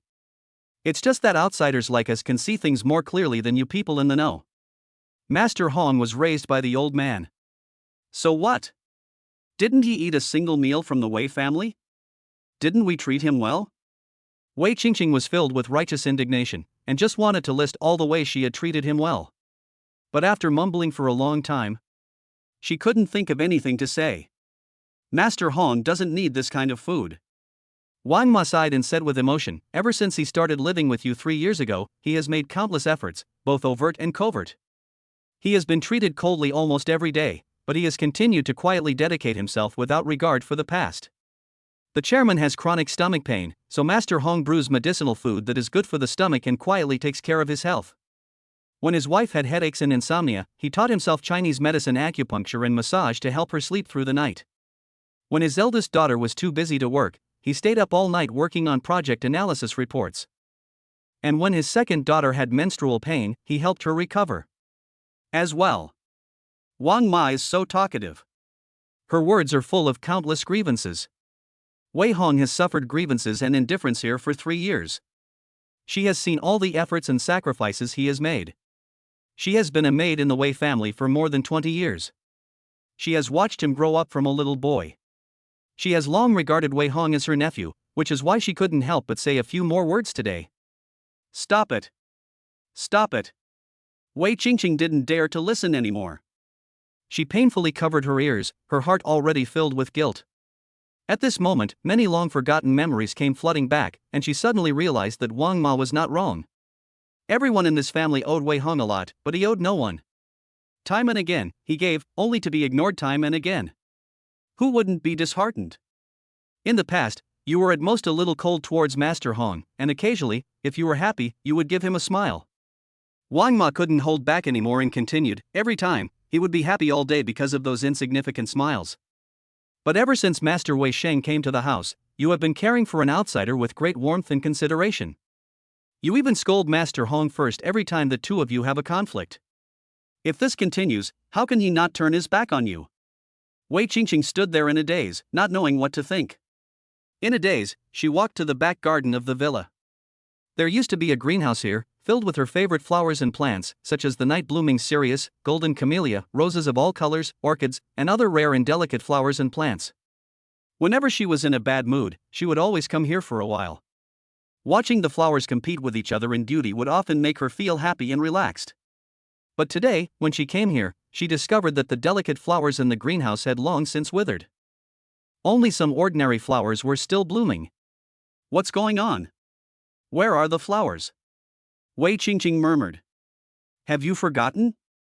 Wang Ma explained behind her, in the past, Miss, your flowers were all taken care of by Master Hong himself.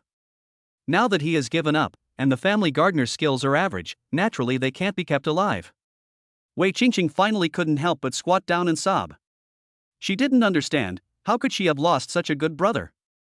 That night. It was destined to be a sleepless night for many people. Wei Hong, however, slept very comfortably and slept until dawn. He felt completely refreshed and looked exceptionally energetic. In the morning, at the dining table, Wei Qingqing was haggard and her eyes were red. Wei Jialiang and Du Sihui also looked a little pale. One had a stomachache and the other a headache and insomnia. They tossed and turned every night, unable to fall asleep. Their energy levels were way down, and their appetites were also very poor in the morning. Mom, Dad, and sister, have you all had a good night's sleep? Wei Sheng carried a tray from the kitchen, with a few bowls of plain congee on it, and carefully served it to everyone.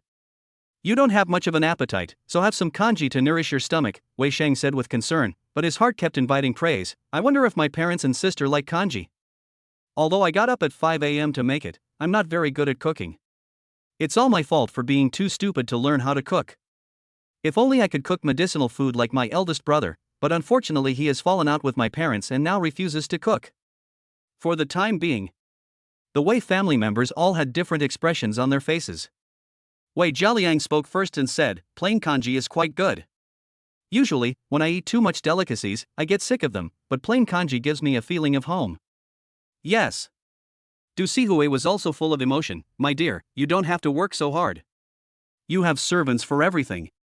You're at the time of growth, so remember to sleep more in the morning. Yes. Wei Qingqing also felt moved. You're so sensible. As soon as she said that, she realized something was wrong. Why did she subconsciously say something like that again? I didn't mean it. Wei Qingqing quickly tried to make amends, apologetically looking at Wei Hong and saying, you're very sensible too, just like Xiaoshang.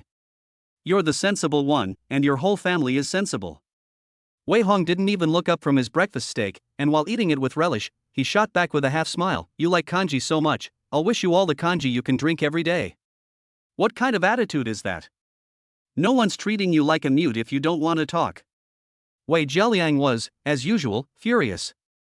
Wei Qingqing hurriedly said, Dad, don't be so impulsive, let's talk nicely as a family. Scoffed Wei Hong, mocking and curling his lips. Whose family? Brain damaged.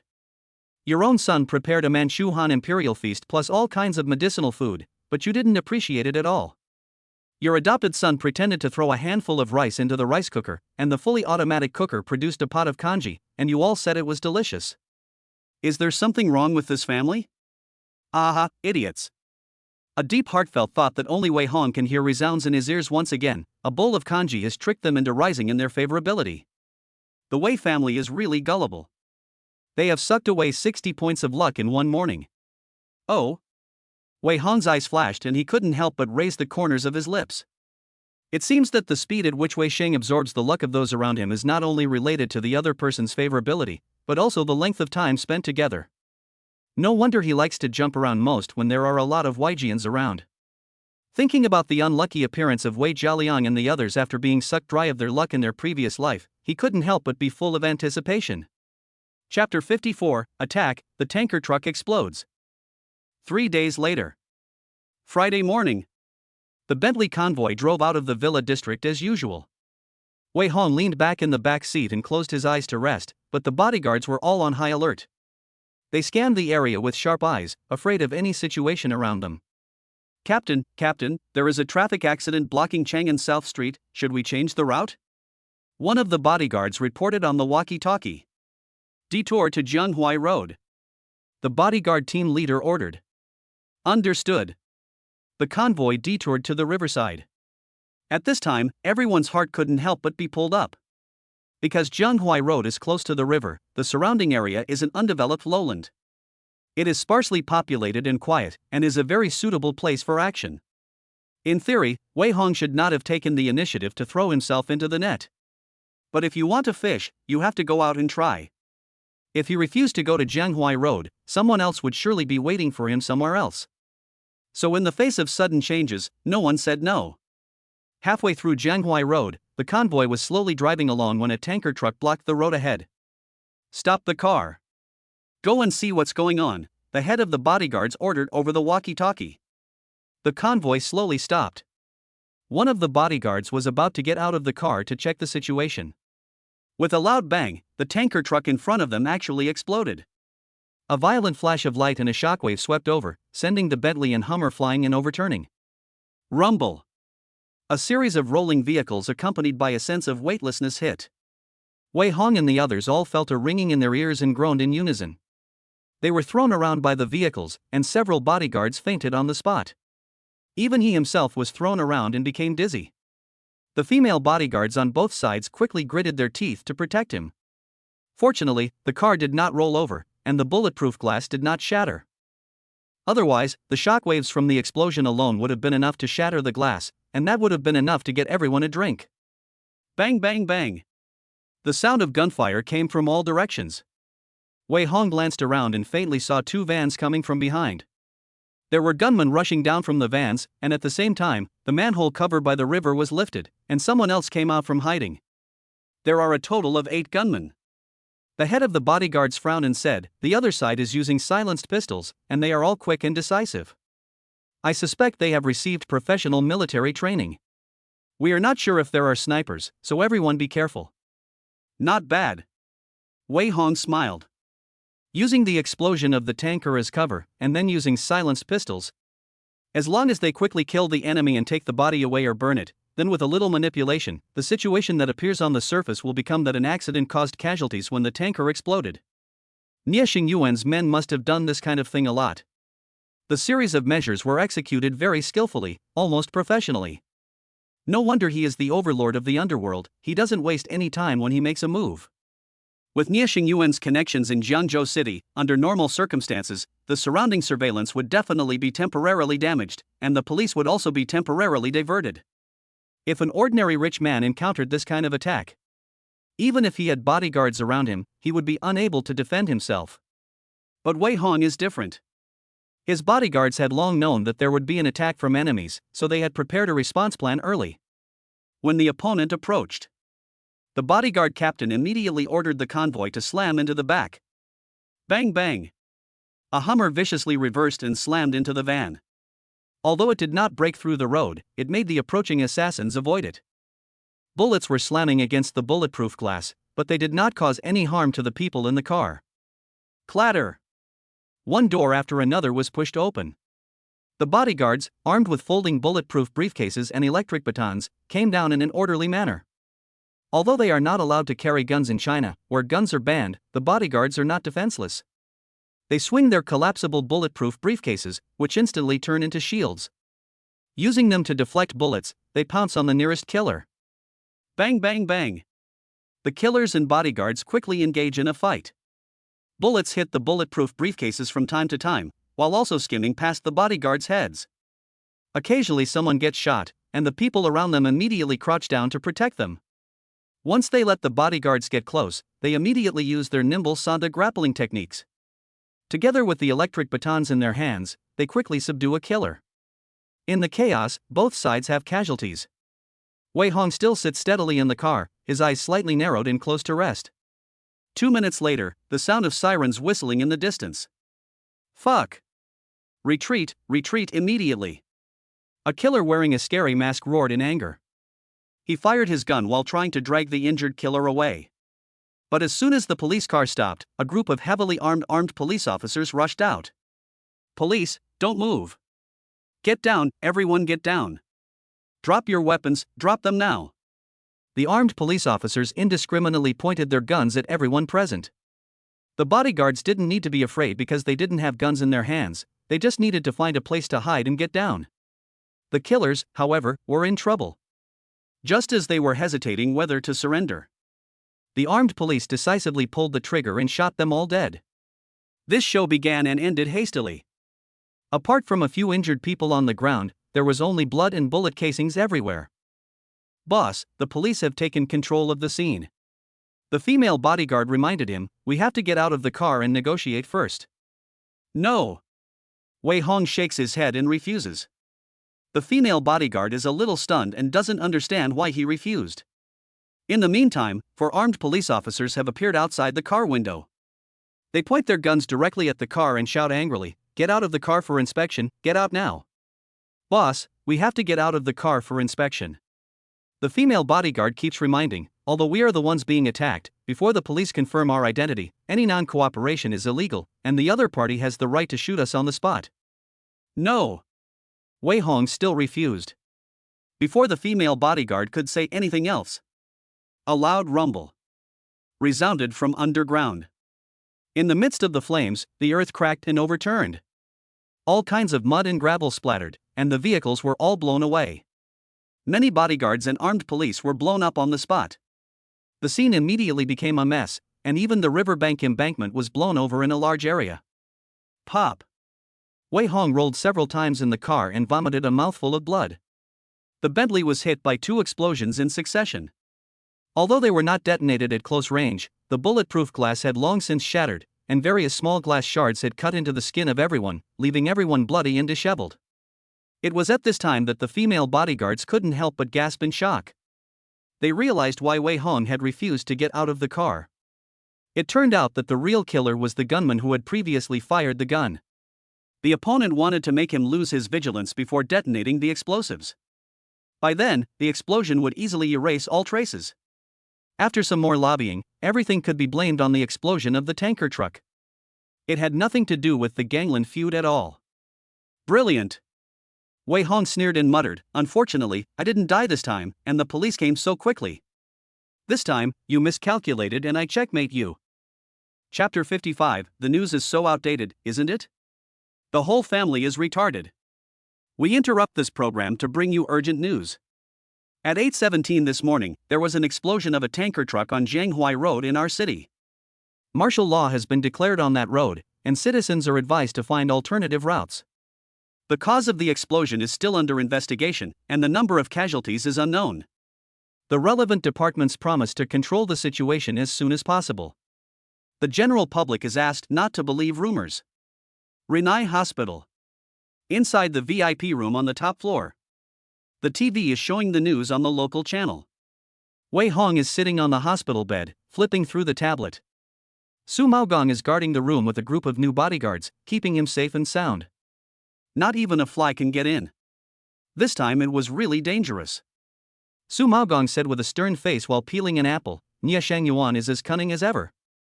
If you really got hit, I'm afraid this incident will just be closed with a hasty conclusion of a tanker explosion. Of course, it will be closed like that to the public." Wei Hong laughed lightly and sighed with emotion. After all, it is a harmonious society, and words like gang warfare can't possibly appear on the news. This time we lost 2 and injured 5. Su Maogong frowned and said, although they subconsciously sought cover during the explosion, they were still seriously injured. In addition, the police also suffered considerable losses, which made the higher-ups very angry. Recently, the city has been carrying out a campaign to eliminate gangsters and evil spirits, and with this kind of thing suddenly happening, Nia Shangyuan is afraid it's impossible to suppress it. Wei Hong laughed with disdain. What gangster bigwigs, they're actually all rats in the gutter. If they have an umbrella, they are naturally arrogant and domineering, and they can bully ordinary people. But once the umbrella disappears, all they can expect is destruction. After all, who can match the state apparatus? Nia Shangyuan made such a big noise when he was confused. Even if Wei Hong did not make an agreement with Fan Chen this time, it would be difficult for the other party to get away with it. This time I've dragged my brothers down.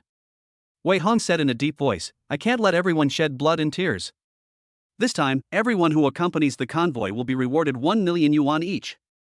For those who unfortunately lose their lives, I will give their families 10 million yuan each, and I will cover all medical expenses for the injured, and reward each person with an additional 3 million yuan. Su Maogong nodded and agreed. The bodyguards in the ward all brightened up. They were not afraid of anything, but they were afraid that their boss was too stingy. Wei Hong was so generous with his money, and with the insurance the security company bought for them, they would receive a large sum of compensation for injury or death. It was worth the blood they shed. A life was worth over 10 million yuan, it was a bargain. At least they could provide a comfortable life for their families, right? At this moment, the loyalty of the bodyguards skyrocketed. They wished they could follow such a generous boss forever. Is there any movement at the municipal police station? Wei Hong asked, rubbing his eyebrows. Of course there is. Su Maogong handed him an apple while saying, this is precisely because the anti-gangster campaign has mobilized a lot of police forces. Although it appears to be an explosion of a tanker truck, the situation is actually clear to the authorities. Nia Shangyuan, no matter how powerful he is, cannot suppress it. The municipal police department has now held a meeting and passed a resolution to carry out a comprehensive anti-gangster campaign against the Nia group. The police suddenly obtained a lot of key evidence from an unknown source, and are reportedly deploying an arrest operation. Wei Hong arched his lips, not surprised at all. If he hadn't negotiated with Fan Chen a few days ago, the other party might have braved the pressure and covered up for Nia Shangyuan, but now, anyone who isn't a fool knows that Nia's fate is sealed, and covering up for him will only get them in trouble. So anyone in Jiangzhou City who is involved with Nia Shangyuan will now protect themselves and decisively choose to take action against him. After all, only by beating up a drowning dog can you absolve yourself of involvement. The Nia family is finished. Wei Hong sighed, casually threw the tablet aside, and said, Uncle Gong, you go ahead. I'll stay at the hospital for a while to avoid the storm. That's good. Su Maogong agreed with a smile. After today, no one in the upper echelons of Jiangzhou City will not know Wei Hong. This is the person who was able to make Nia Shangyuan drink urine while holding her down, and then calculate his death. The younger generation is pushing the older generation out, and the Nia surname's previous generation died on the beach. Wei Hong is using the corpses of his predecessors to establish his authority. Such a high profile is too eye-catching, it's better to keep a low profile and avoid the storm. I'll go first, young master, you rest well. Su Maogong got up and left on his crutches. As soon as he left, Du Sihui arrived with Wei Qingqing and Wei Shang. As soon as she entered the ward, she couldn't help but ask anxiously, Hong, are you okay? You scared me to death. You're in the hospital, so how could you be okay? Wei Shang gloated, then feigned sorrow and said, I've been telling Big Brother not to be so arrogant, but he just wouldn't listen. You can't be too arrogant when you're young. You've suffered a setback, haven't you? Shang, you should keep quiet. Wei Qingqing anxiously stepped forward and tried to grab his hand, while she kept asking, I heard that you were involved in an explosion involving a tanker truck and that many people died? Oh my god, what happened? Are the underworld gangs so lawless these days? Wei Hong raised his hand to avoid being touched by the other person. Frowning, he looked at the bodyguards at the door and asked, Why are you letting just anyone in? Don't you know that I want to rest? Sorry, boss. Please, everyone. The bodyguards' faces fell at this news, and they hurriedly prepared to come up and evict the people. Wei Shang, who saw an opportunity to stick in a few words, said, Mom, I told you not to come and see Big Brother, and look, he's full of energy and strength to evict people. We're just wasting our efforts. Du Sihui's face looked a little unpleasant, but she still patiently persuaded, Hong, don't be stubborn. Nia Shangyuan is a deep and inscrutable person, with many desperate people under his command. They dare to do anything. Let's think of a way to reconcile. Yes, Dad has already agreed to help. Wei Qingqing also anxiously advised, as long as you bow to him, he can immediately negotiate with Nia Shangyuan. As long as you are willing to make a generous apology, it is not a problem to save your life. As long as there is Green Mountain, there is no fear of not having firewood to burn. Big Brother.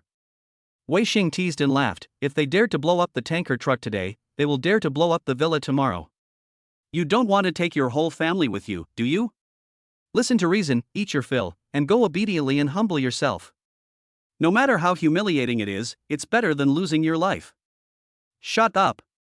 Wei Hong frowned impatiently and commanded the bodyguards, get them out. Yes. The bodyguards raised their hands to stop them. The three of them tried to say something else, but they were immediately thrown out. The ward was quiet again, with only Wei Hong's silent sneer. Now he wants him to go apologize to Nia Shangyuan? The news is so outdated. A family of idiots. Chapter 56, The End of the Tyrant, Ashes to Ashes. East of the city. Jianian Haoding Villa District.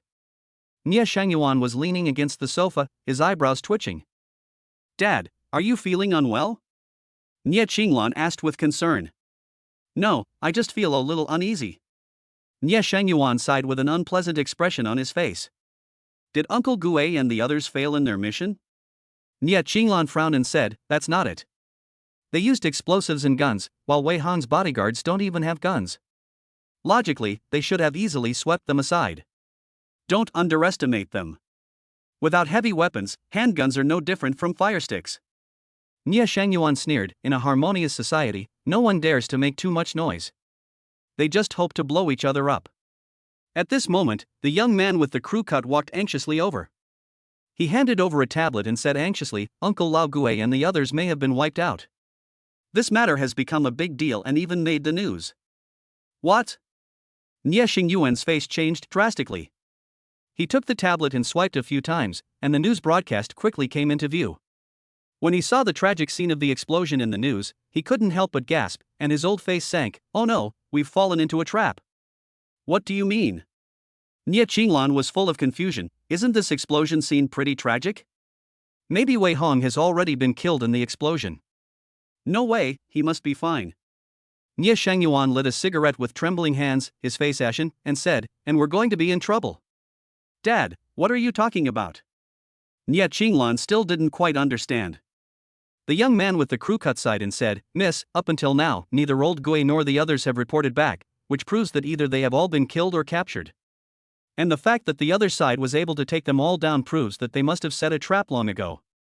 In addition, we haven't heard a thing for so long, and the news stations knew about the situation sooner than we did, which means that an official resolution has been reached and we have been abandoned by the Umbrella Corporation. The explosion of the oil tanker was too big a deal, and there were also casualties. Now it has been suppressed on the surface, but the authorities will definitely have to take someone to task, and they will probably gather the police forces to clean up after us next. Nia Qinglan is still a little confused. Nia Shangyuan glanced at his naive and a little stupid daughter and couldn't help but reveal a wry smile, concluding, in short, we are finished. This time we have kicked into the iron plate. I didn't expect Wei Hong to be such a ruthless person. How could this be? Nia Qinglan stumbled a few steps and fell onto the sofa, her face full of disbelief as she muttered, he's only a high school student. Our family has been based in Jiangzhou City for so many years, and many political and business leaders are our own people, so how is it possible that we can't defeat him? This is the truth. Nia Shangyuan was also at a loss for an answer, and he smoked in resignation, saying, how the hell did this kid manage to do it? The phone quickly rang. After answering a few phone calls, the young man with the crew cut looked even more unpleasant. He smashed his phone with his hand and ground his teeth together, saying, the situation is just as we expected. The municipal police department is carrying out a special campaign to eliminate gangsters and evil elements, and it so happened that they encountered this incident. The police have focused all their efforts on us. Right now, the casinos, mines, quarries, underground casinos, hotels, and other industries under Master Nia's name have been seized one after the other, and a large number of police are rushing here. Master Nia, let's go. As the saying goes, as long as the Green Mountains remain, there will be no shortage of firewood. Let's go now. Nia Xingyuan's eyes suddenly fell. Nia Qinglan was so scared that she almost fainted. How could this be? Yesterday, they were still the underground overlords that everyone in Jiangzhou City feared, the ones that made the big shots from all walks of life give them face, the ones that were willing to do anything from murder to loan sharking, the ones that almost no one could sanction. How did the situation change overnight? It all seems to have started when they met Wei Hong. Nia Qinglan not only suffered the worst insult of her life. She also had to face the prospect of her family being destroyed. How could she accept this? In an instant, the three of them all remembered what Wei Hong had said that day. He said he would bet that within half a month, the Nia family would be reduced to ashes. At the time, everyone laughed at him for being so whimsical. But now? It's not even half a month yet, and it's only the fourth day. Damn it! The young man with the crew cut clenched his fists and said coldly, this kid is arrogant enough. I'll take someone to get rid of him tonight, even if it means a total destruction. The winner is king, the loser is a defeated general. You have to accept your loss if you make a bet. Nia Shangyuan sighed and shook his head. You and I don't have the time to deal with other people anymore. Don't you understand that when the tree falls, the monkeys scatter? Now you pack up immediately, take the brothers who are willing to follow us and have clean records, and protect Qinglan as she leaves the country. If you stand by the river too long, you'll get your feet wet. Nia Shangyuan had long expected this day to come. So he wasn't the least bit flustered, and directly ordered someone to take his daughter away. He had long ago deposited a large sum of money in an overseas account, and this money was enough to make Nia Qinglan happy for the rest of her life. As for Jiangzhou City, it would be best not to return in the future. What about you, Master Nia? The young man with the crew cut asked uneasily, aren't you leaving with us? You all have clean records, so just get on a plane and go. Nia Shangyuan smiled bitterly and said, I'll probably have to sneak out from somewhere else. Good. The young man with the crew cut didn't waste any time, and hurriedly got up to pack his things. Nia Qinglan was full of reluctance and guilt, and cried, Dad, how did things come to this? Are we just going to let ourselves be kicked out like this? My child, it is better to stay alive than anything else. Nia Shangyuan poured himself a glass of wine and said hoarsely, what face and money are all empty. You just need to live happily. We have enough money in our foreign accounts to live on. What else in life is there to be dissatisfied with? I'm sorry, Dad, I'm sorry. Nia Qinglan was full of tears and desperately slapped herself. Nia Shangyuan held up his hand and took her hand, seriously telling her, winning and losing is common in the military. I have never been unable to let go in my life, and I don't blame anyone this time. Remember, you are not allowed to take revenge on Wei Hong. You can't beat him. Also, don't have anything to do with Wei Sheng anymore. Back then, in the principal's office, Wei Hong asserted that he was the culprit behind our family's destruction and death, and now it has all come true. This person is definitely using you. Do you understand? Nia Shangyuan went on and on, giving a lot of advice. Nia Qinglan nodded in agreement with tears in her eyes, and the two of them were full of the sadness of parting forever. When the siren sounded outside, the young man with the crew cut led the men and forcibly took Nia Qinglan away. What they didn't know was that this parting would be forever. Nia Shangyuan had no intention of escaping at all. He knew that he would definitely not be able to escape this time. If he didn't die, many people would not be able to sleep. So when the sirens sounded closer and closer, Nia Shangyuan silently took out a pistol from the side of the sofa and then pressed it against his temple. Wei Hong, what a good move! With a sigh, the gunshot rang out. The curtain had fallen completely on a generation of heroes. Chapter 57, the younger generation surpasses the older, and if you have children, they should be like Wei Shaoshi. At night. At the Xia family villa. Xia Sisi, Ji Peng, and a group of rich second-generation young masters and young ladies gathered together again to drink and play cards. Damn, it's no fun drinking here, why don't we go to a club bar? It's so much more fun to have a girl there to serve you. Fuck that, the city is cracking down on organized crime, and many clubs and bars have been raided. We'd better not go out and get into trouble, or we'll get yelled at again when we get back. You're right, we'll just have to make do with what we have. Here, cheers. The rich kids push their cups around in a boring way. Ji Peng smiles lightly, cupping his lips, drinking alone is so boring, I'll give you all a big melon to quench your thirst. Do you know why all the bars in the city were raided today? Why? The crowd was curious. Ji Peng gloated, because the Nia family struck against Wei Hong. What?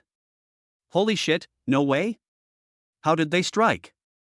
Did they send someone to kill him?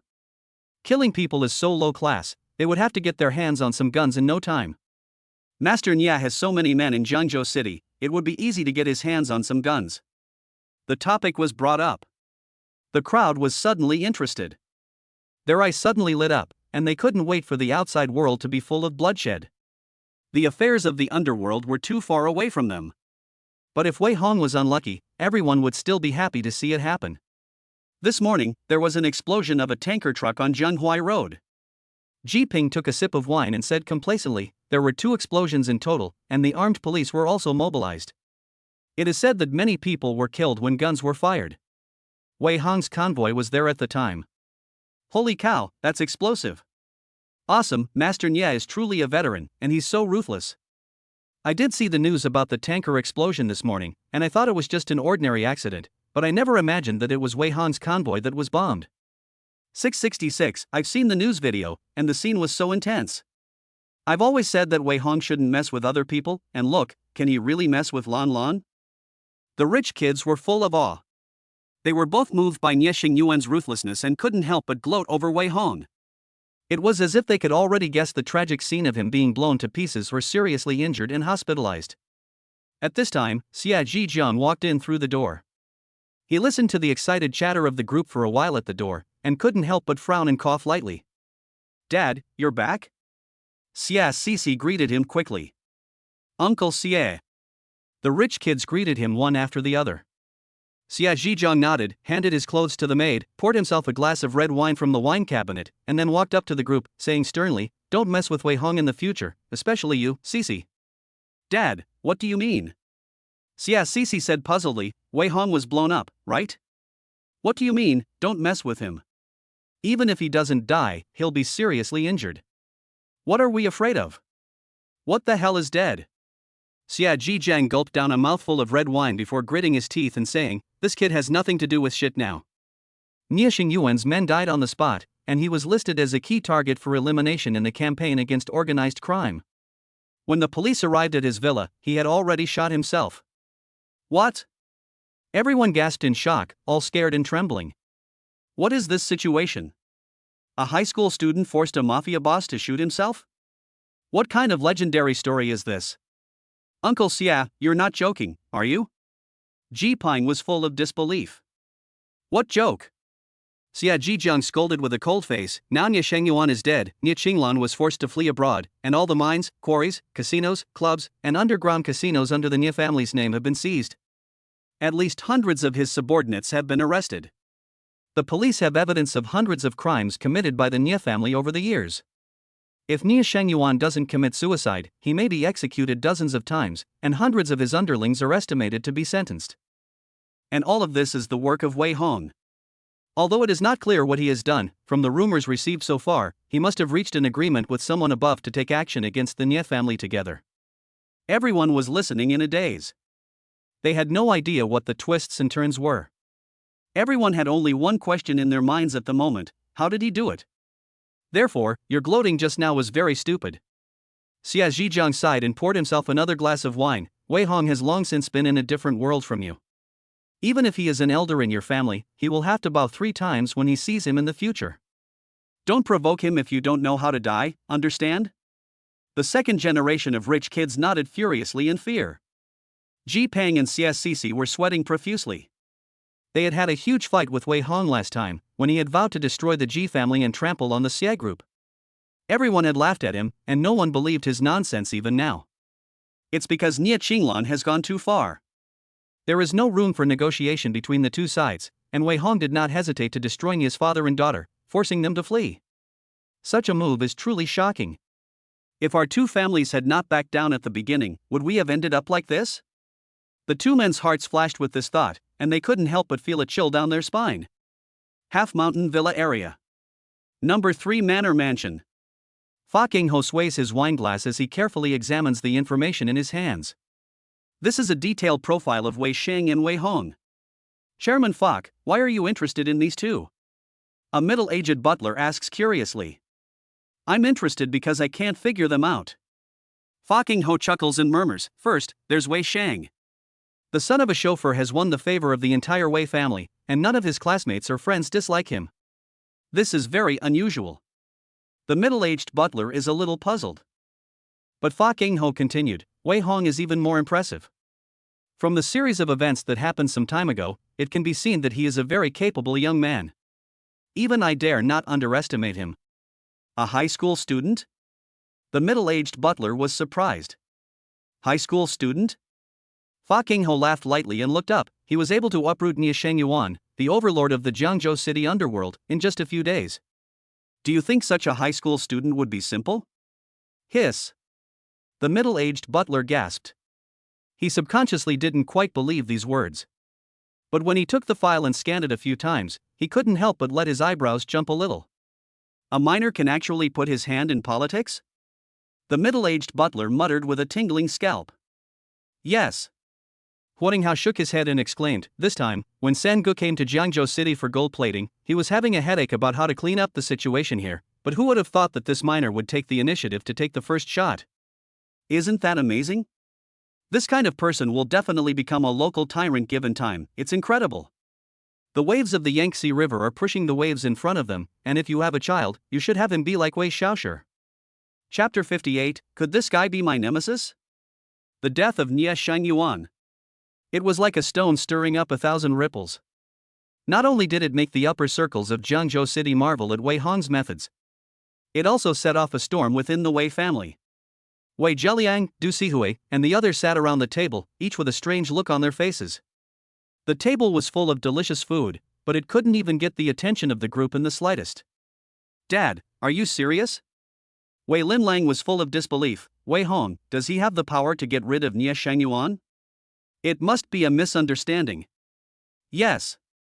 Du Sihui was also full of disbelief. The boy Hong is still a minor, and at best he has Su Maogong's support, as well as some connections and resources left behind by the old masters. How could he possibly be able to get rid of Nia? He must have just gotten lucky. Wei Sheng was unhappy and sourly commented, Master Nia's actions have caused too much of a stir this time, attracting the attention of the authorities. It's just that he was swept up in the anti-gangster campaign. Naive. Wei Zheliang sighed and shook his head. The gap between these two sons is really quite big. The real son has long been able to wrestle with the big players, while the adopted son is still clueless. How could there be so many coincidences in the world? Nia Shangyuan has survived many attempts to eliminate the evil, so why has he fallen this time? Obviously, Wei Hong is no ordinary person. This little bastard must have borrowed the connections and favors left behind by the old man. Wei Zheliang gritted his teeth and analyzed, you bastard, you've even used such precious favors just to be brave and aggressive, which is simply incomprehensible. If these favors had been used for the development of the group, the Wei group would have long since reached a higher level, and it would not have to still be living in the city of Jiangzhou. The old man really is something, going to all this trouble to cultivate this ungrateful child. It's a waste of the Wei family's resources. Everyone was sidetracked by his analysis. They subconsciously agreed with this judgment.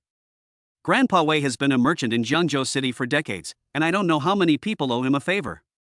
If Wei Hongjian relies on the favor of a certain big shot to bring down Nia Shangyuan, it's not impossible. If that's really the case, it's no wonder that Wei Zheliang would be furious. After all, the favor of a big shot is not common, and this kind of thing cannot be bought with money. If someone slightly promotes the Wei group, it can skyrocket, and it is really not worth wasting it on fighting with others. He's being really inconsiderate. Wei Linlang couldn't help complaining, recently, many projects of the group have not been progressing smoothly, and it's much harder to make money than before. You really don't know how difficult life is unless you're living it. Parents, you have to find a way to make him hand over all the resources left by Grandpa. Yes. Wei Sheng also said sourly, a debt of gratitude is a huge resource, and we can't just let Big Brother waste it as he pleases. This is all an opportunity for the development of the Wei group. Wei Zheliang was quite moved by this news. But then he thought of Wei Hong's bad temper and couldn't help but frown. This little brat has now grown up and is adamant about severing ties. Wei Zheliang sighed and said, it's certain that he won't agree to hand over the resources. Do you have any ideas? The group looked at each other, all embarrassed and closing their mouths. What the hell could they do? Wei Hong is now impervious to persuasion, and nothing they do will work. Pleading for mercy is useless, and playing on emotions is a waste of time. They really don't know what to do with this guy. But Wei Hong is extremely vigilant. He has 2 groups of bodyguards with him at all times, whether at home or out. In the entire city of Jiangzhou, unless the police are dispatched to arrest him, no one else can do anything to him. Even Nia Xingyuan's assassins couldn't get the better of him, so what can the Weiss do? Lin Lang, get the job done as soon as possible, just in case. Wei Zheliang ordered with a sigh. Understood. Wei Linlang nodded in agreement. The thing he had to do was to check the middle and senior management of the group. Once he found anyone who was too closely involved with the old man or who might side with Wei Hong, they would have to be gradually phased out in the future or put in second or third line positions to retire, and they must never be put in important positions. In short, Wei Zheliang must firmly grasp power in his hands. No one can challenge his authority, not even his own son. Dad. Wei Sheng suddenly asked, where has Nia Qinglan gone? I don't know. Wei Jialiang shook his head and replied, she should have gone abroad. I don't know exactly where she went, but she is a minor and has a clean background, so even if the Nia family falls, she won't be implicated. Don't worry. Wei Shang nodded, but his face looked very ugly. He didn't care whether Nia Qinglan was doing well. He only cared about whether he could absorb her luck, which was extremely abundant. Now that she had left the country, it was too far away for him to absorb any luck at all. In other words, Wei Shang had lost a source of income to support himself. At the same time, the fall of the Nia family had also made him lose a big backer. With this loss and the growth of the other, the loss is enormous. How can he not be angry? Damn it, it's all Wei Han's fault, why didn't you blow up today? Wei Sheng cursed in the deepest part of his heart, every time he gets involved, there is no good. Could this guy be a plague god that is killing me? Little Shang, why don't you look a little pale? Du Cixin gave him a chopstick of beef and said with concern, Nia Qinglan is your friend, right? Don't worry, people from her kind of family will face this kind of thing sooner or later. They all have various black accounts and gray funds abroad, so they won't starve anywhere. Yes, you don't need to worry. Wei Linlang casually reassured him, if you're really not at ease, just give her a call and ask sometime. Good.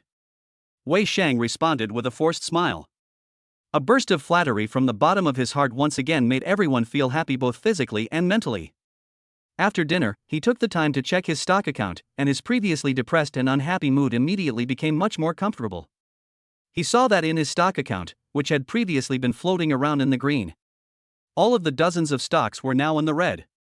The smallest increase was 3.5%, and the biggest was a direct trading halt. Wei Linlang originally only had 35 million in this account, but not long after he took over, the total income of the account had reached 46 million, and the numbers just kept growing like a snowball. Wei Shang doesn't know anything about stock trading. He just relies on his strong luck and blindly picks stocks. Fortunately, the result did not disappoint him, and his luck really seems to be off the charts. Just this alone has earned him more than if he had just randomly bought lottery tickets. Just you wait, this is just the beginning. Once I've absorbed enough luck from the Wei family, I'll open an account of my own when I'm an adult and play around with overseas funds. I hear you can use leverage with that stuff. Gee, I wonder if I can make billions overnight with a few dozen times leverage? Wei Shang's mood got better and better as he thought about it. He even started fantasizing about how he would slap Wei Hong in the face when he became a capitalist tycoon. Chapter 59, I hope you guys stay this stubborn. Half a month later. In the morning, at the Wei Group headquarters. Dozens of people, ignoring the secretary's attempts to stop them, stormed into the CEO's office in a rage, and started yelling at Wei Linlang, who was sitting in the boss's chair. CEO Wei, aren't you going to give us an explanation? Why would I be transferred from the finance department to the cleaning department to sweep the trash, when I'm doing a good job? Mr. Wei, do you think we have done something wrong? What is the meaning of suddenly issuing this transfer notice? Please explain. Everyone roared in unison. Wei Linlang frowned impatiently and looked up, scanning the faces of everyone present one by one. These people included men and women, old and young, from various departments, ranging from the head of the finance department and the administrative department to managers and supervisors, and almost covering 1/3 of the middle and senior management of the Wei Group. During this period, Wei Jialiang and Wei Linlang, father and daughter, began a sweeping investigation of the entire group. All the middle and senior management who had received funding from Wei's father, been favored by him, and usually got along well with Wei Hong were investigated. For a time, there was unrest within the group. This group of people were the unlucky ones who received transfer notices after the initial investigation. Let's go to the meeting room and talk. There's no room for so many people here. Wei Linlang had expected this to happen, so she got up, tidied her high-end women's suit, and strode towards the large meeting room. Seeing this, the others followed angrily. In no time, the group sat down in the meeting room.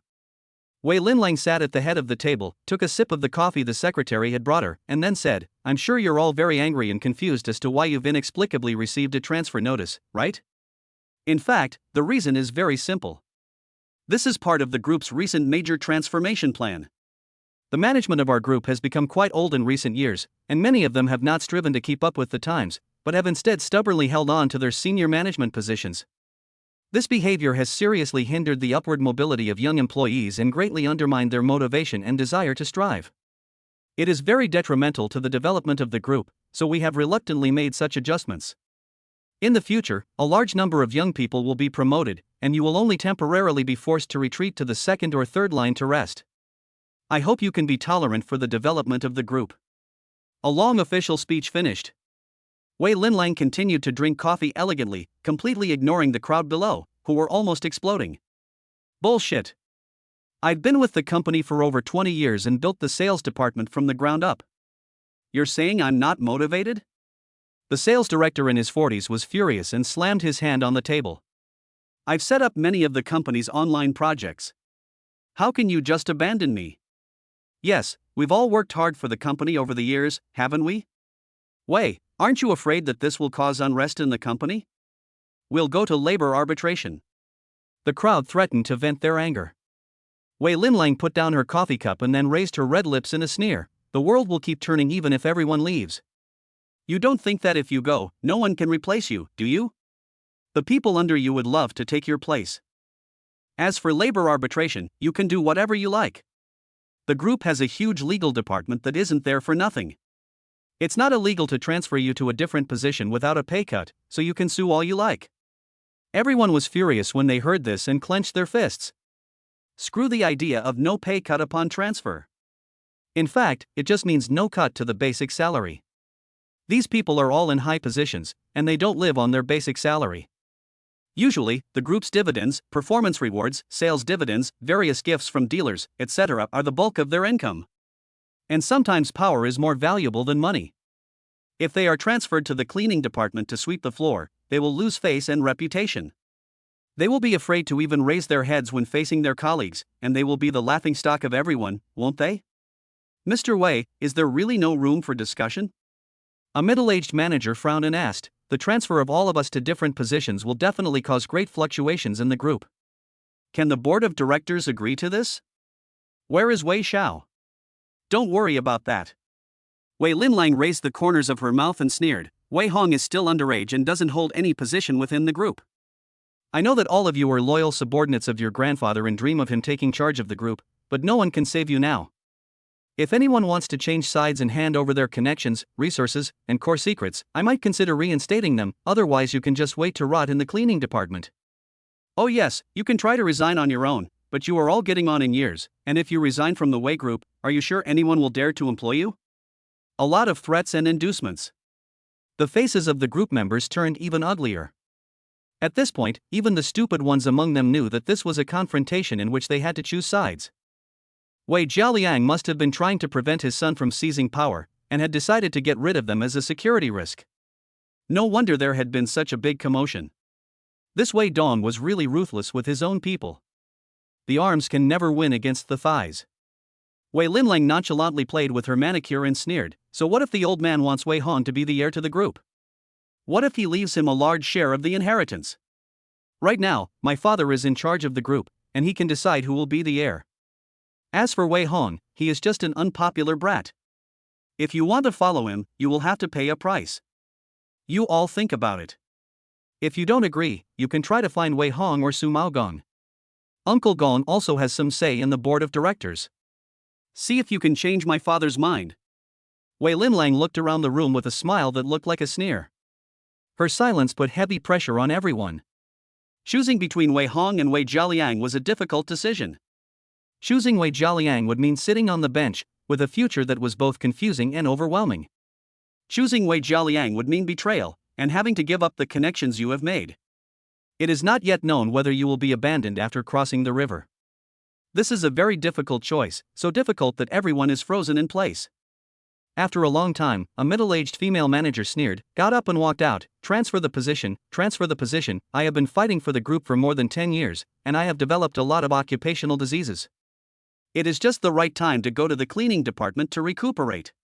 They can forget about taking my exclusive contacts and secrets with them. I'm not even bowing my head when I leave. It's just a job, who are they trying to scare? Executives are all capable and resourceful. They simply don't fall for threats and bribes. After weighing the pros and cons, they all left the meeting room cursing. Wei Linlang was furious when she saw this, picked up her coffee cup and smashed it on the ground, snarling, fine, I hope you guys stay so stubborn. Do you really think that with Wei Hong as your backer, you can go against the group? Dream on. Chapter 60, Starting Their Own Business, Hongsheng Group. A transfer? Interesting. In the afternoon. On the golf course. Wei Hong and Su Maogon took their swings for fun. A few middle and senior representatives of the Wei Group who had been transferred stood around rambling. They recounted the disgusting actions of Wei Linlang and his daughter directly. The fact that they came to them on their own initiative naturally meant that they had already made a choice. In this power struggle between father and son, they have chosen to side with Wei Hong. For one thing, he was personally chosen as the heir by Wei's father, and for another, they don't trust Wei Jialian and his daughter. Whether it's for their own interests or to repay a favor, Wei Hong is the best choice. Wei Xiao, what do you think? A middle-aged vice president frowned and said, now the group's small cleaning department has almost become a big mess, with all the general managers, vice presidents, and supervisors stuffing themselves in. Everyone is now idle every day, and they have been directly sidelined. Yes, we don't know what to do now, Wei Xiao, please make a decision. If this matter is not resolved, we are afraid we are going to be in trouble. They looked at Wei Hong with scrutinizing gazes, their words full of doubt. These days, the boss and the employees are always choosing each other. Although they all knew that Wei Hong was very capable, they still had to see if he could really shoulder the responsibility. If he couldn't, they naturally wouldn't waste time with him. Poof! Wei Hong casually swung his club. The golf ball drew a perfect parabola and landed next to a hole dozens of meters away. He gave a satisfied smile and then said, you uncles all watched me grow up, and we all know what's going on this time. You're all hoping that when I come of age, I'll go back to the Wei Group and fight for the chairman's seat, right? That's right. Who else but you can take charge of the group left behind by the old man? Although you're young, Wei Xiao, you've been cultivated since childhood, and you spend all your spare time in the group office. We believe in you. Once you come of age, you can inherit 30% of the group's shares. At that time, Uncle Gong will unite with a group of old shareholders. We have the advantage. We support you, Wei Xiao. Everyone spoke up at once. Wei Hong shook his head and laughed lightly, it's useless. Wei Jialian, that old fox, is not good at expanding territory, but he is very ruthless in internal struggles. For so long, he could have used dilution, pledging, and other means to get rid of the shares. Lawsuits are time-consuming and laborious, and he could drag me to death. The atmosphere suddenly became tense.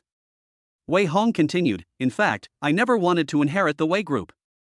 Although it was built up by the old man, the group has long since decayed over the decades, and there are too many internal problems. I don't want to waste my energy arguing with the board every day. Are you saying you want to create a new group? The middle-aged vice president looked surprised. Good. Wei Hong nodded and said, I originally wanted to wait until I was an adult to set up the framework for the group and gradually lure you all over to work for me, but now that Wei Jialiang and his daughter have played such a trick, I guess my plan will have to be brought forward. Next, I will ask Uncle Gong to go to Hong Kong and register a multinational enterprise there, with him as the legal representative and me as the largest shareholder. While you need to be an adult to inherit your grandfather's legacy, there is no age requirement for becoming a shareholder of a company, so this is currently the only way to quickly set up the framework while avoiding risks. Several people's eyes lit up, and their breathing gradually quickened. Wei Hong struck a pose and swung another shot before ambitiously imagining the blueprint. The group name is tentatively called Hongsheng, and the future industries will involve finance, the internet, investment, industry, real estate, beauty, medicine, and other industries. The territory will expand to all parts of the world. I want to create a giant monster worth hundreds of billions of dollars. You will only become more brilliant by following me away from the Wei Group's small pond. In no time at all. Everyone present was filled with enthusiasm at these words. Although they were in high positions, most of them were no longer satisfied with just retiring at Wei's group. Many of them also wanted to expand their territory. Wei Hong's description of the situation perfectly met their psychological expectations. Hongsheng Group, good, good. What a great name, ha ha ha. Wei Xiao is starting a new business, and we can't be left out. That's great, because we've had enough of Wei Jialiang and his daughter. We'll resign and join you right away. Several people scrambled to declare their support. Wei Hong raised his hand to stop them. Don't. Why resign? You can enjoy your retirement at Wei's group, but the various procedures for Hongsheng Group will take several months. Wouldn't it be nice to enjoy the benefits? Ha ha ha. The middle-aged vice president laughed heartily. Indeed, in recent years, I have stayed up late every day to accompany customers, and I am full of small and large illnesses. If I can rest well for a few months, my life will be a few years longer. That's good, paid vacation, cool. Good. I will go back and notify everyone to mess up in the cleaning department. Everyone around him burst into laughter. Wei Hong also waved his hand and teased, having fun is one thing, but you must not casually report problems within the group, nor deliberately lose important project data or poach other people's partners. You must not do anything like drum up a mass resignation of your staff, that would be immoral. Ha ha ha. There was another round of laughter. A middle-aged female supervisor teased, Wei Xiao, don't worry, we all understand. Without us, the Wei group will be in chaos for a while, just the way they deserve it. Good. Wei Hong nodded and said, please inform everyone that the difficulties are only temporary. After 3 months, when all the formalities for Hongsheng Group are completed, each of you will receive a big red envelope for joining the company. I guarantee that it will be more than what you have earned in the past 3 months. Thank you, Mr. Wei. That's great, I'll let everyone know right away. Everyone expressed their gratitude. After everything was settled, these people left contented. Su Maogong frowned and scanned the room, puzzled, are they all being hired? Shouldn't we screen them first? Wei Hong naturally knew what he meant. Wei Jialiang hurriedly came out. It is inevitable that there will be people who will plant nails, and some of them are just there to fill the ranks. Obviously, it is not cost-effective to accept them all, and the right thing to do is to select and recruit those who are valuable. But after thinking about it, he still shook his head and said, when a new group is first established, it is precisely at a time when it lacks people. Regardless of whether these people are loyal, they have the means and ability to get to the middle and upper levels of the group. At this time, if you hastily screen them, it is easy to cause panic. Just accept them all. Good. Su Maogong patted his aching back before sighing, I'm just a hard worker. I'll go to Hong Kong in the next 2 days to finalize the group's affairs as soon as possible. Expand the business. Wei Hong urged, please take care of all the formalities, licenses, and some domestic procedures yourself. I wouldn't feel at ease with anyone else. Okay.